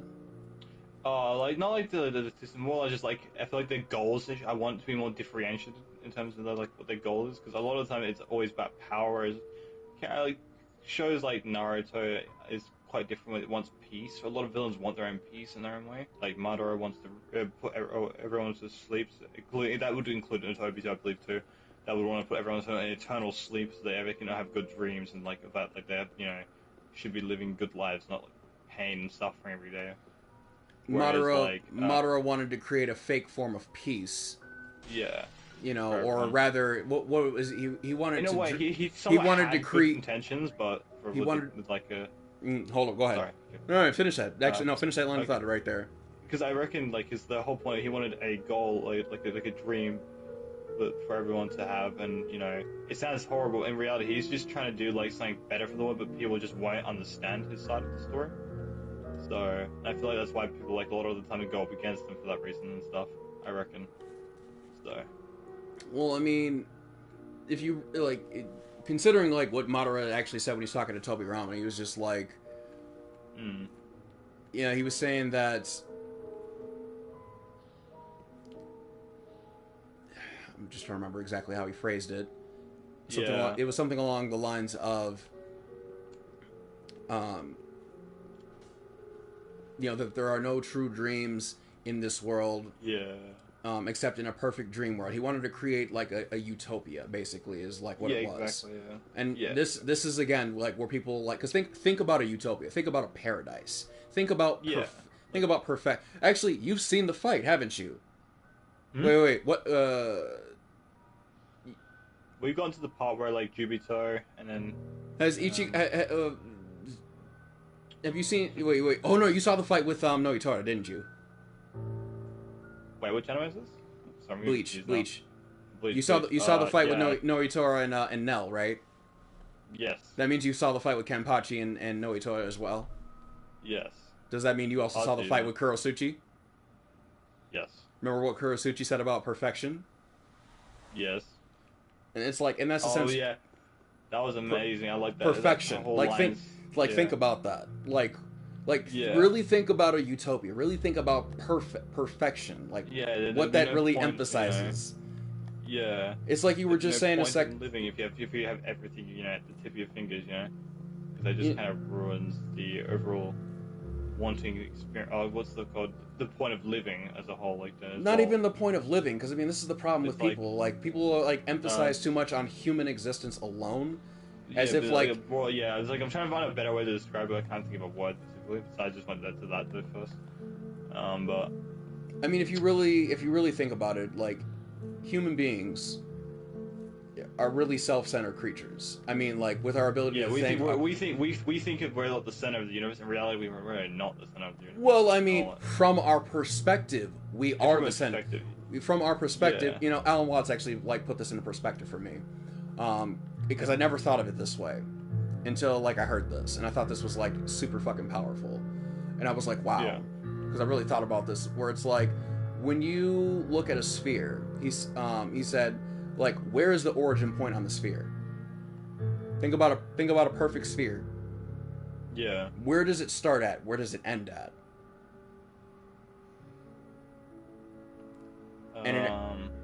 Go ahead. I'm just thinking. So would I would say north and then south? No. Or would it be no? Okay. Yes, but no. Yeah. It's. Think of It has no start. It has no beginning, and it has no end. If you really think about it. Yeah. Or rather, every point on there is essentially the starting points. Mm-hmm. So, really what we're saying here is that from each of our perspectives, we are in fact the center of the universe. From our perspective, we are. That's how limited our perspectives are. But this is where people will essentially confuse that, where it's like, you know, because we believe something to be true, that it has to be a fact. And this is where belief and fact get confused at. You know, this is at least what I've like thought about, or like how I've come to see things on it, and have thought about it for quite a bit. You know, in recognizing something that Socrates had said was that if there's one thing that I know, it's how little of that I know. Yeah. And this is like where people who believe that they're 100% right about everything, you know, about most things, and also the fact that humans the most, struggle with change. And what do you think change is?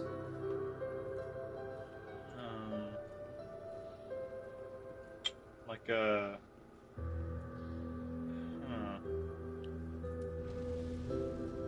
change. Like a new direction, or like turn something. Or... True. Yeah, it's like I'm trying to think of a specific word. I'm just trying to remember the word now. Like an alternative. Just say the word that you're thinking of. That's what I was like. I'm just like can't remember the think of the word. I can't remember the word. Oh. That's the thing. Yeah, that's what I'm saying.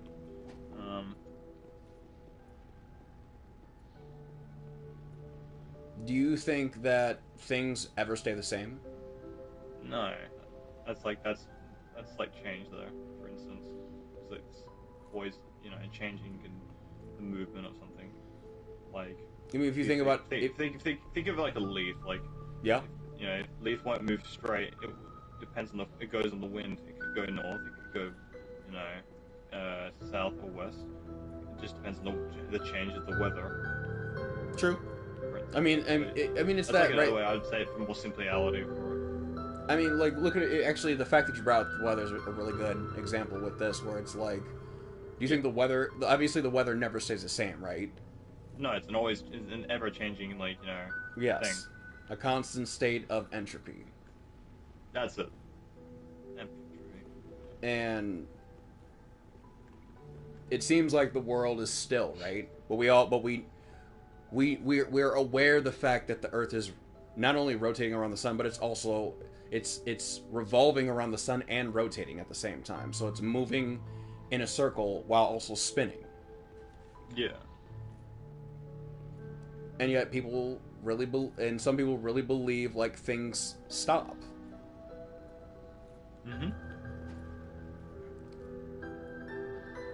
So I mean, just like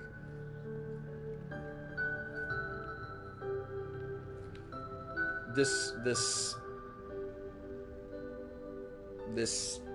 or that mentality, it's the two polar extremes mindsets, honestly, is something that has been like really conditioned into the mindset of people. Yeah. Where things have to be a certain way, or it means this, or it means that. You know, I like actually to compare it to more like a mess. Yeah. Like, going back to like order and chaos, it's like a mess. Yeah. It's like, you know, you have a clean room or a clean sink, clean dishes, but guess what? Eventually they're going to get dirty again, aren't they? It's going to get messy again, disorganized again. Oh, yeah. And then it's going to get cleaned up again. That's where, like, concept, change comes in, because you keep changing until they're back. And it's like, But we view one side of that as good and the other side of that as bad. It's bad, yeah. You know, we view cleanliness as a good thing and, filth as a bad thing. And yet, it's like you were saying earlier about with like what Madara was trying to do when you said like, well, his intentions were good, but, it led to like a lot of chaos and, but chaos isn't necessarily a bad thing, because what is change? No. Yeah. It's like you have a state of order, Elden Ring's actually a good example. Or even Dark Souls right here is a good example too, where it's like, but I'll use I mean, no, you had what? Souls. The Age of the Dragons. You have the Age of the Yeah, You had the Age of Fire. Then you have the Age of Dark. Ever-changing War. You know what I'm saying? You go to Elden Ring, and it was like what? There was the The army of Radahn versus Melania's armies. yeah, but those like that's like conflict already happening right there. It was like there was the Golden Order, That's right. and then Yeah, like the Death then Flag. Mountaintop of the Giants. Who was like before there was the Golden Order, there was a different The order prior to Dragon that. Order.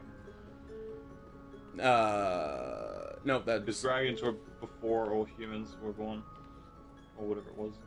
Because I know Plecedusix was the first ever Elden Lord, technically Okay. Okay. before even Godfrey was titled first Elden Lord. Placidus? Yeah, he was the original Elden Lord. No, that There's- that kind of contradicts what Godfrey says. Then the first Elden Lord. Yeah, so because he doesn't know that Plecedusix was the first Elden Lord. It was like kind of like a hidden thing that really anyone knew about. Because I looked into it more, and there's like a lot of story videos that explain how he was the originator. He had his own like version of the tree, a version of the tree where it's a lot smaller and a lot, like not as big as it was as we saw it in the game. It was a lot smaller than it originally was. And Plecedusix was like the actual original king and stuff of the Elden Lord, or call it for him. I mean, it's like even right now, it's like we haven't fought yet, but yet at the same Yeah. time, where it's like we're kind of like, well, we're having this exchange, this back and forth right here. Would you say that this Yeah. is? Would you say that this is like a small form of conflict, or no? No, it's a between. You know, what about some people's concept? Like, you know, what about some people's concept of peace? And it's like you go to Jedi, we go to Star Wars and use Star Wars as the example on this, where it's like you have the light and the dark side right there. Mm-hmm. You know, the Sith go for what? Power and dominance, and power and control, and then the Jedi seek peace and order. Yeah. You know, and so Oh shit! I forgot food. I should go back. okay, go ahead.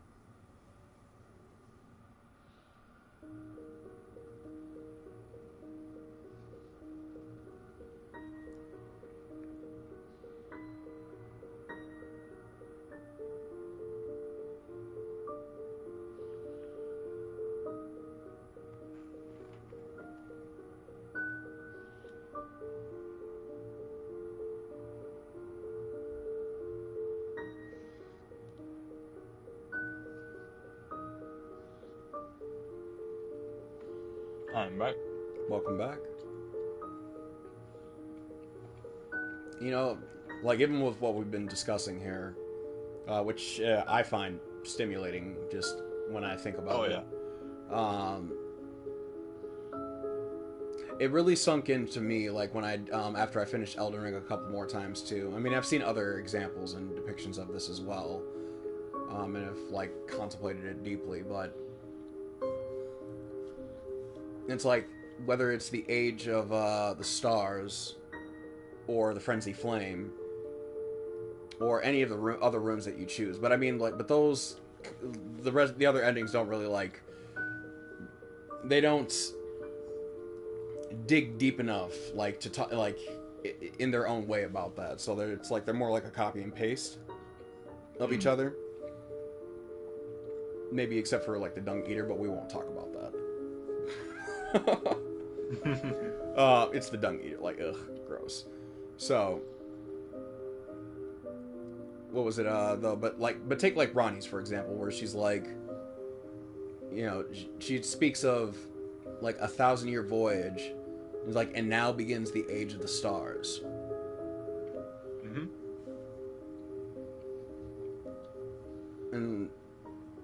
But you know, a lot of people on Elden Ring essentially like wanted, you know, the Tarnished to restore the Golden Order, restore things essentially back to how they were beforehand. Mm-hmm. You know, it's no different than in Dark Souls, where it's like, you know, you go, you link the fire, or you know, you summon the Fire Keeper and allow the flame to fade. Mm-hmm. But eventually the flame comes back anyway. Mm-hmm. So it's like, either way, it's like, you know, one always leads back to the other. Yeah. You know, in that sense. You know, so to essentially like describe one as chaos and the other as order is nothing more than an arbitrary value judgment. When you realize, like, when people finally realize what chaos and order really are. Mm-hmm.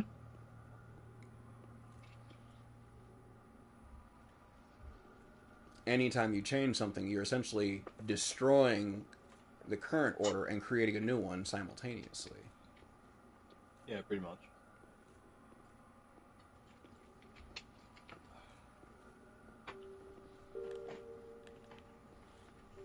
Sorry about that. No, you're fine. No, you're good. No rush. Chicken stick things, whatever. You know, kind of... Actually, Payne's debate with Naruto was on this was also.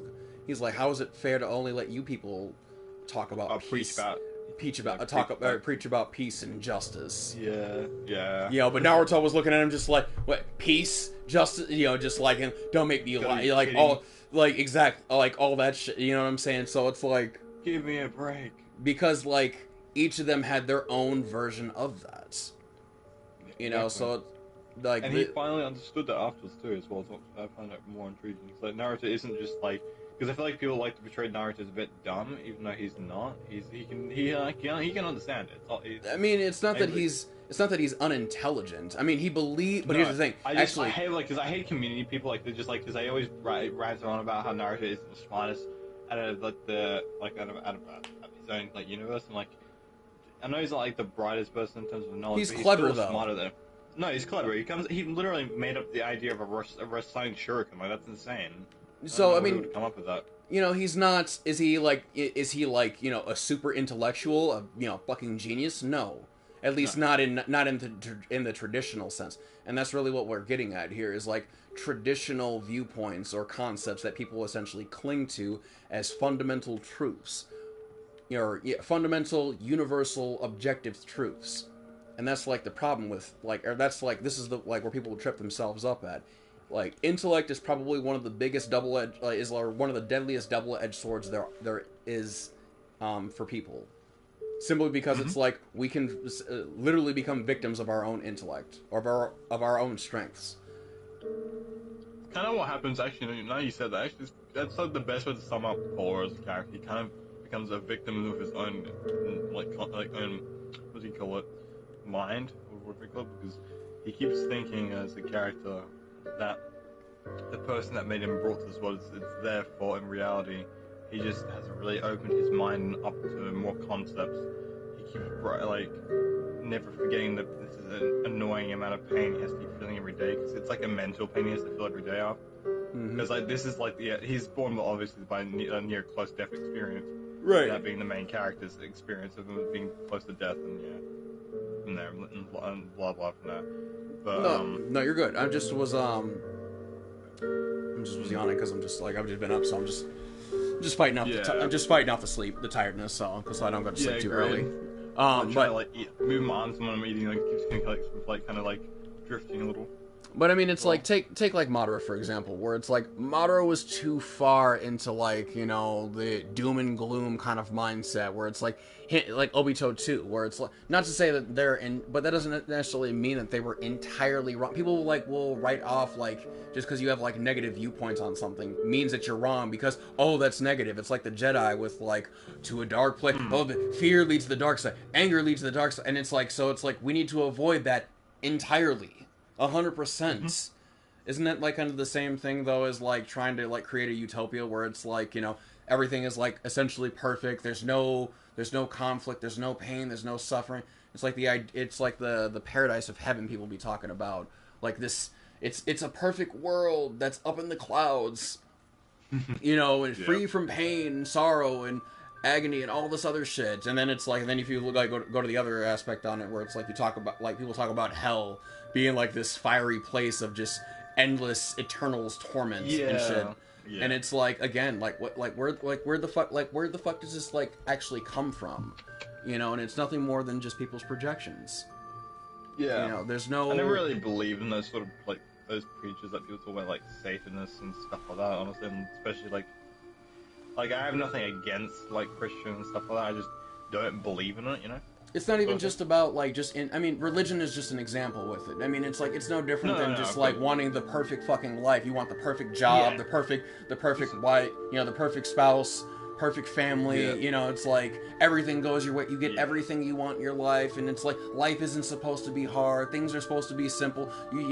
Things should come to us easily. You should know, like it's like the.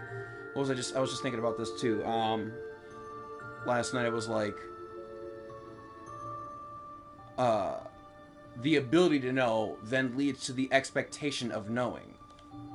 It's like, because we are able to know something that we should know something, we ought to know something, we have to know something, even if there's no possible way for us to know it without first going through it. You see what I'm saying? Or does that make sense? Yeah. So, like, a lot of people will just be like, well, you should have known better on this. And it's like, maybe. Like, was it your first time going through it? Because then it's like, if you didn't know better because it was your first fucking time, well, it's like, well, that makes sense. That tracks because, well, how are you going to know what you don't know until you go through trial and error type shit? Exactly. It's like going to fight Gale, but not knowing Gale's, like, immune to dark damage, or lightning. And it's like, well, how am I...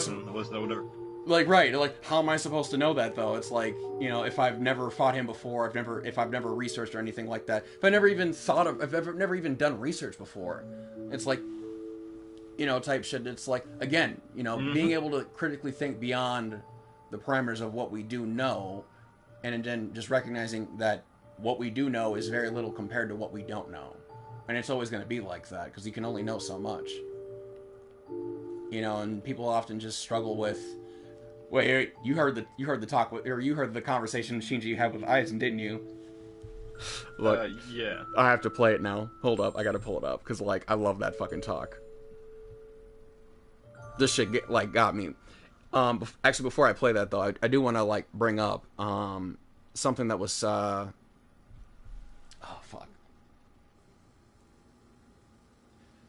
Going back to villains for a second. You were saying, like, a lot of villains are, like, they're too similar. Something I've been seeing for quite a while now, for at least a handful of years, maybe even longer than that, maybe a better part of a decade, is like people, and this is why like I'll drop like the anime I was telling you about, the supernatural detective one.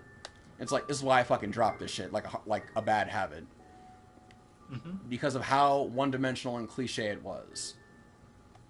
And a lot of people seem to be under the impression that villains, for example, and heroes, as the polar, and is going to be essentially, heroes are going to be the total opposite of what I'm about to say next. But villains apparently, like, a lot of people are under the impression that Hollywood came up with like the tragic backstory for villains, as if like the antagonist, or the villains, like people really believe in the concept of like pure evil and pure good. As if good and evil are actual things. When again, Yeah. good and evil are also concepts. Oh yeah. I just want to. Actually, I wanted to play something. I wasn't really sure if you'd like this music, but this is the soundtrack I got someone to make for me to. Well, this is like for standby right now. It's not going to be confirmed like his music, but this is for Polar's soundtrack or theme when he's like in the scenes of his his appearances in my novel. I'm gonna play it now, so yeah.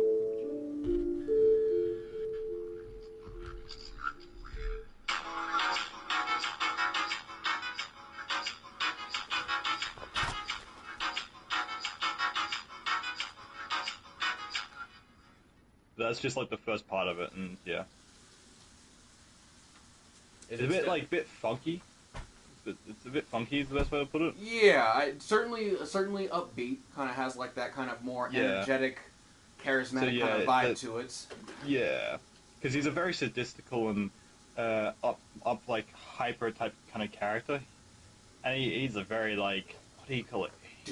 Like relenting. Like he doesn't stop until he gets to his goal.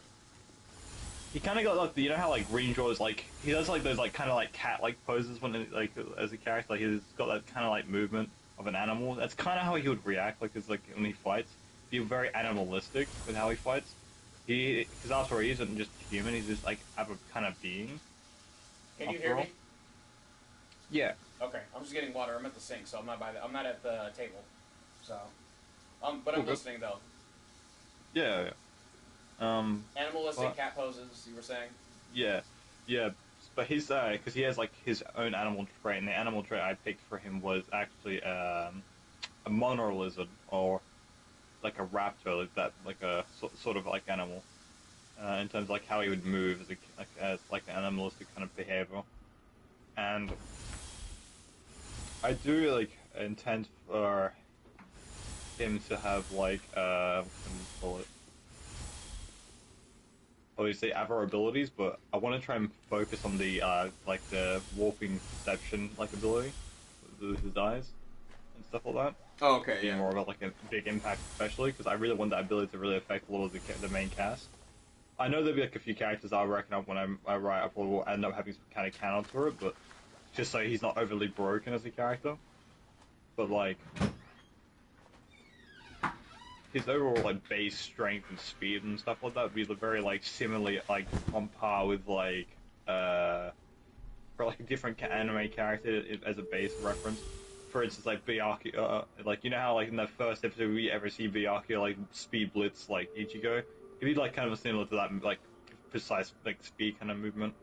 Oh, you're talking about the flat? Like, you talking about like his first, like the first encounter, their first fight, like when he did the flash step, and then he stabbed and then stabbed him in the back. Him, yeah, in the back and whatever, like a few times. It'd be like that kind of speed. I severed your soul chain and soul sleep in one move, and like just that shit was fucking cold. Yeah. Oh yeah. But yeah, it'd be like something like similar to that. But another ability I thought would be quite funny, or not funny, but more like intriguing, is like he moves so precisely fast. It looks like he's still in front of you, but in reality he's already like probably behind you or something without even realizing. An after image. So yeah, but it's still like in place. So like he's still like he like grins because I did a drawing of like how it looked, but I can't remember if I still have the drawing anymore or not. If I saved it properly on my iPad. But he has his hand goes right through some guy's like back from behind. It's just like a concept drawing I did just to see how it would look. He's pierced his whole hand through the guy's like his chest from behind, and he looks behind. He sees and he doesn't see anything there though. But when he looks back, he just sees Polo just grinning at him while he has his hand kind of moving forward, looking like. But in reality, it's just him putting his hand behind him, but with so much speed and intent that you can't really see what's going on. You just reminded me of the fight between Goku and Frieza on Namek when Frieza was trying to fight Goku, and he Goku's speed had improved to the point where it's like he was like a fucking ghost. Frieza would swing where like he thought he saw him at, and then he would be gone, and then it's like he was fighting like fighting a moving shadow basically, where it's like it's like he would hit him, but his like attacks go right through him. It looks like he's right there, but he's not right there. You know, and then it's like, and then it's like he's like just gone, vanished. Like where the fuck did he go? Type shit. Like it was one of the one of Goku's more chilling moments where it's like he had Frieza fucking scared, like terrified. Yeah, no. In fact, he was what are you? He's like, oh no. Frieza's just, I fucking love Frieza. There's something just about him as a character, as a villain. He's always funny to me. He's always intriguing hilarious. Yes. Now Frieza's a one of prime. his funniest lines. Go ahead. Hello, monkeys. And it's Oh like, yeah. just like, See, look, you're talking about new voice actor Frieza. I'm thinking of that really? one. I'm thinking of both of them.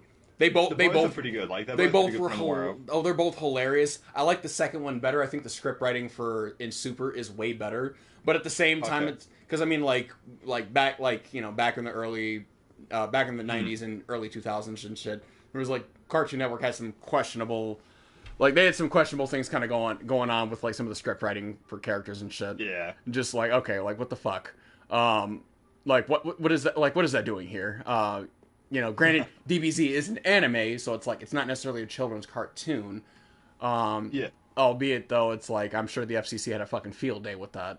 But I digress. Yeah. Nonetheless, though, it's, what was it? Fuck. Sorry, tired. I kind of lost my train of thought. New Frieza though, I do love I love the energy, the charisma. It's like there's a certain there's a certain aspect to this Frieza comparably to the first one where it's like that one was far more. I mean, they're both sinister as fuck. Don't get me wrong. And then like you can also say that like DBZ is actually a good example with this, where it's like you have like villains and heroes.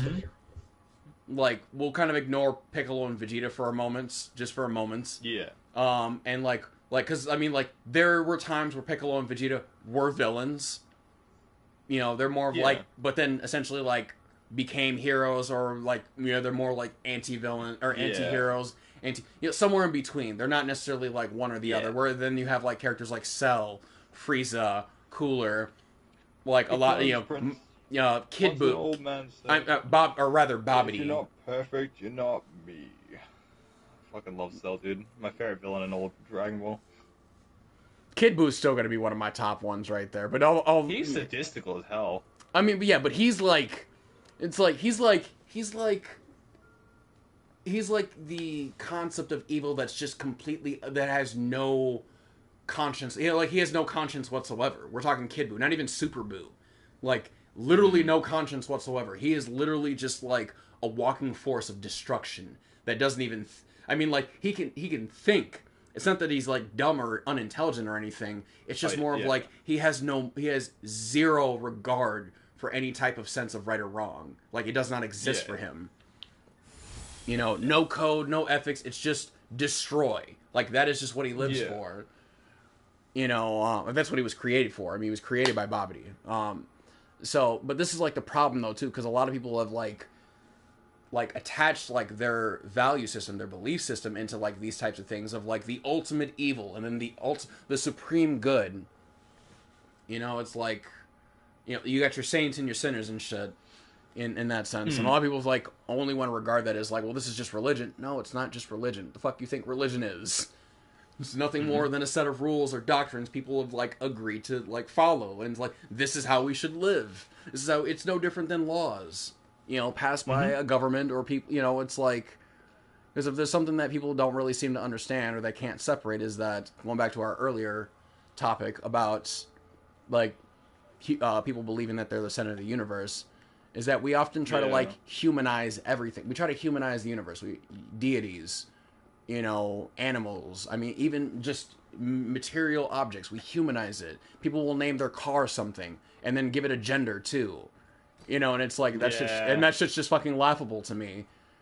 It's like, or you're like somebody's buying something in the store. Here, I'm gonna get this guy and get that guy, and it's like, but these aren't guys. These are items. These are objects and shit. But then it's like, but then when you flip it around though, and it's like, oh well. People themselves are objects, especially if you look at it from a religious point of view, where you'd be like, oh, well, God created, from the Christian or Islamic or Judaistic or whatever religion that, like, believes that people, humans, are creations of a deity, of a higher power. And it's like, well, okay, well, are we artifacts then that where life was breathed into us? Or it's like, or are we a natural occurrence that just, like, occurred like a tree grows on its fucking own, and the grass also grows around, and again, but you can't tell any of those stories without including everything else. It's like nothing is really separate or independent of it.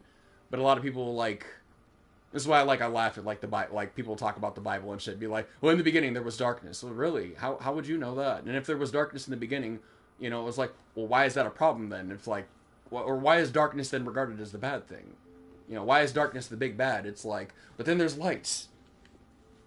Mm-hmm. Like, why do you fear the dark?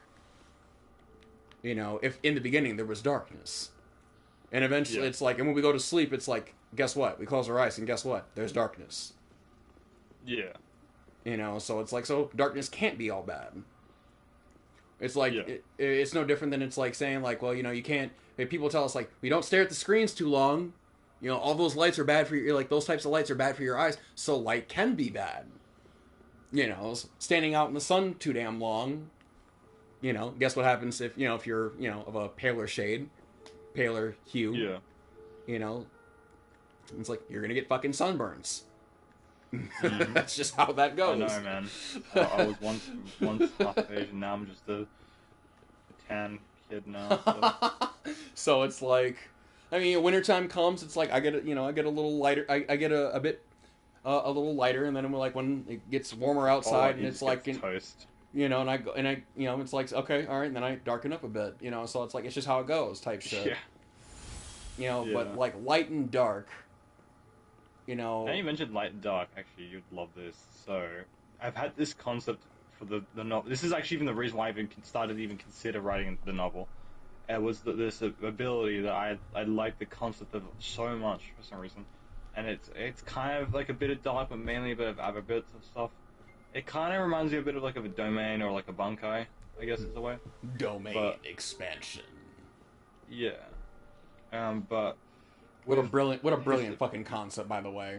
Actually, I gotta look up who the... Yeah, because the whole domain thing was just kind of based on Bankai, because a lot of the stuff... In a way, yes, but not necessarily... I mean, you could say that, yeah, it was inspired by Bankai. Yeah, but just in the same way that, I mean, a lot of the fight sequences in various animes of what, the big three, they were, guess what, inspired by DBZ's fight scenes. And then we have to ask the question... What the fuck was DBC's like shit? What was that inspired by?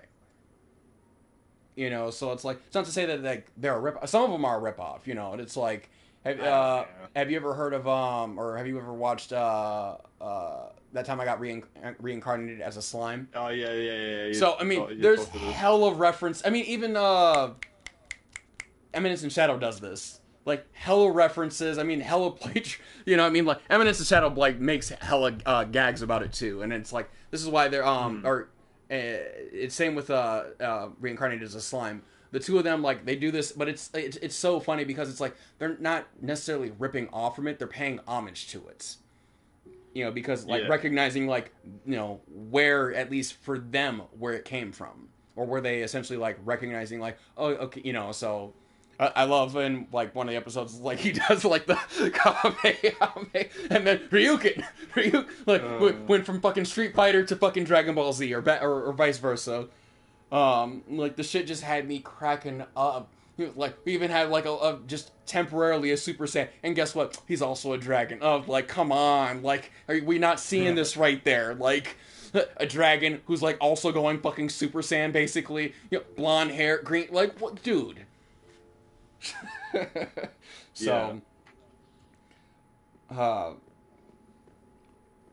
you know, I just enjoy like these. I enjoy discussions like this and like really getting as deep as possible into it. You know, versus just like the simplistic kind of mindset on it, where it's like people assume that villains aren't supposed to have like tragic backgrounds. It's like, well, now you want us to play the sympathy card for them. Oh, I'm sorry. I guess it's like you were more comfortable with just symbolizing them as like the all evil, you know, like the all essentially like definition of evil incarnate, basically type shit, whatever the fuck that is, depending on who you ask. Is why like I get annoyed when people will be like, well, the Sith are the bad guys. I mean, Palpatine certainly fucking is, yes. And, you know, a lot of people that align with him, sure, you could perceive it that way. You know, definitely. Subjugating the people is not necessarily, like... is, you know, it's pretty it's really fucked up, you know. But at the same time, it's like, but that's if you only look at it from just like this one avenue or this one perception of it, and you don't, and that, you know, we call that tunnel vision, you know, narrow-mindedness. But it's like, but if you were to actually look at it the other way though too, where it's like, well, what was wrong with the current system already in place? And don't say that well, nothing was wrong with it, because it's like, you seen V for Vendetta? No, I haven't. Never? No. Really? You should look into that movie. It's a really good movie. Okay. I mean, you know, it's like I don't watch a lot of movies anymore just because I've also recognized how cheesy or like cliche Hollywood is. Yeah. You know, it's hard to watch a lot of movies these days. Like, there's only a few good ones. So, like, this is early 2000s. So I mean, it's like it's still good. I mean, I still fuck with it. Don't get me wrong. Go ahead. Sorry. Yeah. Like, cause like the most recent movies I even still like right now. The moment I like explicitly these horror movies known and written by someone I really like to put the name of them now though. But they wrote the Quiet Place novels, and I fucking love those movies. They're so good. It's horror, but it's not trying to jump. It's just like trying to show the concept of a world of just silence, you know. And I fucking find that super interesting. Yeah, and these monsters are they're like aliens, right, from outer space, right? But they crash on Earth. Yeah, and it's like day 350 something, right? After 300 days after what happened with the first incident of these aliens, and these aliens are called the Death Angels. They're called, and they're fucking amazing. Damn, so, Death Angels. Yep. Yeah. I mean, like that name right there. That says it all right there. And that's like fuck. If you make even the slightest like footstep or like noise, night. That's literally how it goes. Death. And that it's just death. Yeah, instant death. Like you won't even hear it coming. Like all you hear is like there's screeches and before you die. And what's even worse, like because the most recent movie is called Day One. Because there's the first Quiet Place movie, and there was the second one that was. Or I wasn't a big fan of the second one, but the third one did better than I think the second one with the story plot and stuff. And it shows you where it all started and shit. Like, oh my god, this shit's insane. Yeah. And it's like it's disturbing because it's like it's not like the jump scares what gets you. It's what like if you fuck up and make the wrong noise, it's what's gonna get you killed. Like if you like break something or you hit something or make the wrong sound, like you tearing your own shirt by accident or something like that. It's disturbing because, like, you know, you don't know where these things are. You don't even know if they're right next to you the whole time before even they kill you. Like your stomach growls. It's like, well, fuck. Good luck with that one. Oh yeah, especially sneezing and shit, like yawning. It's like I'd be dead before this even happened because like I'd be snoring or something like that. Yeah, but I'm saying like, but it's like, say like you know where they're at, right? And then suddenly it's like, but like you haven't eaten maybe in like 2-3 days, and it's like then your stomach just growls, like one of those like super loud growls. Maybe it hurts, maybe it doesn't hurt, you know. But it's like, but it growls, and it's like it like to the point where it's, and, you know, if it's any sound, it's like they're definitely gonna fucking hear that. Yeah, I reckon you would like the Quiet Place monsters design the Death Angels because they look like quadruped, like they got the kind of the shape of like a armored monkey almost, but like they have the flesh. But they have like these disgusting sharp teeth. But their heads like move, like fleshy little bits move up and down. But it's like to direct its hearing because their whole head is just a giant ear almost, pretty much in a sense, because they literally have like these like instant like persona hearing like ears. Damn. To hear very high pitched sounds. But their weakness is high pitched sounds. Is the thing. So really loud, disorienting, like whale noises or whatever, like stuff like that. Really loud, staticky noises will like destroy their eardrums, and they can't stand it. And that's when you can pull out a shotgun and shoot their head because their whole body is literally just covered in armor. And that ties right into what we were saying earlier about the greatest strength being like also the greatest weakness. Didn't Hitsugaya say something like that as well? Something like that, yeah. It's like, I believe also another weakness they have is water. They can't swim because of how heavy their armor they wear is. So it makes sense why they can't swim. In the first movie, though, you see them swim and it doesn't make sense. But later on, like they just kind of fill in that plot hole by pretending it never happened. I guess it's like I know it's just one little scene. I don't bother too much about it. Makes me think of Demon Slayer when it's like how the fucking Tanjiro smell underwater. Oh my god, yeah. Like how the fuck, like how do you smell underwater? Like just like, you know, I'm still not gonna. Snort it into your brain. I mean, there's no air, and I mean, there's air. But there's no pockets of air underwater, but you can smell where something is at underwater. I don't give a damn how strong your sense of smell is. I mean, unless you're a fucking fish. Brains. Exactly. Like fish could smell I could see fish smelling underwater, certainly, yes. But like land creatures, fuck no. You know, it's like, why? Because the moment you take a breath, like you're choking. It's going down air. Exactly. You got fluid it's going down to your air. brain, your lungs, like You got fluid going down air, like air passages. It's like you're gonna start choking the moment you take a breath. You know, I mean, if you breathe through the nose, that is. If you breathe through the mouth, it's like you're gonna drink, you know, but you're not gonna get any. You're not gonna get any air because there's no. I mean, there's very little oxygen in water, H2O and such. But it's like, but there's not enough oxygen for us to take a breath. That's why we can't breathe underwater, and we don't have gills to filter out the water, you know, to separate the oxygen. So, you know, hence the drown. I mean, hence the drowning, the fluid filling up in the lung. You know, so it's like you would drown before you could smell anything underwater. So it's like sharks can smell underwater, certainly, but it's like, but humans, nah, not buying it. So it's like I definitely see like. As much as I fucking love Demon Slayer, that's still like one of those plot holes I have to point out. It's like I'm watching the anime I was watching is called Sunday Without God. All right, and there's like this, you know, the main character is like a 12-year-old girl, okay, and she has like no combat training whatsoever. All right. And so we get to an episode. We like fast forward. We get to an episode. And she like goes into rest. She goes in with like some new allies to go and rescue somebody else. And again, and the person she's going to rescue like literally is like combat trained. And they're going in against like a group of 7. All right. She has a weapon. She has abilities. I won't get into that, but she has a weapon and an ability. But she has 0 combat training whatsoever. All right. Then and then she goes in and she says to one of them, she's like, you know, back me up, okay? And like takes the lead to go and like attack this group of bandits. And like one of the bandits pulls out like has a fucking revolver, shoots it at her. She sees the bullet coming and dodges it, and it's like and I had to pause the episode. I'm like, we're dodging bullets now? What the fuck? And it's like, and she's over here taking on bandits and shit. Like, I'm like, you have 0 combat training. Like you know, sure, anybody can swing a fucking shovel, but it's like, you know, but like actually like you know, like condition in battle, like battle conditioning. We're talking here. It's like you have none of that, no experience whatsoever. So it's like, no matter how much of a natural you might be at it, it's like, I don't know. I'm just like, I'm not buying. Especially like a small child, like with a frail frame like that. It's like with no training or background whatsoever. It's like, come on, it's a little out there. So it's like I'm like wondering like maybe they'll explain that later on. I always look for that before I like just jumped out. Nope, this is trash. That plot hole. I usually wait until I get to like past a point of no return where it's like, all right, well, we've passed this point where it's like they've not yet to explain it. I don't think they ever will, or like we're just going to ignore that. We're just leaving that there. Like, what the fuck? But it's like, but again, the bullet dodging really always got me. Where it's like, it's like we're dodging bullets now. Like, how the fuck? Like, the moment the bullet leaves the gun, there's no fucking way you're seeing this coming, let alone dodging that shit. It's like, what is this, The Matrix? Oh, but you know what? The Matrix is also another good example of like kind of what we've been discussing here, like just in, you know, philosophical turn, and like just from a philosophical standpoints and just lifestyles and understanding of just life truths and shit. Yeah. So back to what I was thinking of earlier. So my bad. No, you're good. The word or whatever. The reason why I even started the novel was what's it called with what's his name, Polar. Was their ability called? It's pronounced in Japanese as Nishi no Tenkai, meaning Emperor of the West in English. Okay.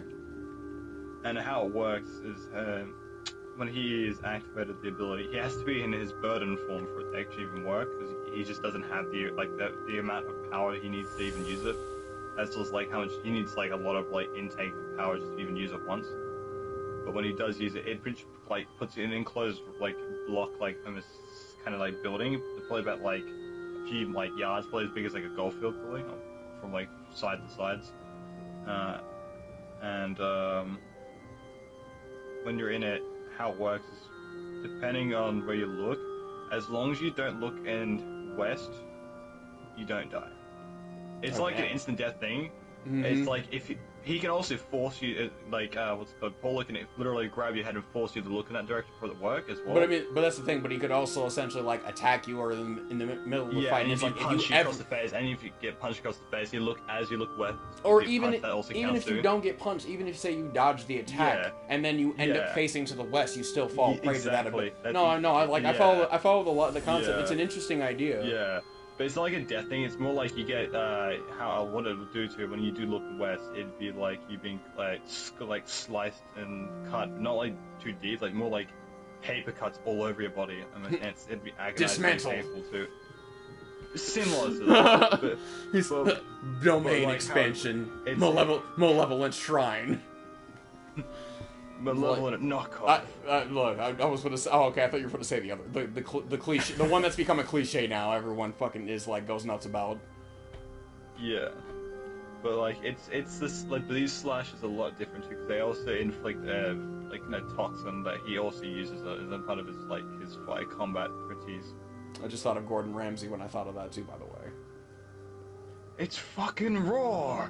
No, not that. I was talking about with Malevolent Shrine with the joke, the Comic-Con joke, and then I was like Malevolent Kitchen, and then Gordon Ramsay's the one. Domain expansion, Malevolent Kitchen, but it's Gordon Ramsay, and it's like I'm sure there's a meme for that somewhere that I haven't seen, or maybe I have. I forgot. Either way, it's like that's just who popped up in my mind. Like when I thought of Malevolent Kitchen, it was like, oh, enter Gordon Ramsay. Fuck. Like they call it Hell's Kitchen. Nah, Malevolent Kitchen's more fitting for that one. Oh shit! That was a big meme pop up. I remember seeing the meme too for like. I vaguely remember the meme for Malevolent Kitchen, so maybe that's why I thought of Gordon. It's still like a trending thing, honestly. I find it hilarious. I don't doubt it. I remember somebody. I think it was you or somebody else that I had to explain to me. It's like, where the hell did that? I'm pretty sure. Where the hell did this originate from? Actually, maybe it might have been me or like Nexus, I think. Yeah, one of you two. Yeah. So that should just have me. Because I saw that being a meme, whatever, and it was actually like in some of the subtitles as well. I found out as well as a joke. For a while for like April Fools. I was like, wait, no way they did, and it actually was. And when I saw when I heard about when I saw the meme, like or read about it, the Malevolent Kitchen thing, it's like I hadn't even watched Jujutsu Kaisen yet. I didn't even know what the fuck Jujutsu Kaisen was at the time. Oh, that's right. Yeah. So, I was way late to that little punchline. Mm-hmm. So I mean, it's like it's funny, but it's like just couldn't. Yeah. More of like one of those you had to be there kind of things. Like, to know. I mean, less to know and more to experience. Experience, yeah, that's it. So because I mean, it's like you could learn something, or rather, you could know something like by reading about it, like we do online or in a book or some shit. But it's very different, say, like from the experience of being there. It's like you read somebody climbs a mountain versus you climbing the mountain, type shit. Yeah. It's like. You read, okay, this person climbed the mountain. Or it's like, this is what it was like for this person to climb the mountain versus like, I climbed a mountain today. Or I reached the top of the peak of a mountain today. And it's like, those are going to be two very different experiences. Like, no matter how much you try to put it into words and communicate that to somebody else, they will never have that experience until they go do it themselves. And their experience is going to differ from yours anyway. From everyone's, so...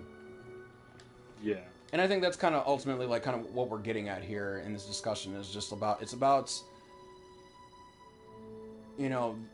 the obsession with sameness. Yeah.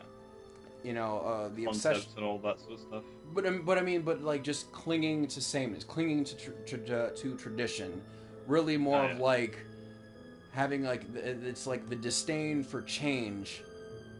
Oh yeah, and now I remember too what I was going to look up. It was let me pull that up. So that's actually excellent. Actually, another thing I wanted to mention as well, actually, to actually awaken for the abode form for for specifically for Polar, actually, he doesn't just do it normally. He can't just like become it. Like he actually infuses with his own pet. Technically, he has. Interesting. Well, his pet is known as Carnosaur, is his name.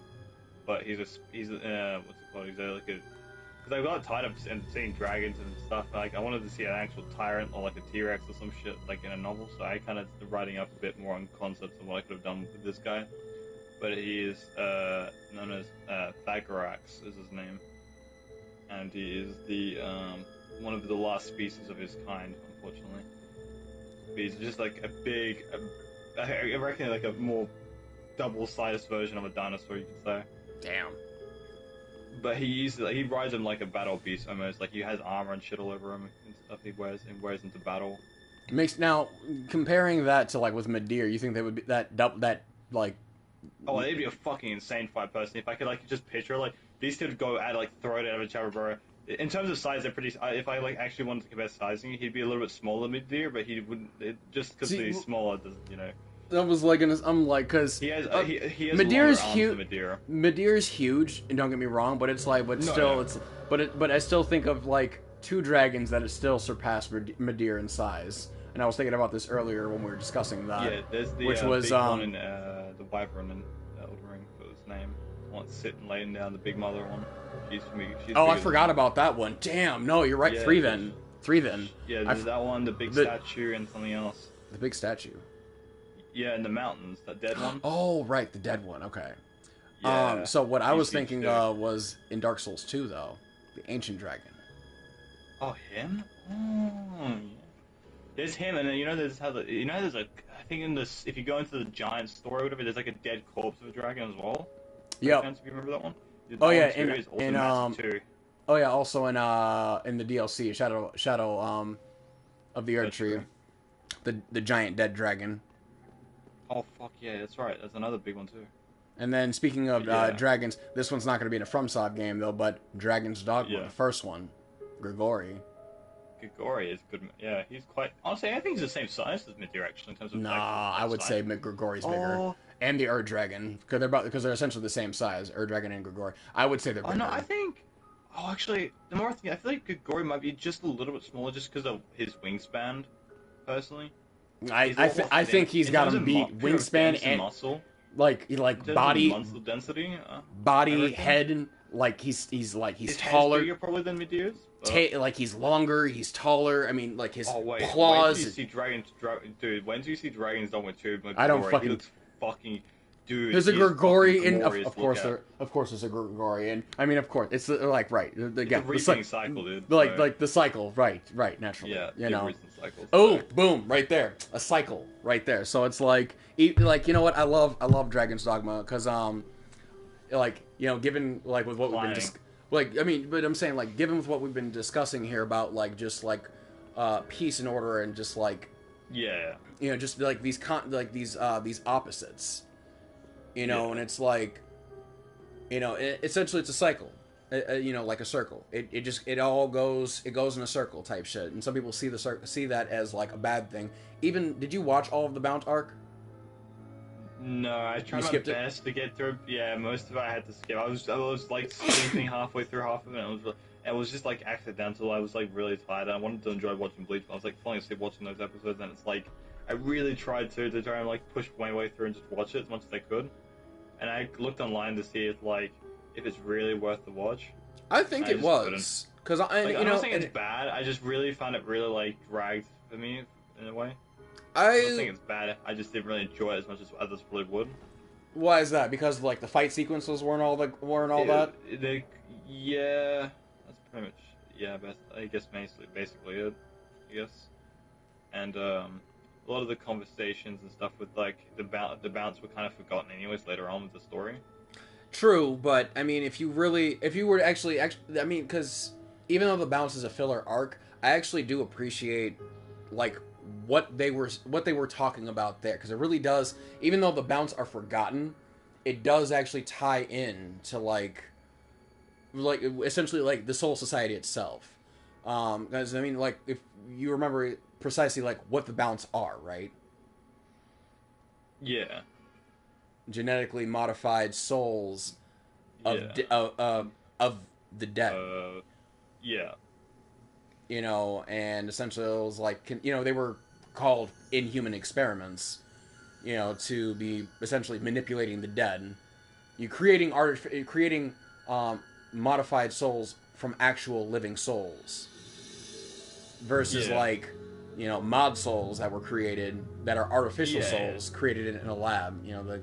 I mean, Yeah. I guess, the line there is still a bit fucking, like, razor thin, if there is even a line at all with that, but essentially, like, the Bounce were, like, a group of individual, or, like, a group of people that were created by the Soul Society, and then ultimately, like, you know, sentenced to death by the Soul Society, and then, like, you know, it became a war and shit. Yeah. There's actually a just, like, did you see the you remember, wait, you remember when Ichigo was first training with the because actually, yeah, we did go back to that briefly when Ichigo was training with the Vizards. Oh, No, the Vizards, when he was fighting against Light in his Bankai form. He's like, when did you learn Bankai? The same time you did. You know, and then he started having flashbacks with his fight with Zaraki and his fight with Kadia. You know, Yep. I know you at least saw that, right? Yeah. Okay, so it's like, and did you know that Kadia, the same person that voices Kadia, is also the same person that voices Pain? I had Well, a feeling it was him. Were you watching it in English or Japanese? English. Okay, yeah, okay, that's what I was saying. Like him, so It definitely is sounded him. like him. It definitely was him. So, like, that's why Kadio was like, he's such a fucking compelling character because of who they fucking had voicing him. So it's like, as much as like the Bounce arc is not like one of the greatest arcs, I still feel like they did a phenomenal job with it because Bleach does something better, honestly, in my opinion, than even Naruto does in this, and that is like the philosophical discussions that they, and like the way they dive so deep into it. Oh shit, my bad. You done did it now. I didn't mean to. It was an accident. I dropped it on my leg. I was trying to grab my chicken nugget, and I dropped it on my leg. I pressed the R2. Oh, is that right? You know, we're blaming the chicken nuggets now. Is that what this is? Yeah, it was the nuggets' fault. Blame the damn nuggets. The Nuggets McNuggets. Is that right? Yeah. Oh. Well then, in that case, I am truly sorry. Forgive me. prepare the next sacrifice. Oh, like a lich, like a dark lich from fucking when you're in Bitter Black Isle. In Dragon's Dogma, and you walk in. Oh my the god! next Actually, sacrifice. one of the most interestingly disturbing scenes in a cartoon show was an Adventure Time for me, actually. So I was talking about the lich right in that show, right? Wait, did you say you said Adventure Time? Yeah, with Finn and Jake, the dog, and all Oh that. my, like, you know, I swear, I swear a lot of, just real quick on that note, like, a lot of the cartoons that come out here in America, I swear, like, the people that are coming out with this shit, like, are on, like, some serious hardcore drugs. Like, they're doing, like, acid, some PC, tripping the fuck out. Like, having some, like, real, like, psychedelic, hallucinogenic type of, like, mind trips when they're coming up with the, like, Super Jail, like, don't get me started. So just like when you brought that up, it's like it's one of the reasons I don't watch it. Like I don't watch Western cartoons anymore. Because that's fair. But I reckon the Lich was such an intriguing villain in that series, though, because he literally goes up to Finn and Jake, and they're trying to like find his dad, Finn's dad, because he's not actually, you know, brother to the actual dog. It's just like a step brother thing, or what do you call it, half brother thing? What are you gonna call it? And then when he finds his dad, he finds the Lich there and stuff. And the Lich is like peeling his skin off and stuff to go to his original form. And he goes to the two of them, and he walks up to them, and he says, "Fall," and just like they all fucking drop to their knees, just pass out from like just his presence, dude. I'm like, what the fuck?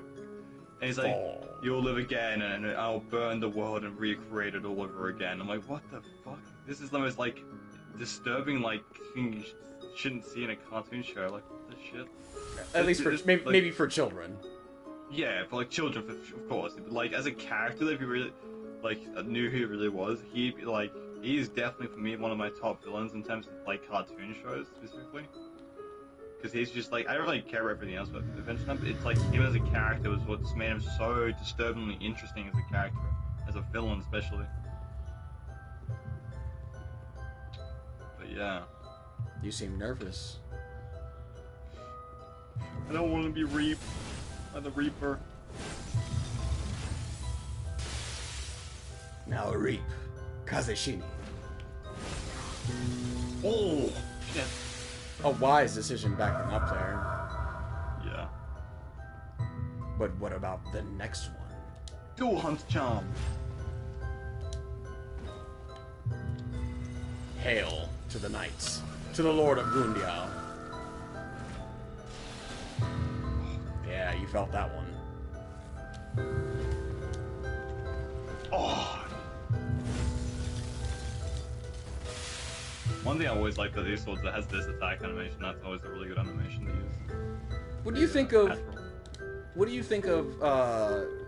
Given the fact that we're in the middle of a fight right now, what do you think of Zaraki's philosophy on battle, on fighting?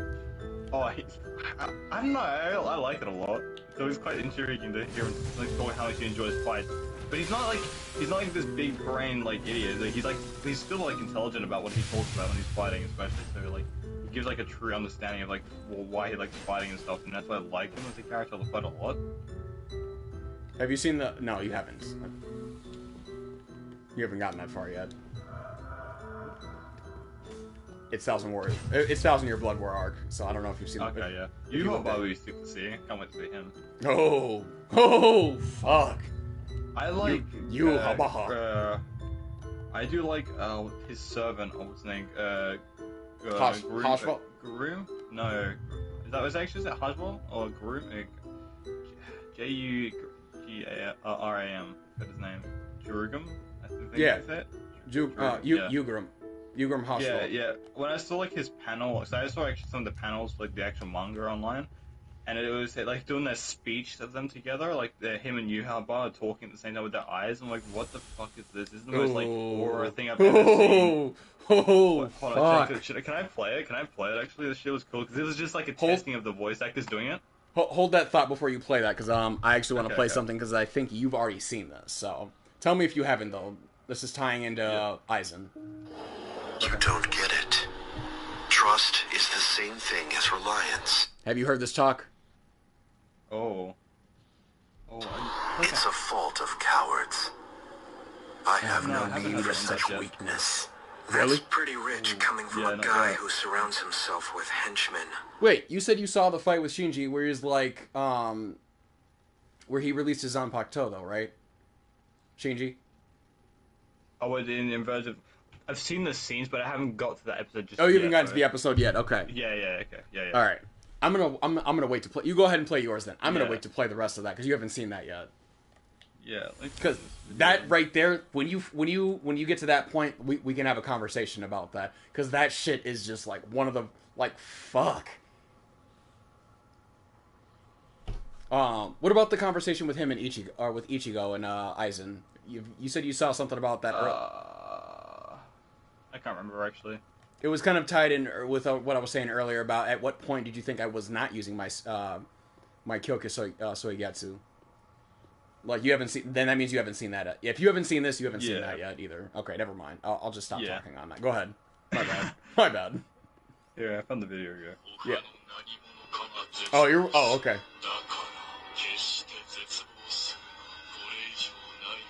It's just like... It's hard to tell, but it's like they're perfectly... That's Hashval. That's Hashval. Yeah. It's hard to tell because you can't really hear Yuhobas as much as Hashval, but like they're like both like timed syncedly. I'm like, holy shit, this is like full up like true like essence of like the definition of the word aura, or the like people that explain it these days or express it. I'm like, damn, I want to see these two now. I like Jurgrim a little bit more than Yuhoba. Yuhoba still stick like Jurgrim though with his design, the blonde hair and stuff. I fuck with both of them, honestly. Like, oh yeah, I agree. They're phenomenally like developed characters. Oh yeah. You know, and here's my thing too about them. It's like a lot of people are gonna paint like, you know, the Stern Ritters, Yuhabaha, you know, Hashvald as like, again, as the bad guys, you know, in this sense, and it's like going back to talking about going back to the bounce, where it's like. Yeah. Or you know, even Kurosuchi's a good example with this. Would you say Kurosuchi's a good guy or a bad guy? He's like the in between, because I know he will do stuff like he's pretty pretty fucked up, isn't he? Yeah, I find him funny though, like, as a character. Hilarious! He absolutely is hilarious. But when he was fine, what's it called? When the Sparta, when he does that thing, like Yeah, he does that thing to him, like, to fuck with the reality of his, like, his brain. He gave him Holy it was shit. a superhuman potion Yeah, like that it, only like, affected fucked his with perception of him. time. Yeah, It enhanced yeah, it. it was disturbing, like, to just see him like, grow old and shit. Like, what the fuck? Just This is hurry awesome, up and kill me. Yeah, That shit, exactly. that shit got me though. I fucking Slow love him, though. Like, and that made me like him more as a character. Originally, when I first saw him in his first bunker, because I'm pretty sure he's the first person to use bunker in the whole show. And when I first saw him and stuff, I was super unappealed by him at first, but like now, like seeing that with him first in the Espada, oh yeah, he's like one of my new top 5 favorite, like. He fucking like, snapped in captains. that fight though with Udio. He was just like, Oh yeah. you know, like when he releases Bankai, and it's like I was like, what the fuck? And then it's like then the poison comes. Oh shit! Okay, all right. Like Yep. like that's a deadly ability. But then Peaks Udio was like all too prepared for that. But then it's like he's like breaking his bones and shit. Like he like issued him a warning, and then he's like my next one won't miss. And he's like, don't get carried away. Stabs himself and just takes off. And it's like, okay. It's like Kurosuchi is like, he's always got something else up his fucking sleeve. yeah. You know, so it's like, you know, but I mean, even how he did his own squad mate, like his own squad members though, like used them as test subjects and like essentially planted bombs in them, you know, in order to like decimate the fucking enemy and shit. And yet he's supposed to be on like, you know, so the quote unquote good side, you know, type shit, where it's like, okay, like what the fuck? You know, same thing like with the Soul Society, where it's like with I mean, the Soul Society's done a lot of questionable fucking shit. I mean, take Kaname's like story. Oh, yeah. Have you like have you seen the Kaname fight yet? Kaname, I'm trying to remember. Tosin? Can't remember. I don't think so. Squad 9? I think so. Maybe I'm not sure. I have to remember. The blind guy. Yeah. Did you see his fight with Did you see his fight in the World of the Living in the Fate Katakuta-tan or no? Yeah. Actually, no, not yet. Nope, you haven't gotten that far. That's right. Nope. Okay.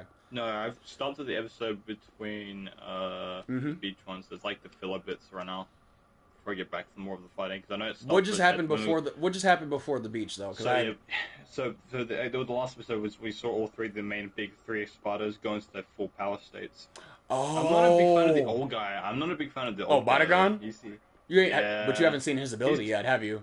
No, not yet. No. But his design is he's like. I was very unappealed at first, but like I know he has something up his sleeves that I know I've seen. Where you're at like right... a lot of... Go ahead, my bad. Oh, because I've seen like his holified form. It does look cool. I just haven't really seen what it can do yet. So, like, I'm mainly more focused on Stark right now or Hannibal. So, like where you're at right now, it's like you're at like a very like crucial turning point. Like shit's gonna get so fucking. It's like when I got to that point in the series, I couldn't put it down. Like I was like devouring it as much as I possibly could. That's like how I felt about like half the series. Like I want to just get here. Like no, I'm saying like where it's like I couldn't put it down. I'm like this is like so fucking good now. It's like I can't put this down. You know, and it's like, and that's like the type of anime that I really fucking love. Like, not just anime, just like content that I'm like, when something has me like, this is so fucking good, like, I'm just like, I'm not putting this, I'm like, I'm devouring this as much as I possibly can. Because it's like, it's that good to me. You know, and so. Yeah. I just like, that's what I'm saying, Bleach is like something I got myself into because I couldn't find anything else besides Naruto to watch, and I didn't watch Naruto without my brother or dad at the same time, because I was enjoying watching it with them, seeing their reactions to it. I would also recommend watching Code Geass. I've said this a couple times. You should watch Code Geass. Is that the guy with Lelouch in it? Lelouch, yes.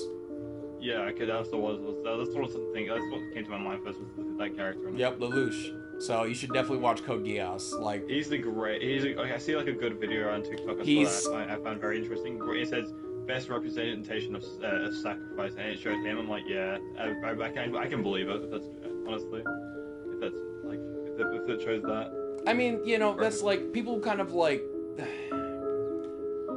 It's like a little trending thing. If we do best representation, you know, that concept of like sacrifice and people with Lelouch is thing. What I'm saying is all these voice lines. See, what I'm saying though is like about watching. It's not so much just about Lelouch. You know, it's like people tend to identify. People tend to identify too much with like an individual, a personality, and symbolize that as like like good or bad, like kind of what we've been discussing here. But it's like, again, but for me, it's like it's about the depth of say like the of like the story itself as a whole.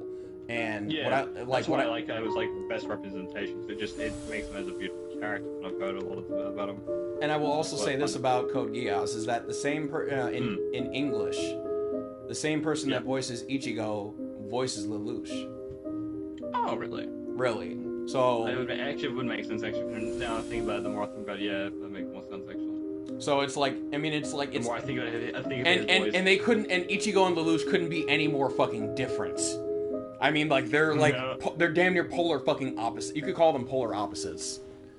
Yeah. You know, in a way, in a sense, like Ichigo would never do shit that Lelouch is doing. Like a lot of the shit that Lelouch is doing, and vice versa. Lelouch could not do what Ichigo does. It's like because their strengths and ability, they're just in different areas.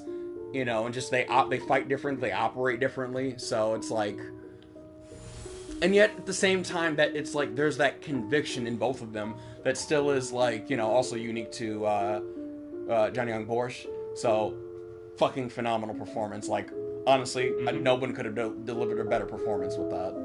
Like I just highly respect both of them, both the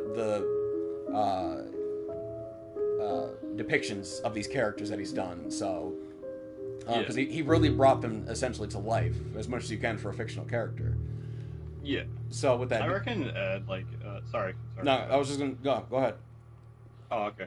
I reckon because like so far with the characters I've written so far, I've got Polar, Julius. These are the main villains so far I've gotten in here. Julius, one of the female characters I'm working on right now, that being Nelia. Similar name to Nell. Neliel. Yeah, very similar to Bleach's name, Nell. I mean, her name is Neliel. Yeah, similar name, but different. Same name. Completely different characters, though. No, definitely. Yeah, but like, I reckon you'd find, out of the three though so far I've written, I reckon you'd probably find Julius the most appealing. Either Polar or Julius, but it depends how you feel about it. Because you do like Nameless King of Polar, right? Nameless King, you know, it's like he's definitely one of my fights I fucks with. I see where this is going. I see where this is going. As a character, he's someone that's had to deal with a lot of suffering and stuff as he was growing up. And Julius is a cross spear user, kind of like Nameless King, using a spear with a cross handle. But he takes down dragons and stuff, like main living and stuff. A cross spear versus a sword spear. Because Nameless King uses a sword spear. A sword spear, that's right. It's a sword spear, my bad. I always mix them up. Think of like Redstein's thing. But yeah, same weapon as that's right. Because King's. You know, I tried using Ornstein's. To pierce the hide of a dragon, so. I mean, I tried using Ornstein's spear, and it's like, I mean, I know in Dark Souls 3, for example, it's like it shoots like the weapon art. It's like it shoots out a bit of lightning. Like you run forward, and then like you do like a running. It's like a run. Yeah, and then you jab it out like with like a running R2 or something like that. I think that's the weapon art. But it's not necessarily like a heavier weapon. Where it's like you wield it like a spear, but also like a sword though too, which is why I like the sword spear way better. It also has way more stagger on it too, so it's excellent for two-handing. Plus that weapon art is phenomenal. So I just think the sword spear is more effective in some ways. Of course, it's slower though too. Yeah, that's what I was gonna say. Because I reckon you'd like Julius because he's a character born of the emotion of wisdom and of true understanding as a character. You said emotion? Do you mean emotion or burden? Like, but his burden is like wisdom. His burden is wisdom. Yeah, but his emotions are what's it called? Of just what's another like emotion for calm? Is it just what's an emotion for calm? I'm trying to think. Tranquil. Tranquil, yeah. Like that in a way. He's a very relaxed, relaxed laid back person with laid back with a calm demeanor, cool, calculated, reserved. Very strategical as a character. Reserved might be the word. That might be the best word you're looking for in this. Yeah, preserved. Yeah. Reserved. Reserved. Sorry. But what I liked about him as well, because he goes toe to toe with Polar's pet, Carnosaur. You're giving away the story before it's even finished. That's what I'm saying. It's like I reckon you'd like to hear this, man, because this is good. Because like I mean, you know, it's like it's gory, like, it's bloody, it's interesting. I mean, as interesting as it sounds, I would say it's like, you know, I think the finished product might be more better. It's like just showing is often better than telling in this sense, where it's like, it's why like, you know, it's like when I hear like, oh no, like you have little bits of hints of what's going on. Yeah, definitely. So people can get like what's going on a little bit more. So that when they do read it, they kind of get like already like a simpler understanding when they're reading it. But like a teaser or a sampler is a bit different than more like an in-depth explanation. Yeah. Now, of course, as it relates to like our conversation here, it makes sense though, because it's like, you know, how we're kind of like talking about like just like philosophy, wisdom, and just like a lot of these, you know, different concepts, you know, and just comparing and contrasting on that. That's all fine and good, but just like it just as a creator and whatnot, sometimes it's better to like leave stuff like unsaid or unspoken about, and just kind of like let your work speak as a creator and as an artist. Let your work speak for itself. Just as might just be like my piece of advice to you on that too. But not to say that you shouldn't like talk about it at all. No, but of course not. You know, so but I'm just like, but it's like well, you're giving a lot of details away before people are like, well, shit, I don't even need. I just could just talk to them about it. Just tell me about it, type shit. But they're gonna miss out on. But guess what? Like earlier, they're gonna miss out on that experience because it's like you could tell them about it, or you could create it and let them find out themselves. It's like, ooh, it's like maybe it becomes one of those things like I can't put this down. This shit is so fucking good. I need to devour all of this. If it ever got turned into some kind of like contental media, like anime or something like. I would want to be voice acting either Julius or Polo. So, I mean, I want to be like you. Like I want to be like voice one of those guys. Even though I'm like saying I have to, I just like want to do like do as a joke thing, like to like best people. If it did, it's like, you know, do you think it could? Is really the better question. Because the age as well as the voicing and stuff, the age of the characters. I'm talking about do you envision it becoming something like that, or do you only see it like? Not really. I like mainly want it to just be something that's like a novel, sort of a graphic novel, so people can read and enjoy. But if it does get really like somewhat popular to the point where people are actually asking for my license to like use into their own like their what do you call it anime studio or whatever you want to call it. The studios. Production studio. Production studio, and if I want to use it, like I want to make sure like everything's right. Because I know like a lot of like, there's some animes out there, like for instance, Soul Eater is one of them that had a mistake. Is when I found out that apparently a lot of the media for that anime was like kind of forgotten and didn't really use a lot of the actual full manga itself. They just kind of used snippets of their own. So it wasn't even the proper novel. Yeah, well, I mean, manga. Sounds like a mistake. I don't want to happen with my novel. Makes sense. Miswriting or something, or putting the wrong thing in or wrong quote in there. More like the studio went in their own direction rather than sticking to the source material. Yeah, I want to make sure they stick the whole way with the source material sort of thing. Makes sense. You know, and like, and it'd be a plot hole for them. But here's my thing about that though too. Depending on how much content there is, you know. That is true. It's like it's going to be based on content and just like, you know, and obviously budget and all that sort of thing. But what's even more important than anything on that, because I wanted to say this earlier when we were talking about Naruto. You were talking about how like Naruto is like people like rag on Naruto for not being intelligent, but at the same time, Naruto himself even also like puts down his own intelligence many times throughout the series. Because why? Because a lot of people are telling him how dumb he is all the time, you know, and so it's like that was reinforced into him, and it's the same. And I mean, like my takeaway from this ultimately is that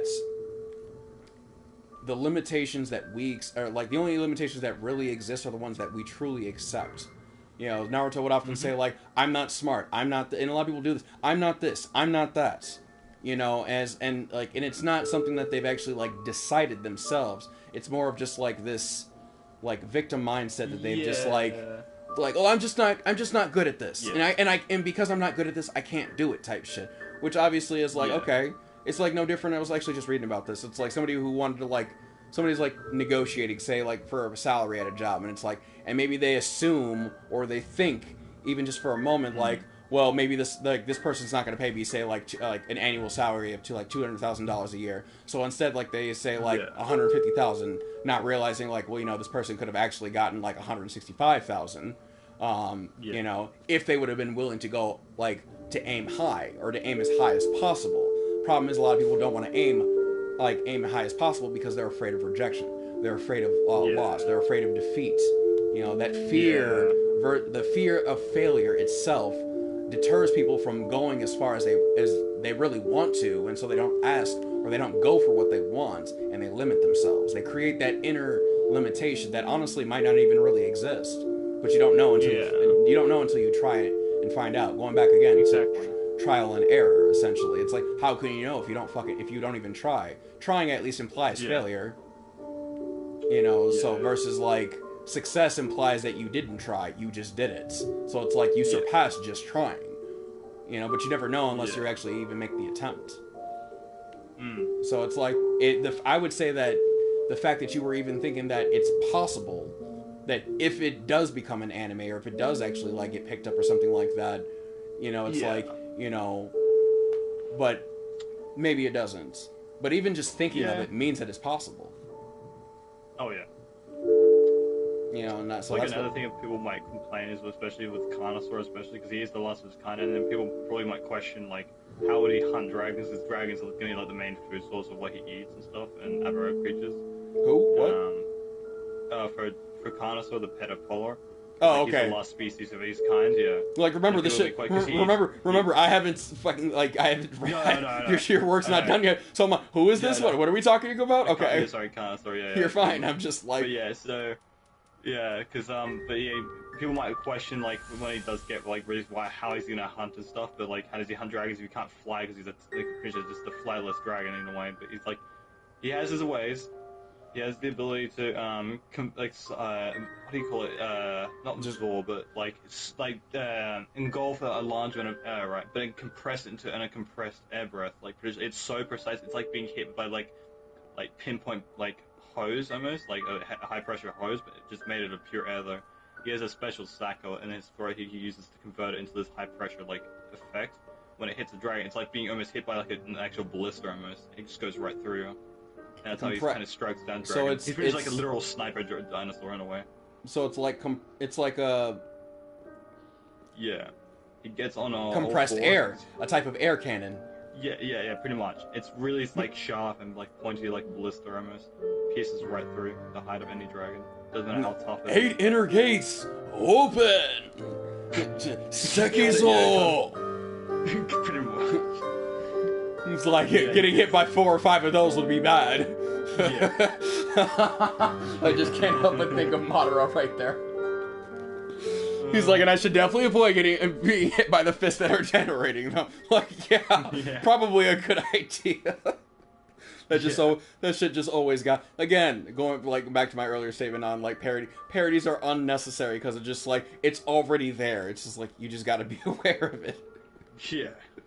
Like, fuck no, you don't want to get hit with that by either of them. And also, I was gonna say this too about your dragon idea for your novel is that he could always just ask Stark about hunting dragons without wings.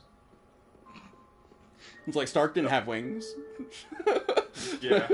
It's like and it's not like Dinosaur can fly. He can climb and stuff. How fucking far up in the air did he get? Like he was way 100 feet in the fucking air.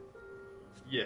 And then just came down, demolished the ground, the dragon, the ground, and then still thought the dragon was alive after that. Honestly, the best way to describe Carnosaur really for you is just he's literally just a deployable target ballista in a way. He can pinpoint himself into the ground with his legs, use his front arms to kind of hunch over so he feels more accurate with his movement and stuff like that because he's got really long arms. Just imagine an overgrown T-Rex, probably almost half the size of Medea, for instance, and then with long arms with 3-digit claws. That's kind of how you kind of shape almost. That's the best way to describe it for now, before I design it, before I fully draw him out. I totally forgot about that fight with Stark and the dragon, and so you brought it up.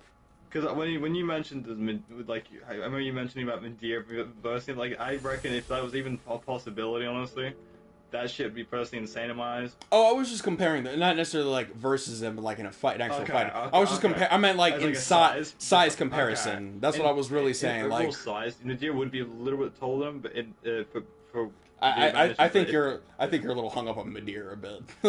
Medea's I said I think you're a little hung up on Medea size wise. Well, it depends honestly. If Medea's on 2 legs, kind of he does that big stand pose he does, he'd be definitely taller than but like actual height-wise, he's taller, but in length, he's longer probably than him. Because Then who? I think Carnosaur. Oh, Connoisseur. Okay.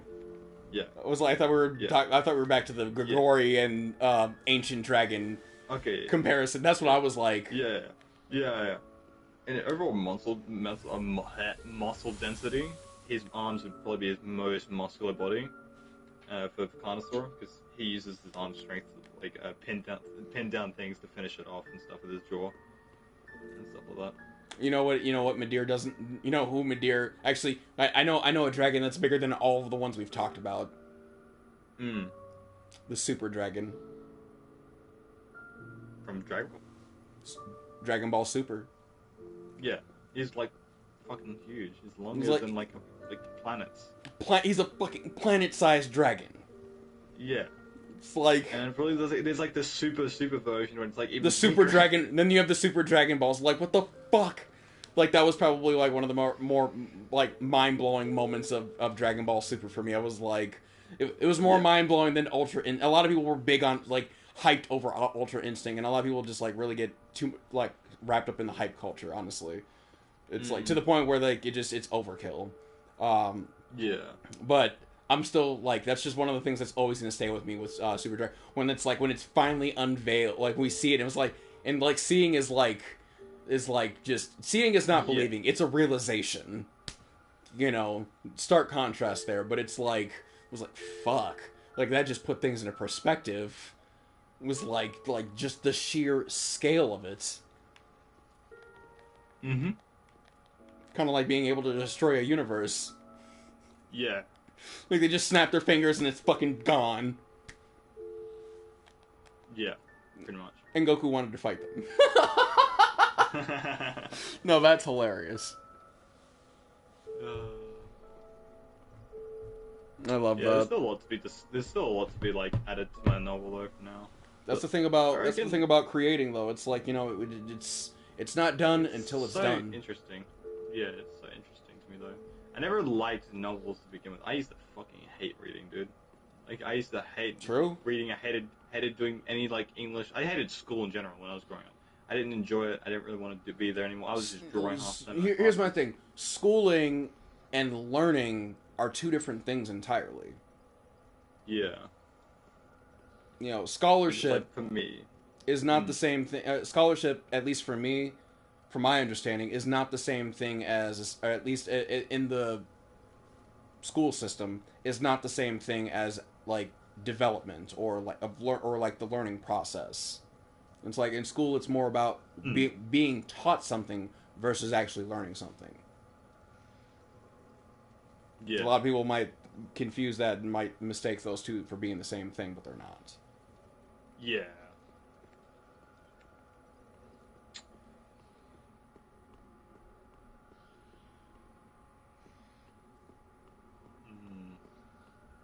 Oh shit. Nah. I also do think it'd be pretty funny because I think Julius would be one of those characters that'll do some knockoff Dragon Ball like references. Because you know how like I'm if still I'm correct, the fact that you brought that up and it was like just again reminded me of that scene. Ryuken. what's I was there never like a scene with with Goku where he sits on a cloud. Is that right? New Goku. Like, he sits on Goku. And like I know in some of the older series he used to always sit on a cloud or something. when He would younger. he would literally ride a flying cloud. Yeah, that'd be pretty much like the knockoff and like the thing I'm trying to do with Julius. He'd literally just live in clouds. Nimbus. The difference is like Julius has the ability to control like winds and storms. I mean, he's not the only one that we've seen doing that. I think in Inuyasha there was actually like there was a character who actually like it was like a storm. He was like a storm demon. Even the legend himself, Wukong himself, was And like in myths and stuff. And he would like he would literally ride like on either clouds or like or a storm or something, or he had like a chariot that rode on cloud, something like that. It was really interesting though too, because it's like they were using like they were like two brothers and they were using thunder and lightning. So what is this? Oh, garbage. Never mind.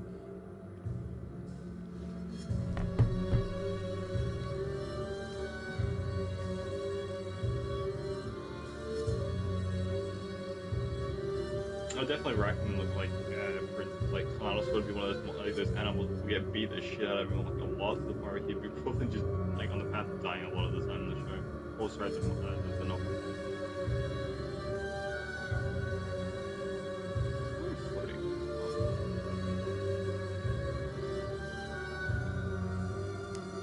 But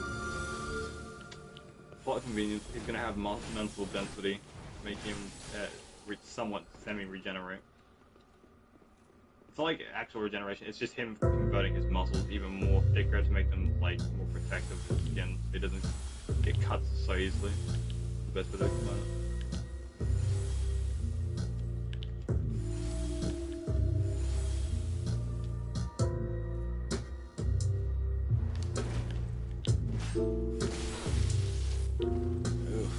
That was nasty. Weren't expecting that, were you? Nope.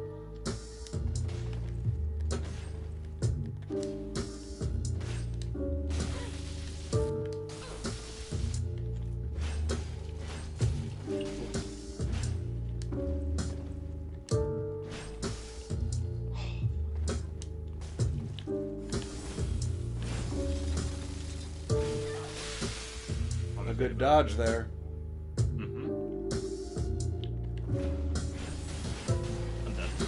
Yeah, I fucking did the stupidest thing ever, thinking I could go back step to R1. Just was bad timing for that.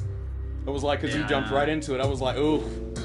I was expecting to get the hyper image because the hyper was I'm actually glad we're kind of doing this too, because it's helping me get back in tune with Dark Souls 3. Yeah. I mean, or rather, get back not just with Dark Souls 3, but with my the way I set my characters up. Okay. Were you still farming for? I was just gonna ask, like, were you still farming for Pale Tongues? Nah, I'm all good now. Okay. Yeah, wait, you have the blue ring, the blue color. Oh, you want the blue clutch ring, magic clutch ring? Yeah, I got you. Because the scale of the sword scales with both money and magic damage. I'm throwing the sign down. You can grab me. No worries.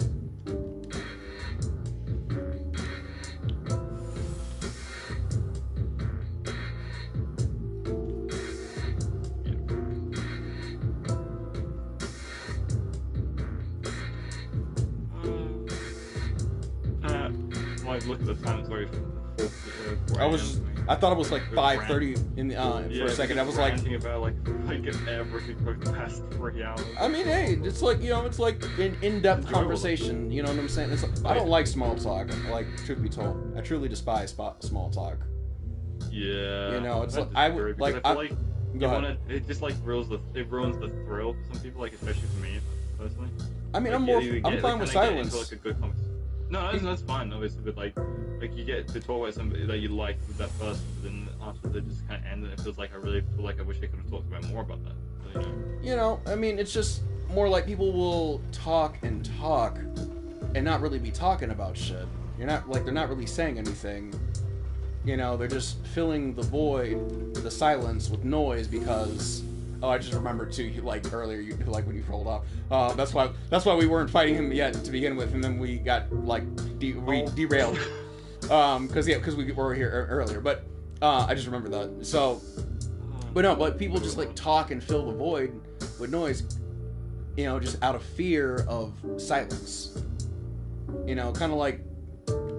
Again, continue our conversation with like a lot of people view silence as like a negative, as like it's something bad or to be avoided. Mm-hmm. You know, I mean, I know like I play a lot of music and shit, but I mean, silence isn't necessarily the absence of noise though, in the same sense of like the absence of words. It's like you can still play make noise, you can still play like make sound and still find silence within the sounds.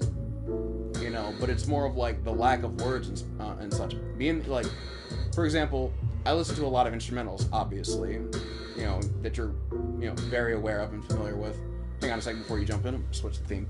But I would say that, and I would in my experience, I've actually had plenty of people like say to me, it's like, well, you know, it's like it's just a beat, it's just an instrumental. It's like there's no words in it. As if like that makes them uncomfortable. as if it like disturbs them, and I just like that always like I always thought that was weird. You know, Yeah, obviously not a I lot of agree. people are like that, especially like those who listen to say like jazz. You know, it's like you listen to jazz and it's like a lot of jazz songs don't have lyrics. You know, same with like classical music, symphonies and stuff. A lot of them do not have lyrics. They might have like vocalization. That's not lyrics though. It's merely just, again, it's like an instrument. You could say like the vocal cords are essentially like a human instrument. You know, where we can just make sounds like do, re, mi, fa, sol, for example. Those are not even lyrics. They're just sounds. You know, so it's again, going back to my, like, essentially my main point on this is that, you know, a lot of the time it's like, I be quiet because it's like, you know, I just don't have anything that I want to contribute at the time. You know, sometimes people kind of see that as a negative. And it's like, well, why aren't you saying anything? What do you mean? Like, why do I need to say something to make you feel, like, to make you feel better type shit? Does silence bother you that much? It's like, sometimes I really want to be asking that. Live in solitude for that long, man. I'm sorry to hear that, man. Huh? To be like, oh, I just like make like a joke about like, oh, I've been being by yourself for that long in solitude, my friend. Sorry to hear that. No, that's like the thing. That's like I just make a joke about that sometimes, my friends. But I mean, like, even that statement right there implies that, like, they spend a lot of their time in solitude, but actually it's the opposite. It actually is their it would actually say that they actually are uncomfortable in solitude and in silence, because most people are really more dependent on other people to fill the void around them. Yeah. But You I mean, know, I think personally sometimes I'm a little crazy. I think personally sometimes crazy. mentally. Oh. Yeah, just mentally. Oh, is Like, that? I talk to myself so much, it's weird. Like to the point, I think to the point where it's unnatural for me. And why do you think that's like- unnatural? Because like it's just like every concept. If I don't have to feel like right about something, I just start talking to myself in my head. And it's weird. Like it's like like an alternative mind or whatever it comes on. You actually just brought up. You don't really hear me do it in front of you guys. But I usually whenever I go mute, that's probably when I'm doing it. Usually, 'cause I forget you mute. You actually just mentioned it, like, with what you just said a second ago, where it's like you compared it to talking to yourself in your mind, you know. But here's my personality. But here's my question on that though. Do you think thinking is unnatural?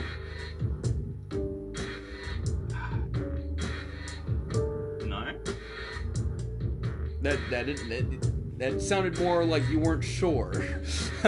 I'm not asking for what you think I want to hear. I'm asking for, like, do you think thinking is unnatural, or do you think it's natural? I think it's natural. And like, what would we call thinking? You just said it a second ago. It's talking to ourselves inside our mind, is it not?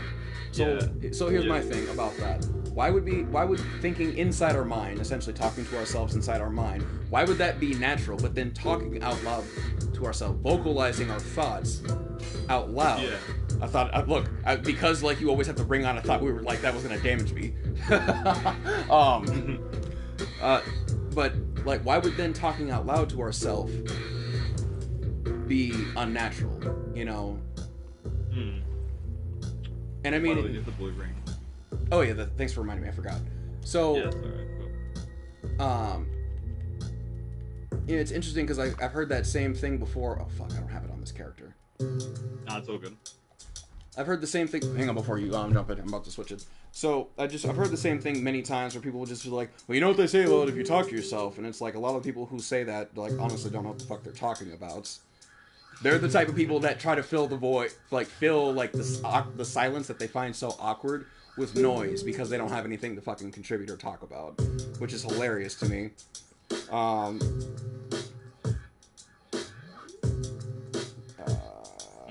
No, oops, that's not it. Damn it. There we go. So, haven't heard this in a minute. Oh, you know what you should recommend this song. Fuck, yep, okay. Fuck's sake. You know, you just know me too well. Oh, wait. What were you going to recommend? I was gonna recommend this. You were going to recommend this? Yeah. Because we were talking about Dragon's Dogma? Because like it would fit perfectly when fighting with Gear. Like, you know, he's Dragon's Dogma. Like, remember who you're talking to, though, here. Man, I just can't wait to see in the future when you play one day you get the chance to play Dragon's Dogma, because that shit is so fucking awesome. Dude. Oh, I'm looking forward to it. I get a PS5, like that'll be one of the that's one of the games on my list of getting. Yeah. I think that was another thing also waiting. I don't think it's gonna get released to console anytime soon, but it's an interesting game with an interesting concept. It's like a tubey Souls-like, but it looks nice, I reckon, with the gothic style it has and all that. It's called Dual Core. It's on PC right now for like early access, but I can't play it myself yet because it's not like fully released properly. But when I've seen gameplay of it, it looks interesting as hell. It's like got like a unique parry system, kind of similar to Sekiro, but it's got like directional like parry system. So you have to like left indicator with your stick or right. So Omnidirectional. Okay, yeah, no, I follow. Omnidirectional. Yeah. So you like it up arrow, the left arrow. So whatever attack the enemy's attacks, you have to block on that L parry in that direction. Go ahead. It's really interesting. I was like, that was fascinating. I wanted to ask you too, in like regard to your statement earlier about thinking that you're crazy. Do you think that's a bad thing? Yes, I think it's like I was saying mentally wrong with me. Yeah, even crazy. Therapy. You said mentally wrong with you. Now understand something, or at least something I want to like just something I want to point out, or like just throw out there. You know. Ooh, whoops, too loud. And that is that. Do you think you should be normal? No, not really though. Like. And that's what I wanted to throw out there, essentially. Crazy is not a medical term. Did you know that? No, I know that, but that's not good. It's a legal term.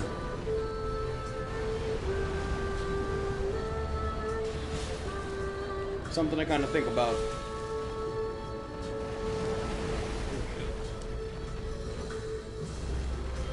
Ah, I saw that coming. Oh. He timed that. He timed that fucking perfectly. Oh, we need to move. Beam, yeah, beam, ready. All fucking ready. Yes. Let's go. But you know what I'll say? On a dragon. You know what I'll say though, Gundio? I'm definitely crazy. And I fucking love it. That's fair.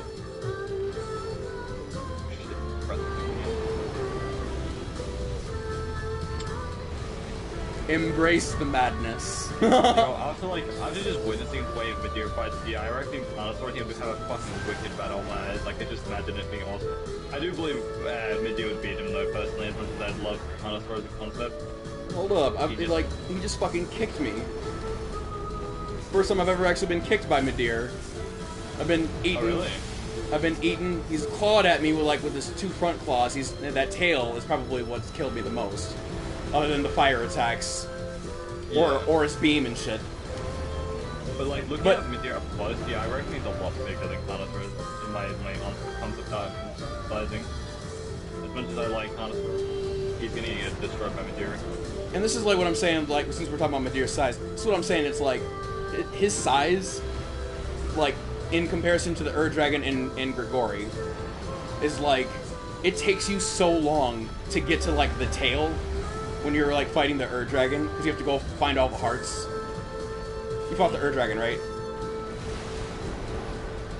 Have you fought the Dragon?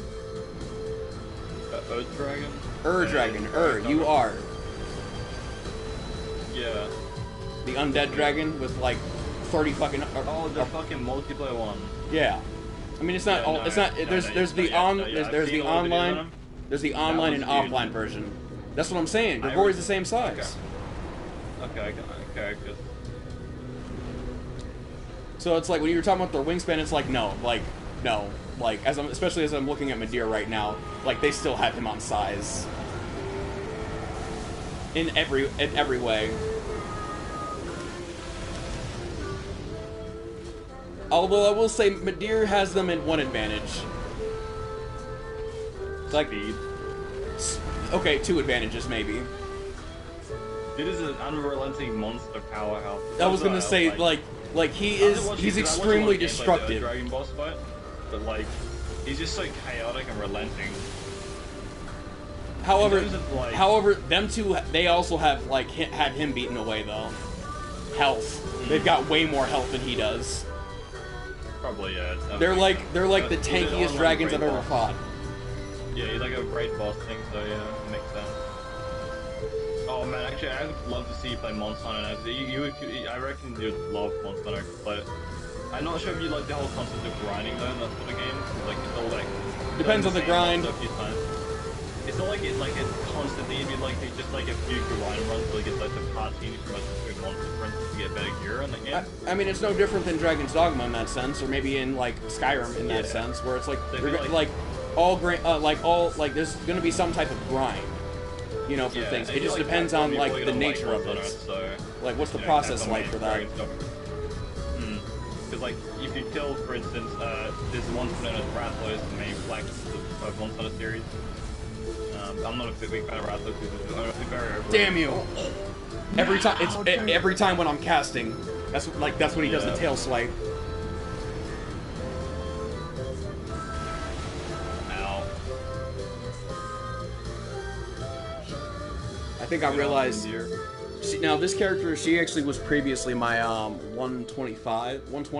She was like 100 to like 125, and then it's like when I realized like after I moved her past 115, 120, that's when I noticed like she wasn't getting summoned as much for a Spirit of the Church. So I ended up switching, like what I was like her initial role as a Spirit of the Church to more of like I'm gonna kind of just level her up more. Just based on like the kind of build that I have going for her, where it's like she needs to be a higher level, so she's gonna be more of like a higher level type of character. Maybe like we'll get more summons for her as a spear, but honestly I just don't see it, so it's like I wasn't gonna focus so much on that. So she's more of just like she's just gonna be like more of like my PvE, like one of my PvE characters, you know. But I need her at a higher level though too, especially like when I'm being summoned into other people's worlds, just because it's like I'm like my FP is so fucking nerfed. It's not even my health I'm tripping about. It's like my FP is like, because I constantly am always running out of FP, like flasks, and it's like really. Actually, sorry. What's up? No, what's up? Okay, so because I just realized I had the same person I showed you that music for what's his name? What's it called? The soundtrack for Polar, right? He also does like different types of audio-based sound effects, and he did this sound effect for an idea of what maybe Carnosaur could sound like.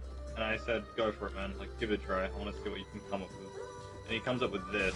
And the dragon's name, that's the dragon's name, Connoisseur? So he's not actually a dragon, he's more like a theropod, if you know what that is.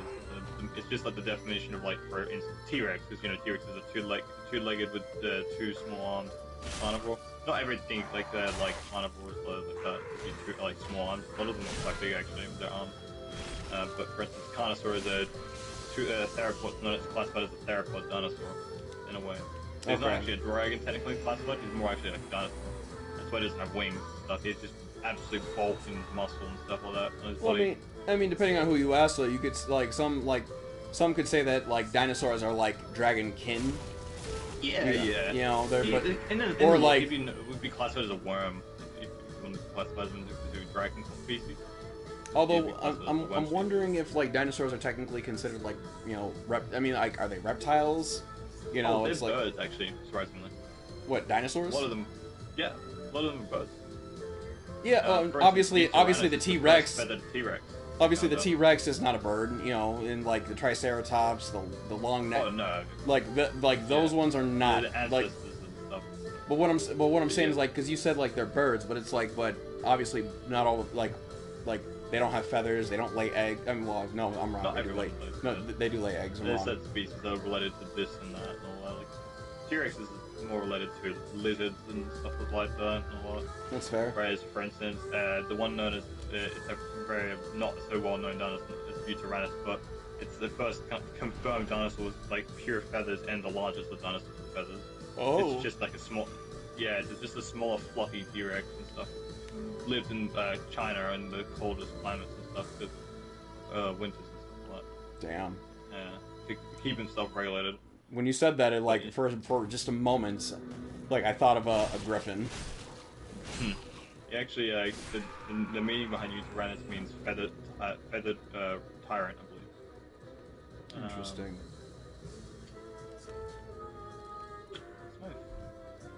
What's the name of my favorite one? I don't remember the name of it. Saurophagonax is probably my favorite dinosaur. Lord of the Lizards is his nickname. Keep me updated on the fight too. Yeah. Just trying to find my... Okay, there's my embers. I was like, where are my embers at? Oh, did you die? Yeah, I died, Okay. yeah. Sorry, I just... No, you're fine. Embers. Yeah. I'm gonna switch characters. I want to see if I can use one of my other characters. Yeah, sure. I'm gonna attempt to stay. If I could get that clutching. Yeah, I gotta switch characters anyway for that. Yeah, cool. I don't know if I have it in my box for her, so I might, but I might not. So I'm gonna just switch characters anyway, just because I want to see where some of these other characters are at. Oh, excuse me. There we go.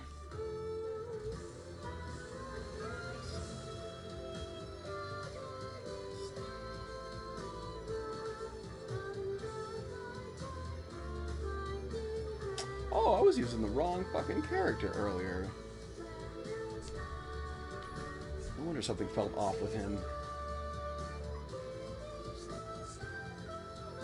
Does that mean...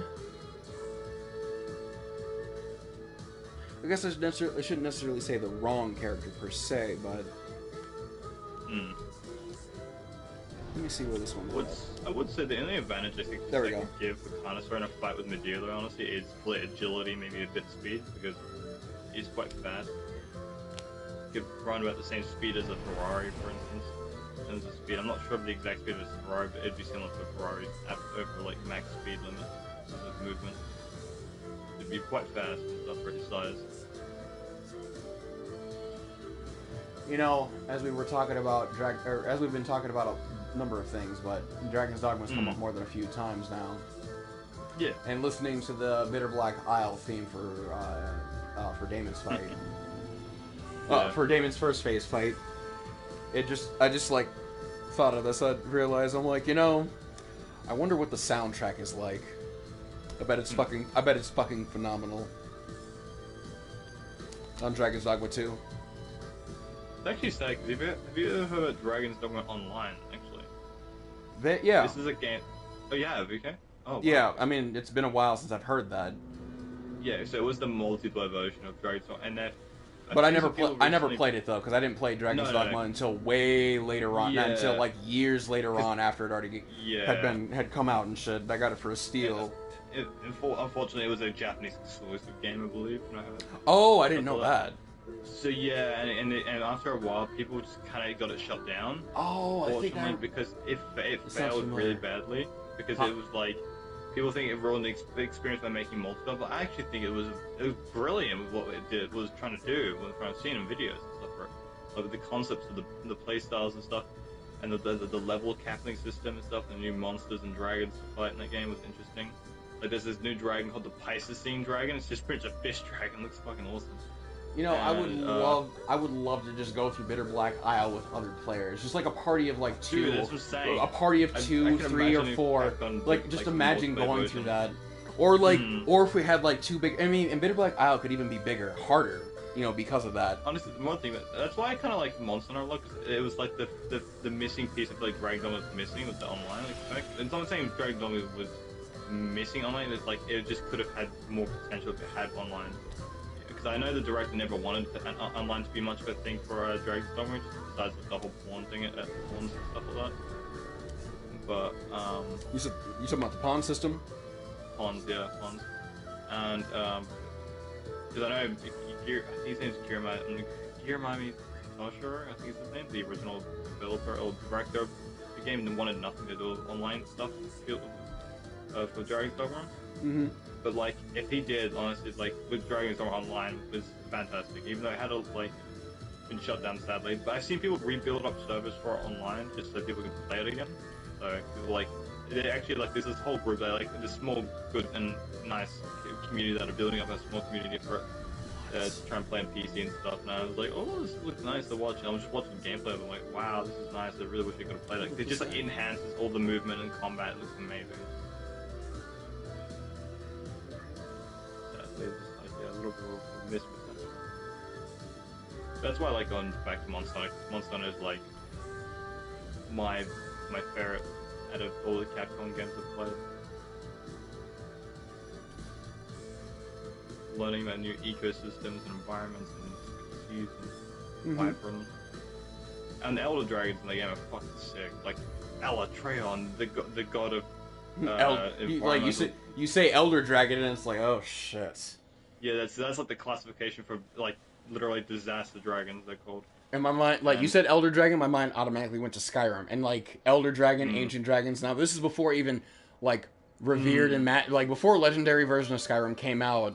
Like them, like they were like the top tier. I mean, minus say for Alduin and like some of the and obviously the named dragons. Like, but the Elder Dragons, like, and the Ancient Dragons were like probably like the bane of my existence for a long time in Skyrim. Just these fucking dragons. Every time I'd be like, they're really bringing down the neighborhood. It's like, because I'm just like, every time I'm trying to do shit, especially when I go to like one of the open cities and it's like Elder Dragon just pops up, kills like several NPCs, and it's like, fuck, like hold on, like I need them alive, and like what do you do? And like reload, yeah, you know, or just like the massive damage. It's like I'm like armored up to the fucking teeth, you know, and it's like they're just 2 bites finished, you know. Yeah. Especially like if you're the Black Dragons and that as well. It's like you have Black Dragon, Elatreon, Fatalis. Like I remember showing you some like music of his and shit. Like literally the Dragon of Demise, whatever you want to call it, a Calamity Dragon. Yep. It's like I just fucking love those monsters, man. They're just so Calamity intriguing. Dragon. Huh. Literally, his armor in his lore, dude, his armor, Fatalis' armor, literally consumes the hunter it wears it. So whatever hunter that wears his armor over time becomes pretty much a new Fatalis in a way. It's disturbing in lore-wise. What about the Storm Dragon, Valdora? Adora? I said, what about the Storm Dragon, Valdora? I had to. Not sure, actually. I'm not sure at all. I don't know That's a reference to reincarnated in slime. The reincarnated as a slime. Okay. he's like you know what was interesting when they were describing Valdora? It's like there was a lot of similarities between Valdora and Ten Tails. It's like he can't be killed. Like he's like natural energy itself. Like he'll just reconstitute himself later on. Essentially, it's kind of like what they were saying there.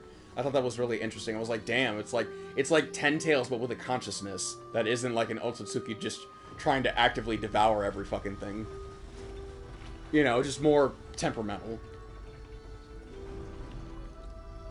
You said you've never watched Reincarnated as a Slime, right? No. I think you should watch it. I think you would really like that one, My too. My brother's watched it, because I remember telling you that my brother watched it, so he liked it a lot. I didn't know that. I just haven't really... Yeah, he I didn't... Because I remember telling you a while ago that he watched it and stuff, and he liked it a lot. I would, like, highly... A lot of the animes I've talked about, like Code Geass, Reincarnated as a Slime, especially watching Attack on Titan now as well. Attack on Titan, all of that. You know, Attack on Titan's not your speed, you know, I get it. Have you seen Tokyo Ghoul? I need to still finish going through it. Like I find it really frustrating. Cause, like some of the episodes aren't on like different platforms I'm trying to watch it on. So I damn. Watch it through like an illegal site, whatever you want to call it. Mm-hmm. Yeah. To watch them, so yeah. Because I mean, like, the Ring of the Trance. Oh, this one should definitely have it. I'll be surprised if he doesn't. Yep, like there it is. And the reason I knew that is just because it's like I have so many duplicates of everything for him. Yeah. See the scaling.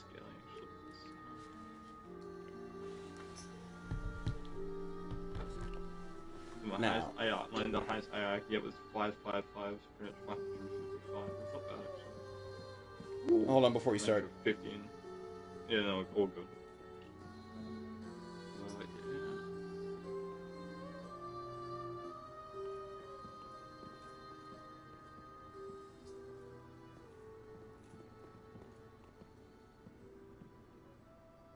Go ahead.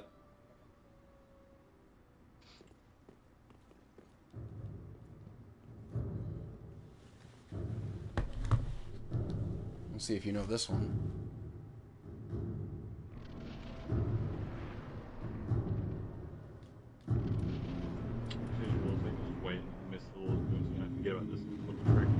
Where are you at?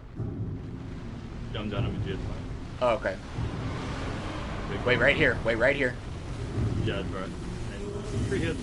I remember this. Remember this little tactic. Yep.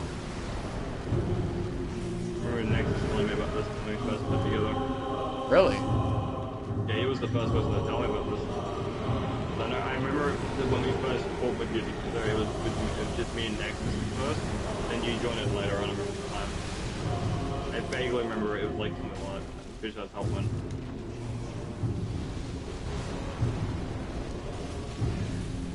And I was like freaking out, panicking, not knowing how to fight my gear and everything. Like I remember having a terrible build too. I was like fat rolling and everything too, fighting my gear.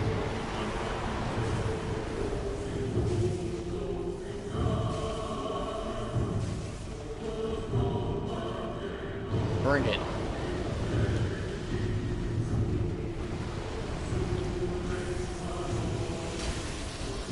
This one, yeah, you don't want it with this one. Look at that F. Look at his fucking FP bar. It's like 3 times the size of my other one in your world. Which means it probably is still nerfed, maybe. Move in.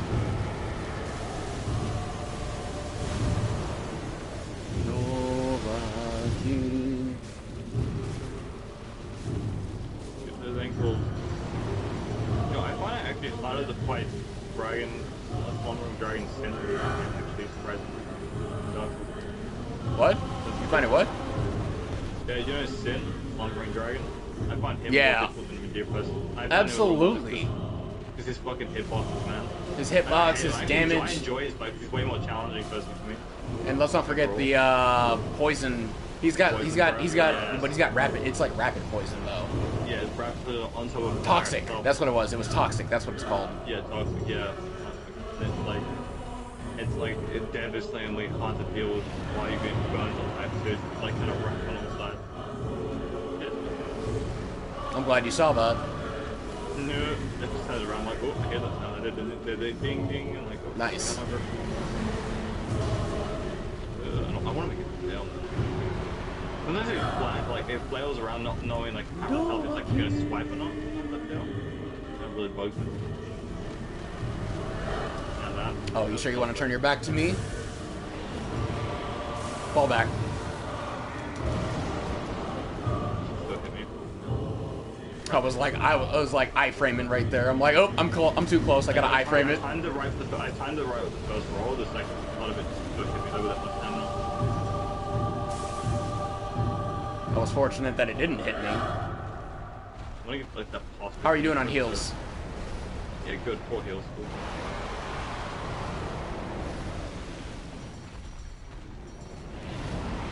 Oh, you've done lunge attack? You can get with it? You got it with it. Poor Jiro. Well, that's gonna give us an opportunity to set this up then.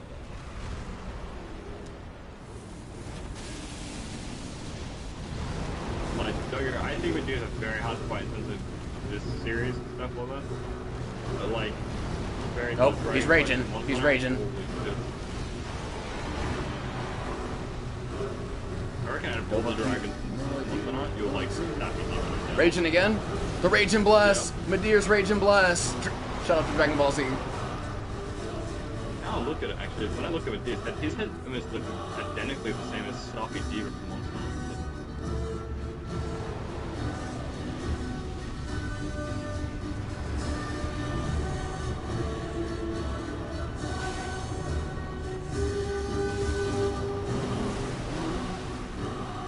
Full Sky Rip!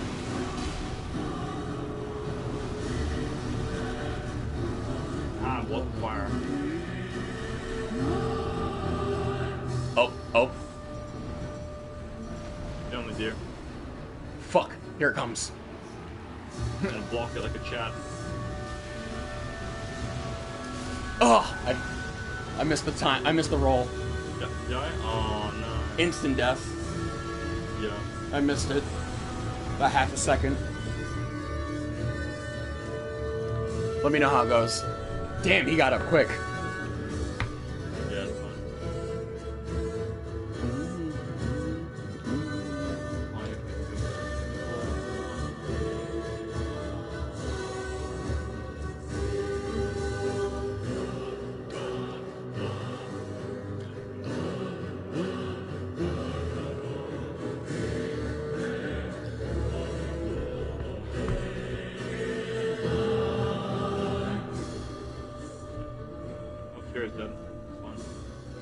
good.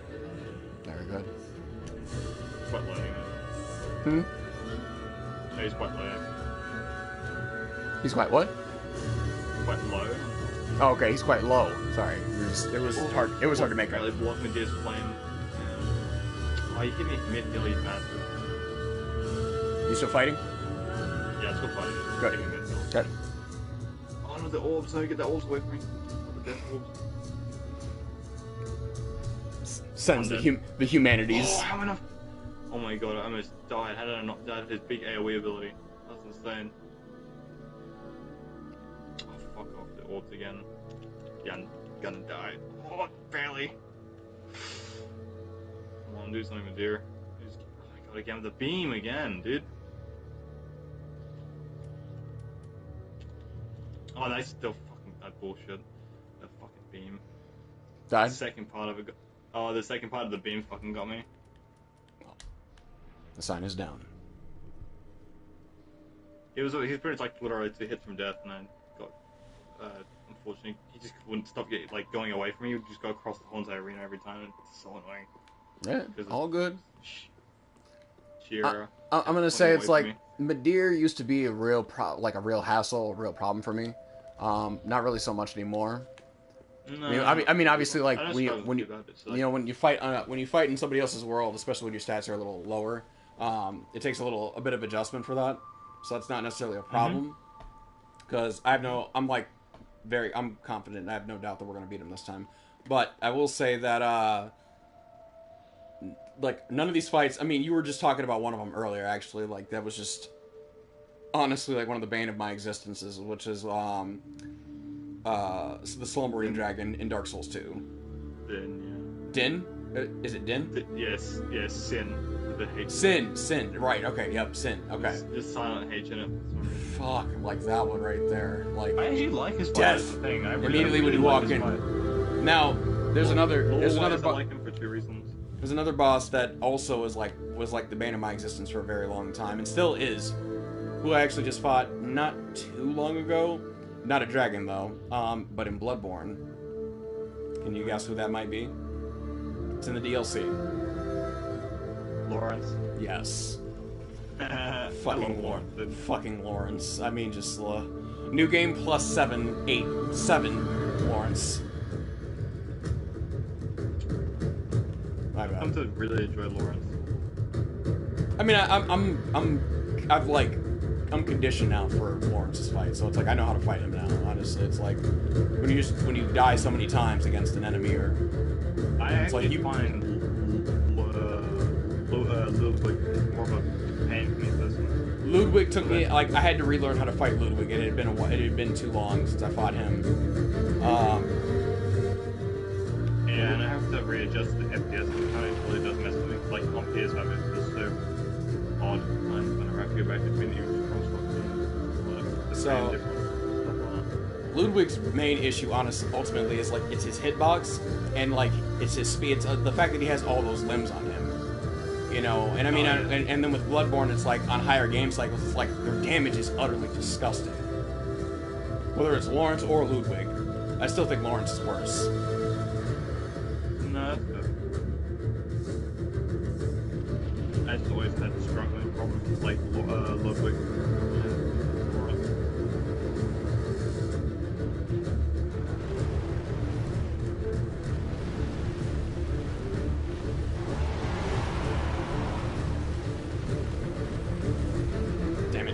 Back. I should have just stayed where I was at.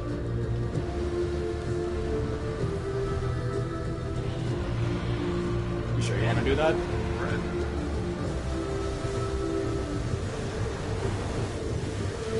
It's nothing. That's still fucking point. Watch out. Yeah, I know. Sure. I should have cast this earlier. Part of. Oh no, he killed me at full health.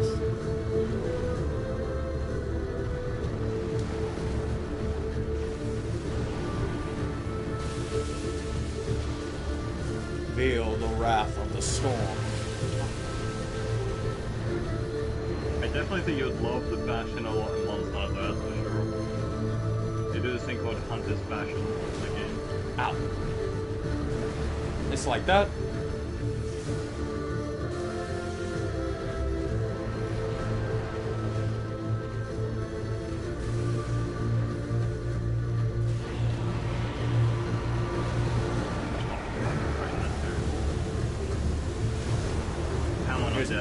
Heal. Here's the heal. Oh. Watch out. I was on the other side of him. I'm right here. Yeah, I didn't realize. It's okay. I'll block the hit cover. Alright then. Fuck. Fine, targeting her, I think.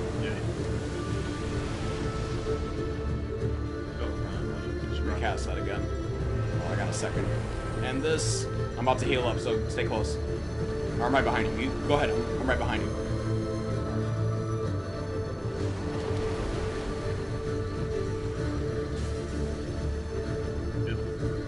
Of course. He's raging. Rage.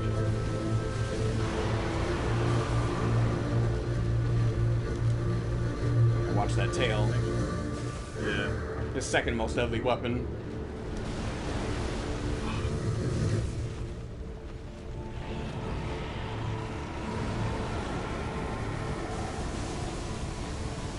But you're wide open now.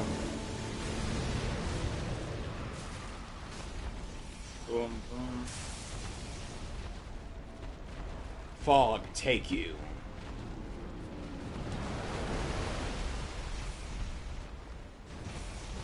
Nope. Fall back. Yep. Like the most, yeah, like the effect of like, yeah, I'm gone. That did not hit me. How dare you. Garbage. Did that get you? Alright, good. That's good. Oh, shit. We need to get him off of Shira. Yeah, he's gonna kill him. I think I might not be able to. Maybe.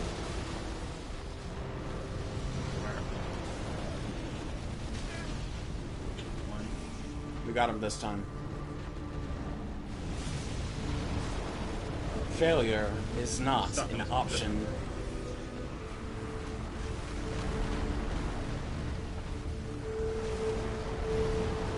But I gotta say it. All waves, rise now and become my shield. Lightning, strike now and become my blade. Ah, how did that even hit me? Well, I'm guessing. Oh no! Excuse, I go this way. You understand, of course. You got Estes? Yeah, I got hit. I got it. Alright, I'm getting the aggro. Oh, move back. Alright, gonna die. Oh, barely. You said you got heals or no? Nah, I got none left. Here. Scatter. Shit, on the right, I should've just blocked him. Yeah, I'm dead. You died? Yeah, second time pulled me out. Got off. Damn you! Damn you! The next one.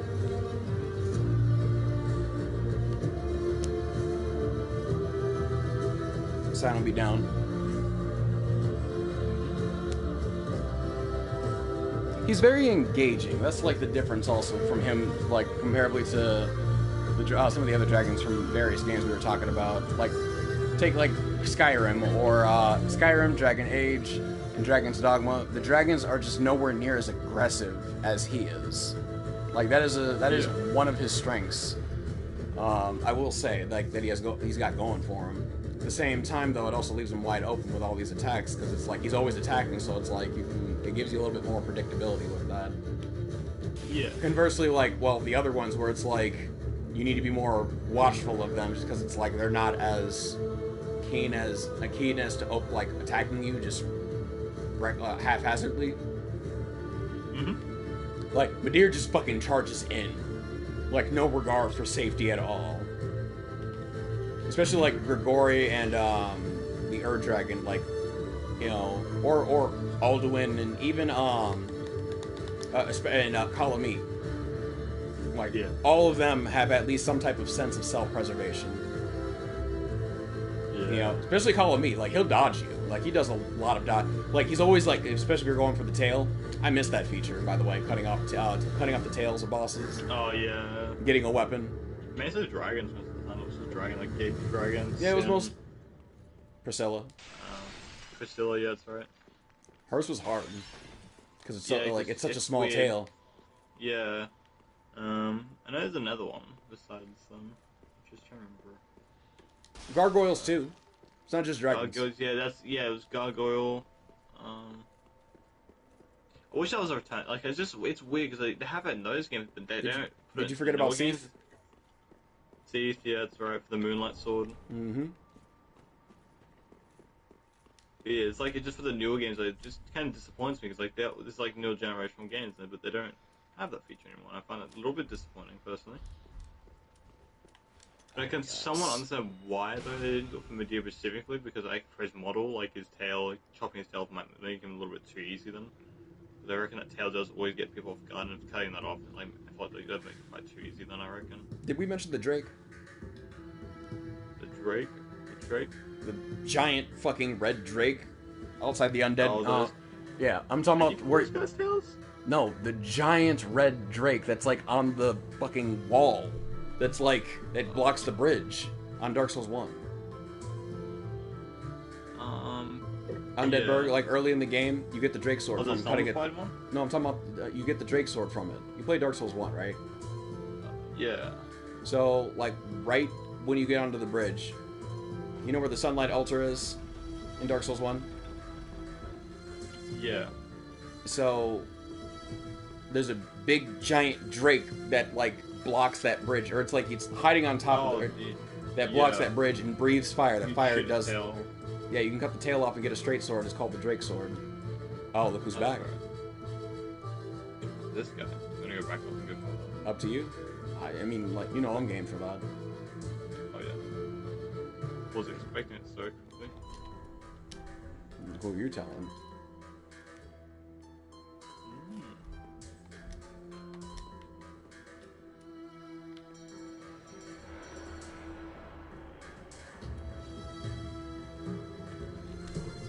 I'm excited for Elden Ring Night Rain. I actually am, like, probably not gonna even play get it straight away, but like, I'm more interested in playing. I'm not. Trying to hopefully get back into it. Huh? Oh. They up here? Stop. Just wait, so you say you're not getting it? No, I'm not getting it. Yeah, okay. I mean, I'm not getting it anytime soon, obviously. You know, just... It's just not a priority. I reckon, cause like, other games I'm playing at the moment, I reckon I'm just gonna be waiting for Monster Hunter games. I've been playing the new Monster Hunter game that's on PS5 exclusive and PC at the moment. I bought it on PC. Stay on your guard. Yeah. Plunge attack. Where do you think they spawned at? There they are. Right there.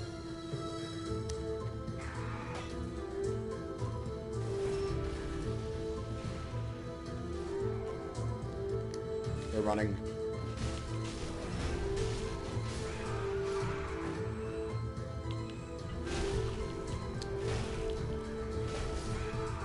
Don't chase them. Yeah. The securing ring. You have the Way of Blue on, right? Oh.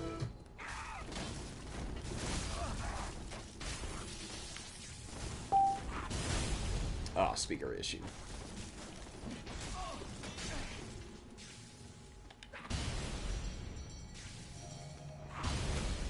Oh, that didn't get you?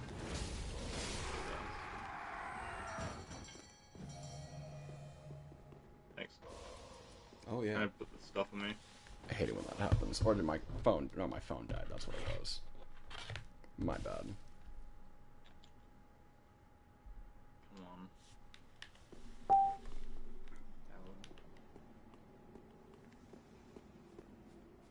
Of course you put the knight. Not hit me with that. I wish. No need to rush. They're trying to bait us back over there.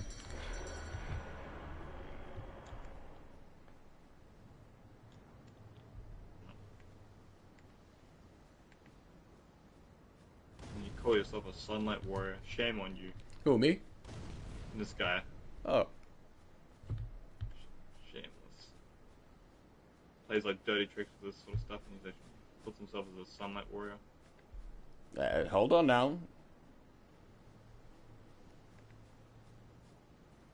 Sunlight warriors ain't nothing to be underestimated. Sorry, I'm gonna be over there in just a second.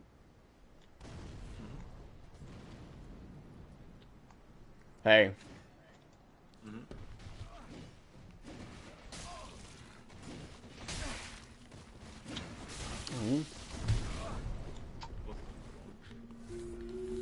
Fine.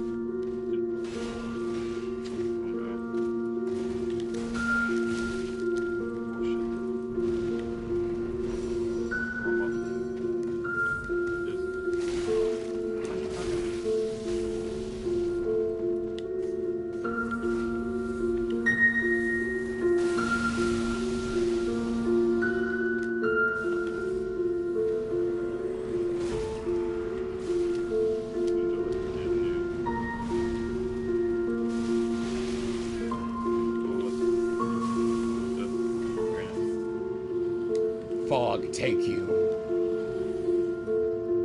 Now then, the next sacrifice is ready. Hold up, wait right here. Come here. Oh. Well, I mean, I'll top you up. I No, you're didn't fine. realize Top you off. I didn't. Yeah. Sweet. I'm gonna do that little tenor and thing first.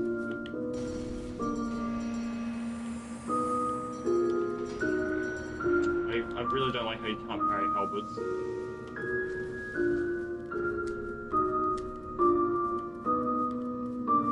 That always really bothered me. Oh, I see. That's what it is. Well, That's why I had that off. Fine. We don't need it. Enemy on the right.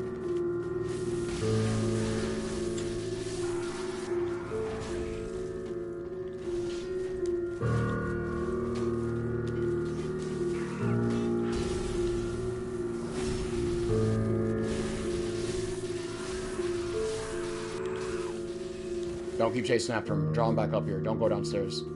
He keeps trying to bait us by the enemies.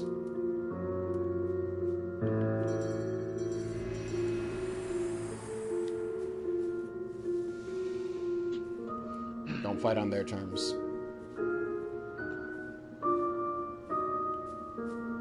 I'm gonna disappear for a moment.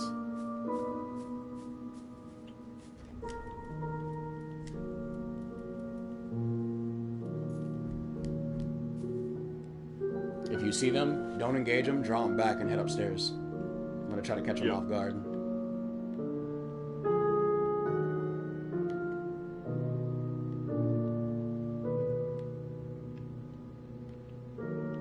And just because they run away doesn't mean we have to give chase.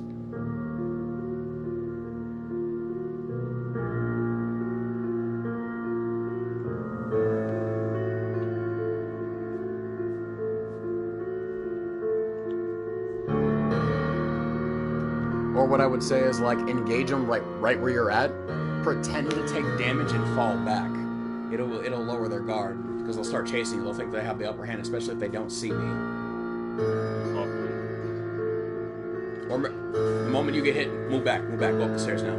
Just go back. See what they do.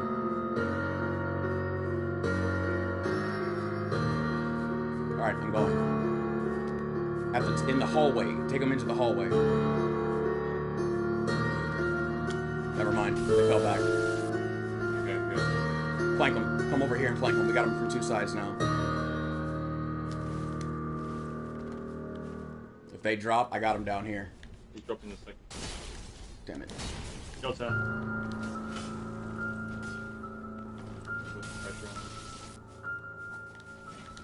Move back. Move back. Don't go in there. Don't go in there.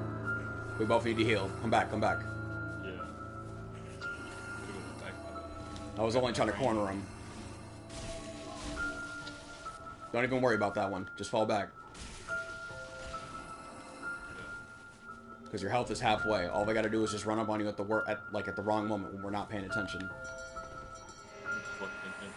Health better being 50 rounds at 40.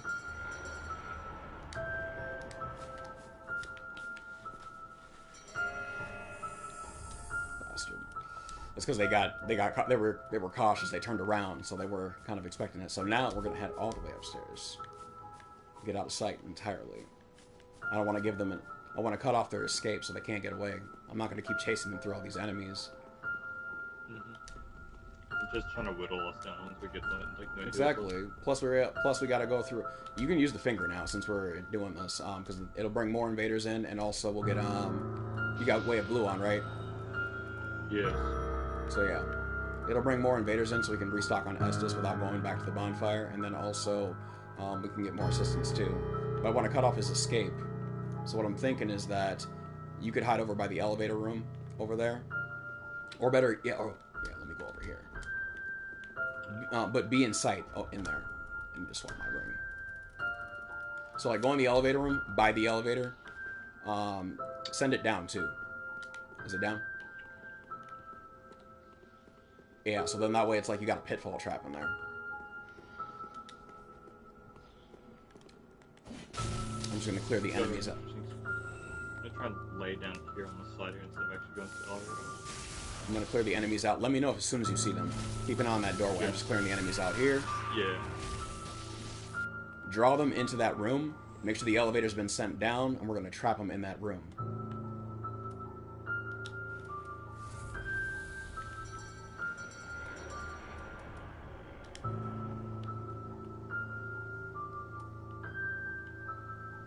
This way I can watch from over here.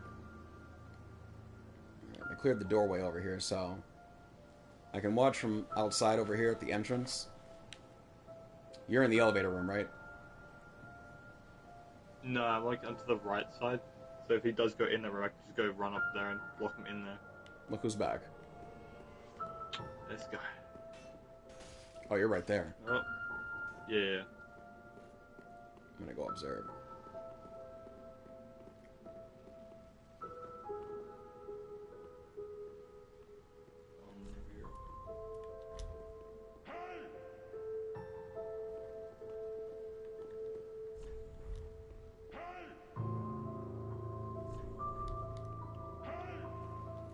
Fool.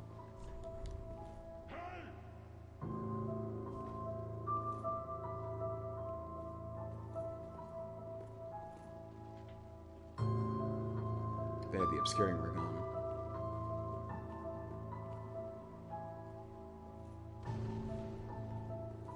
Wait for them to engage.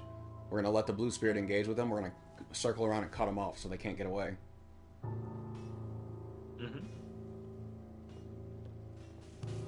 Go.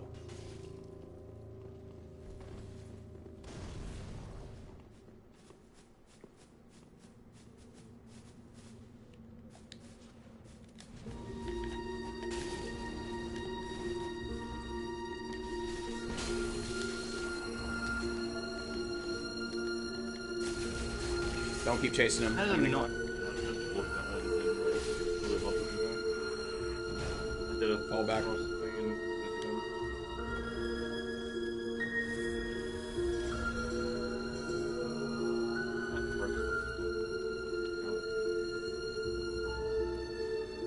We'll wait for that last blue one to show up, and then we're gonna go in there.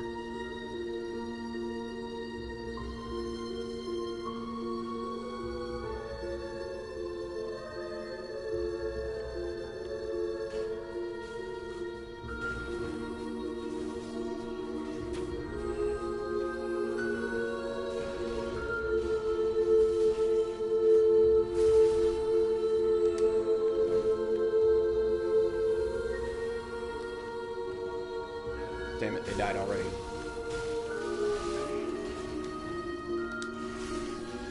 You good? Yeah.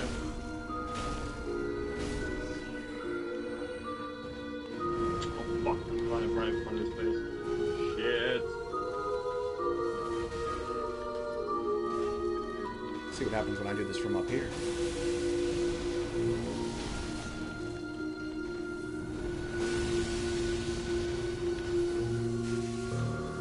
You got so lucky.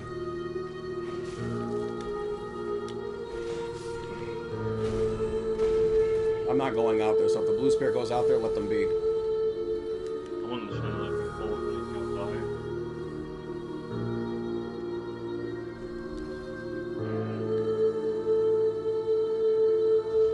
are you at? Wait, then I should go around. Get down for Where are you? Oh, at the second floor of the staircase. Oh, okay, you're in the middle there. Yeah, that middle, yeah.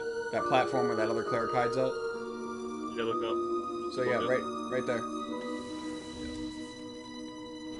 You out of heals? No, I'm not a heal.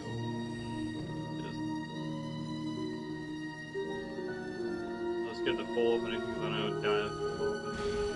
This idiot, like, that's what I'm saying. Like, you're just trying to run out there and like fight everything all at once like a moron. Only a fool does some dumb shit like that. Let's go.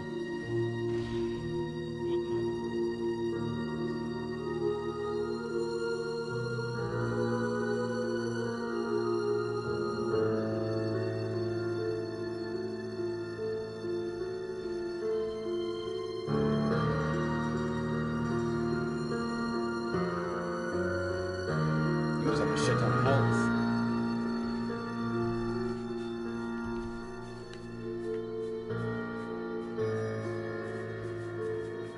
Hold up. Hide right here.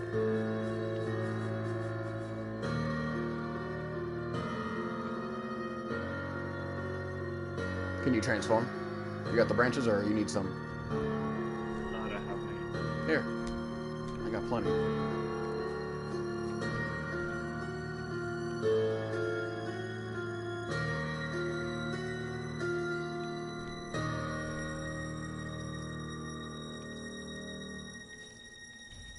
Right there. Cheers. Mm-hmm. Of course.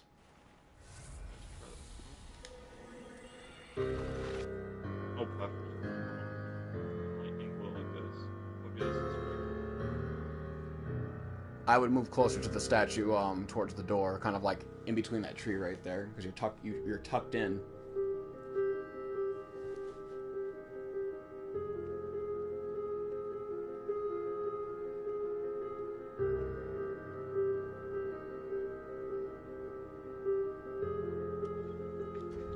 I like that the statue is just a reused the same model of the actual knight, but just like painted over it, like of just silver. Or If they now, when they come up the stairs, don't engage them right away. Let them get drawn to me. We're gonna trap them either on these stairs or the stairs above me. So I'm gonna just try to draw them up here before you make your move. It's unfortunate because I don't have any pyromancies equipped right now. Otherwise, like I would have been able to catch them a few times, but.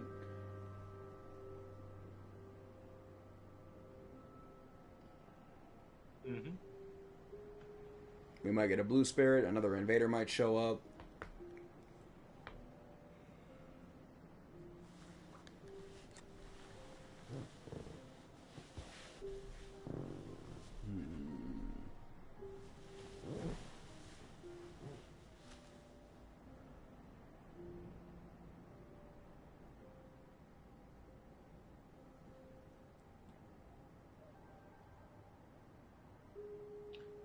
Probably after this invasion, probably when this guy's dead or leaves, might jump off this for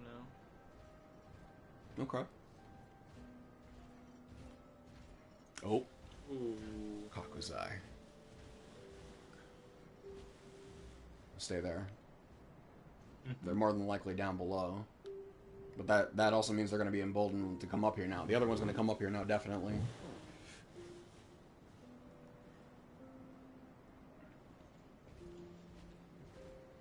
Oh, face stuff going on down there. I took off Almighty Push. The Wrath of the Gods.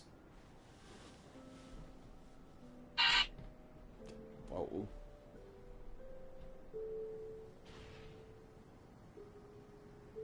They might be fighting though too. There's no guarantee that they'll team up. So, oh, they're here. They're here at the door. Ah, shockwave. What? No, you should have waited. Come up here. Come up here. You gave it away too soon. We need to fall back. They Look fight who's- way, they fight each other. Are they fighting each other? Yeah, I think so, actually. I realized, like, because I tried backstab and the other guy was fighting the other guy in reverse. I think they're fighting each other.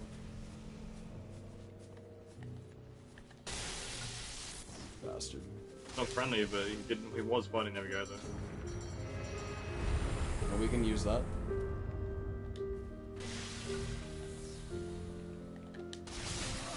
Alright, buddy.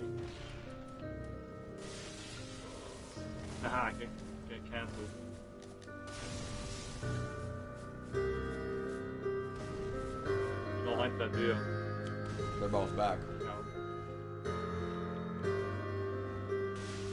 This one's trying to hide over here because they have the obscuring ring on.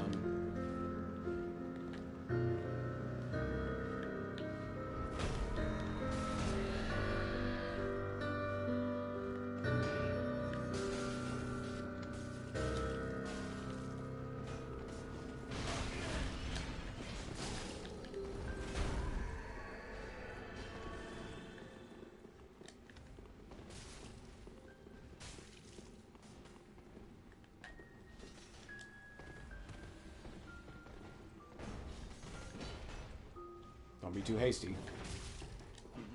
That one is like shown that they don't want to fight us directly. Who's that?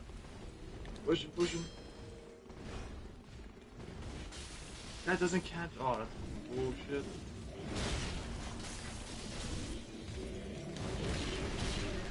Shit's garbage. Yeah, I don't know what the other guy won. Sure. I always had my throwing knife quick. I would have finished him off.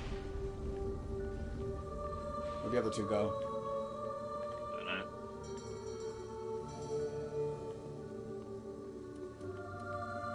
Cast that. And this.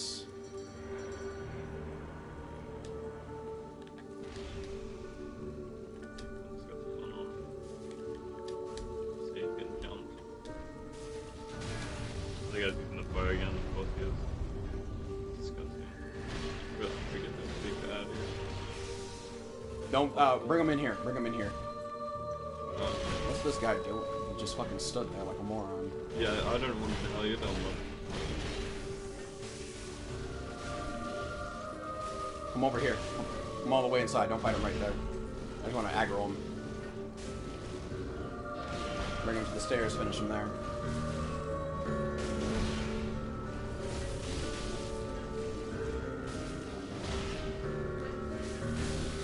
Dead.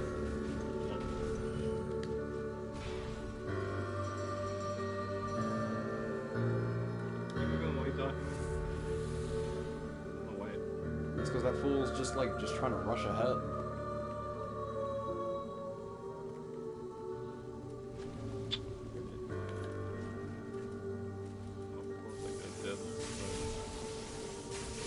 Enemy on your left. He's dead. Gonna go up around on Yep. the back.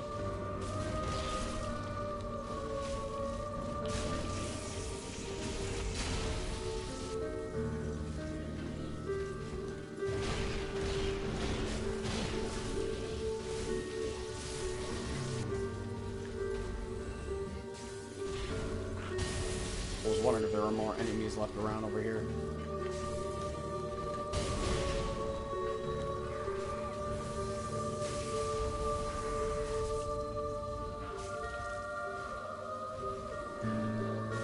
I missed.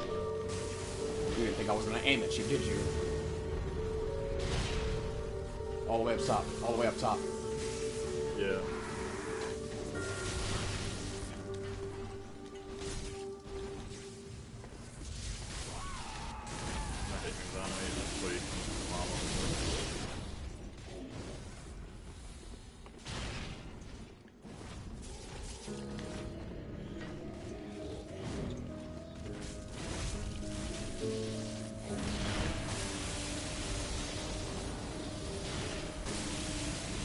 That did not hit it.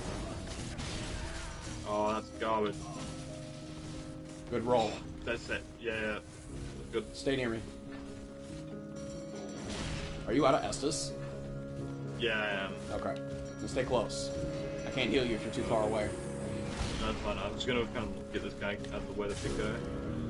We need to fight it. We need to fight as a team of 3. Honestly, we gotta stay together. At least a team of 2.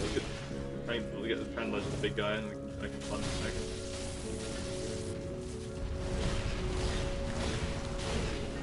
Okay. Then I'll be the bait.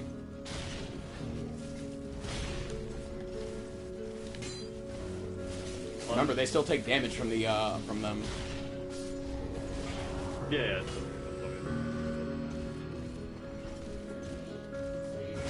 We need to kill that curse enemy.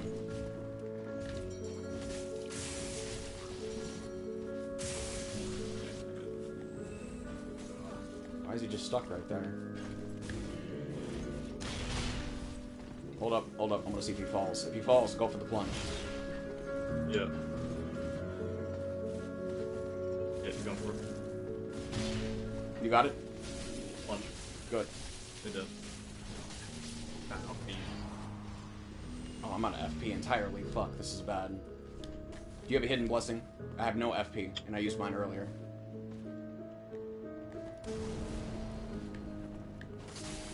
On the floor there, grab it.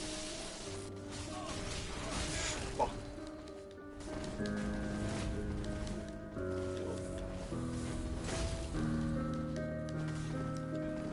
What's all these guys using the bloody Gungi weapon?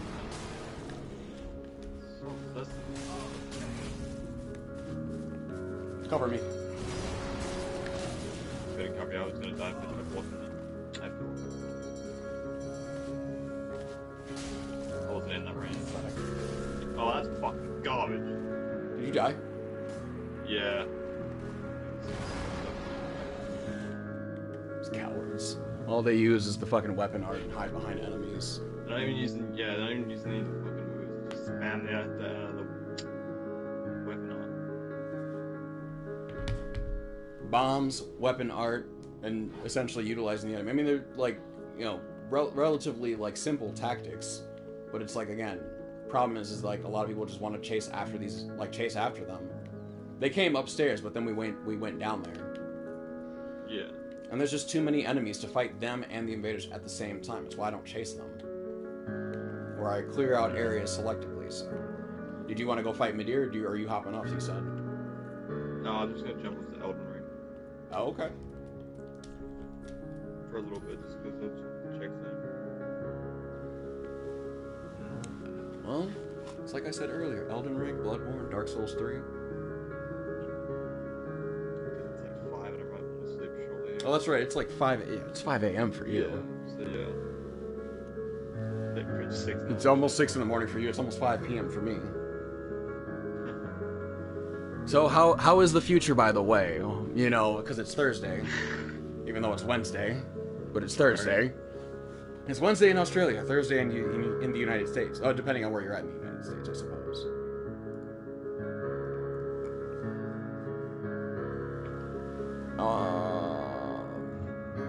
And if you're in, I forget if Night's in Croatia or in France. I get those mixed up. I forget. One of those, and it's like 7 hours. He's like 7 hours ahead. So then in like an hour, nope, in 10 minutes, it'll be Thursday also. But anyway, I'll meet you on Elden Ring.